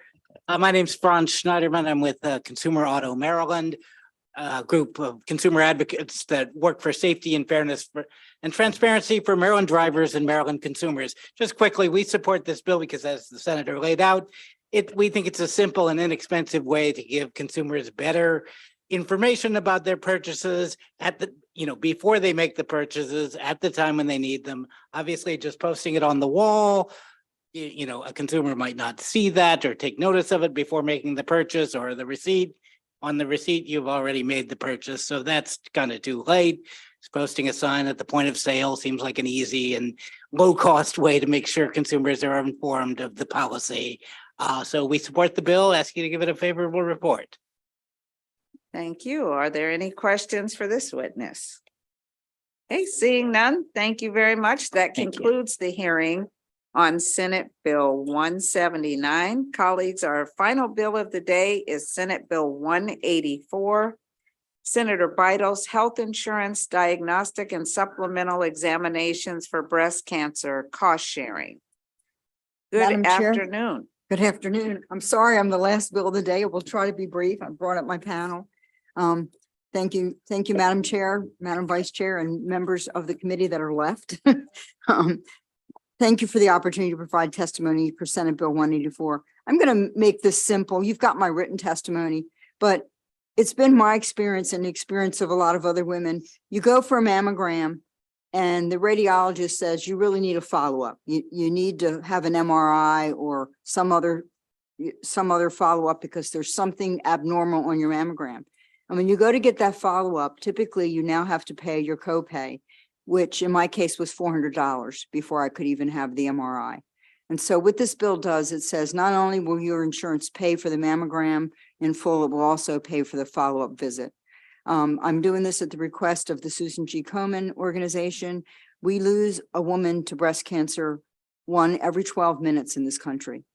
And we need to do more to help women. You know, if you're a woman who doesn't have that protection in your insurance, it's very likely when you go to your radiologist and find out you need $400 for a follow-up visit, you may put it off, or you may not get it. You might think everything's really just fine. I'm not going to worry about it, but we can't afford to do that. Women can't afford to wait to have follow-up on abnormal mammogram. So I ask for your favorable support. There is a letter from the insurance commissioner. This may raise health insurance by 7 cents. So I don't think that's going to be a factor in your decision, but I'd like to ask my panel, and thank you, Madam Chair. Well, good afternoon again, Chairwoman Griffith, Vice Chairwoman Klausmeier, and members of the Finance Committee. Thank you for the opportunity to provide testimony in support of Senate Bill 184. Again, my name is Jenna Massoni. I work with Cornerstone Government Affairs, and we are here on behalf of our client, Susan G. Komen. Thank you to our wonderful sponsor, Senator Bidle. As she mentioned, in a Maryland Healthcare Commission study, which is included in our written testimony, we were sent a report indicating the estimated cost impact from this legislation, and they expect it to be about 7 cents per member per month, or about 83 cents per year to privately insured healthcare premiums. It's also important to note that this bill has passed in 9 other states, and the fiscal notes from those states have shown insignificant impacts on the premiums. We respect the work of Maryland's private health insurers and spoke with each private insurer during the interim. This bill addresses cost share requirements for healthcare plans that already provide coverage, screening, and diagnostic services. This just ensures that patients who need this necessary medical test do not forego the test due to unaffordable out-of-pocket cost. For those who might think that this bill is not necessary, I will share the unfortunate statistic that breast cancer is one of the most diagnosed cancers in Maryland. And in fact, Maryland has ranked among the top states in breast cancer mortality. I would go further to say that it's necessary to address this on the stateside level until passed on the federal level, which Komen has initiated as well. Unfortunately, we all know someone with breast cancer, or, perhaps you might have experienced it on your own. Komen is fighting for the cure, and they'll get there one day, but in the meantime, this is one thing that we can do. So thank you for your time, and we would request a favorable report for Senate Bill 184.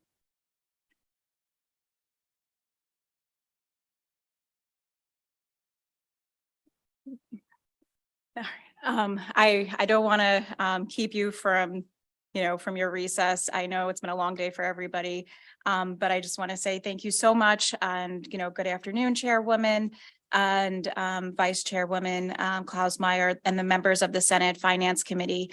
And thank you for the opportunity to provide testimony today in support of Senate Bill 184. My name is Angelica Katz, and I am the Northeast Regional Manager for Susan G. Komen, the world's leading nonprofit breast cancer organization. And we're here today. I just want to say that, an estimated 5,640 people in Maryland will be diagnosed with breast cancer this year, and 849 of those individuals will die this year from breast cancer. So, with that said, the intent of this bill is simple. This is a cost savings bill. It will save the cost for patients and the healthcare system overall. And our intent is not to increase, but to decrease the cost overall while saving lives. As Jenna mentioned earlier and Senator Beidel, the cost to the state is very minimum. It will raise premiums by 7 cents per year.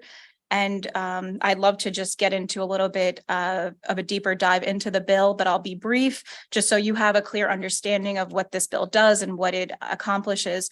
So when a patient is in a medical office and a mass is seen during a preventative screening, which is covered under the Affordable Care Act, and it's determined that a follow-up test is needed, then the next step is for them to receive a diagnostic test. And that can be a diagnostic mammography, it can be a breast ultrasound or a breast MRI. And that's what this legislation would cover. As Jenna mentioned, we're currently seeing patients forego medically necessary follow-up diagnostic test simply because they can't afford it. The range could be from $234 to $1,100. For a patient, but, even if it's, $20, that could be the difference between putting food on the table for somebody. I'm reminded of a story that one of our advocates shared with us where she had to get a follow-up diagnostic test and she refused it because it was $80. And to her, it could have been $1,000. And, she had to ended up taking out a payday loan because the cancer had spread and and frankly, she just couldn't live with it anymore. And she ended up getting chemo, she ended up getting radiation. The cost was, much more than it would have been if she had just been able to get her follow-up diagnostic test earlier on. We've seen, oh, I'm sorry. I apologize. Okay. Thank you. Yeah. Yes, I just would love to say that, similar legislation has passed already in 9 other states. We hope that Maryland could be the next, and I'm happy to take any questions. Thank you for your time. Thank you very much. Are there any questions for the sponsor of this panel? Thank you very much for your testimony. We're going to call forward Rebecca Glick, Angelica Katz, and Laura Crandon, all who've signed up so who did I call? Then I missed Lisa Schlager. Thank you. So the last 3 who have signed up on this bill, we have 2 of them, so you can proceed as soon as you're ready. Sure. Thank you. Good afternoon, Madam Chair, Madam Vice Chair. My name is Laura Crandon. I'm a resident of Fulton, Maryland, a former health insurance executive and a lifelong Maryland resident. I'm also founder of a 501c3 nonprofit called Touch for Life that's headquartered in Clarksville, Maryland in Howard County, where we're committed to breast health equity, specifically to increase the breast health IQ of BIPOC and underserved communities and to eliminate the breast cancer outcomes disparities that exist. And speaking of disparities, in August of 2015, I received a mammogram report of dense breasts. What I didn't know then, but know now, is that means the radiologist cannot see. And I should have been referred to additional screening, MRI, ultrasound, or diagnostic MRI. It's a 2x risk factor for Black women like me. And only 20% of Black women are referred to additional screening, including ultrasound or MRI, which is what should have happened for me. Instead, 5 months later, and 7 months before my next mammogram was scheduled, I found a lump doing a self-exam in the shower. That turned out to be an aggressive form of triple positive breast cancer stage 2B. And had I been referred for additional screening earlier, one of the barriers we know is that sometimes physicians don't prescribe because they believe there's a barrier of financial toxicity for the patient. But if that had happened to me, perhaps it would have been caught earlier and wouldn't have returned 2 years later to metastasize to my brain. So SB 184 is a step in the right direction. I would also urge even further, such bills in Connecticut and Pennsylvania have much more comprehensive legislation to eliminate these barriers to additional screening, biomarkers, and genetic testing. And so I urge favorability of this particular bill and that you immediately begin working on a successor to bring Maryland up to par such that no woman is left behind or dead because our coverage is inadequate. Because women like me are 41% more likely to die from breast cancer than our white sisters, 2 times as likely to develop aggressive triple negative breast cancer under the age of 35, which is below our screening guidelines, and 3 times more likely to die. So I'd like you to do something to change that grim statistic. And this is a good start, and look forward to working on further legislation that furthers the advancement of treatment and screening. Thank you. I'm back. So again, my name is Lisa Schlager, and I am the Vice President of Public Policy for Force, a national nonprofit that advocates for people facing hereditary cancers. As I shared earlier, the majority of our constituents carry an inherited genetic mutation that significantly increases their cancer risk. Hereditary cancers occur at younger ages and have a greater risk of recurrence. Accordingly, national medical guidelines recommend that high-risk individuals undergo more intensive, more frequent cancer screenings starting at younger ages. For example, women with a BRCA1 mutation, like myself, have up to a 70% lifetime risk of breast cancer. NCCN guidelines recommend that we start screening with annual breast MRIs at age 25. And then we alternate those with mammograms starting at age 30. So we have every 6 months. These screenings enable people who are high risk to be more proactive with their health. We can detect cancer earlier when it is easier to treat, or in some cases prevent it altogether. Unfortunately, most health insurers do not view this as essential care. The cost of these screenings is often applied to a person's deductible or denied altogether. So patients like me face a dilemma: forego the expert recommended screenings or shoulder the cost of tests that can be thousands of dollars.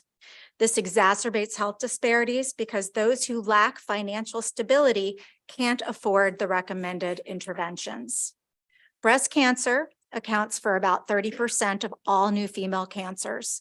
It's the most common cancer in our state and second only to lung cancer in deaths. About 10% of our population carries a mutation that puts them at high risk of cancer. And we must ensure that the Marylanders in our state who have these mutations can have access to the services they need.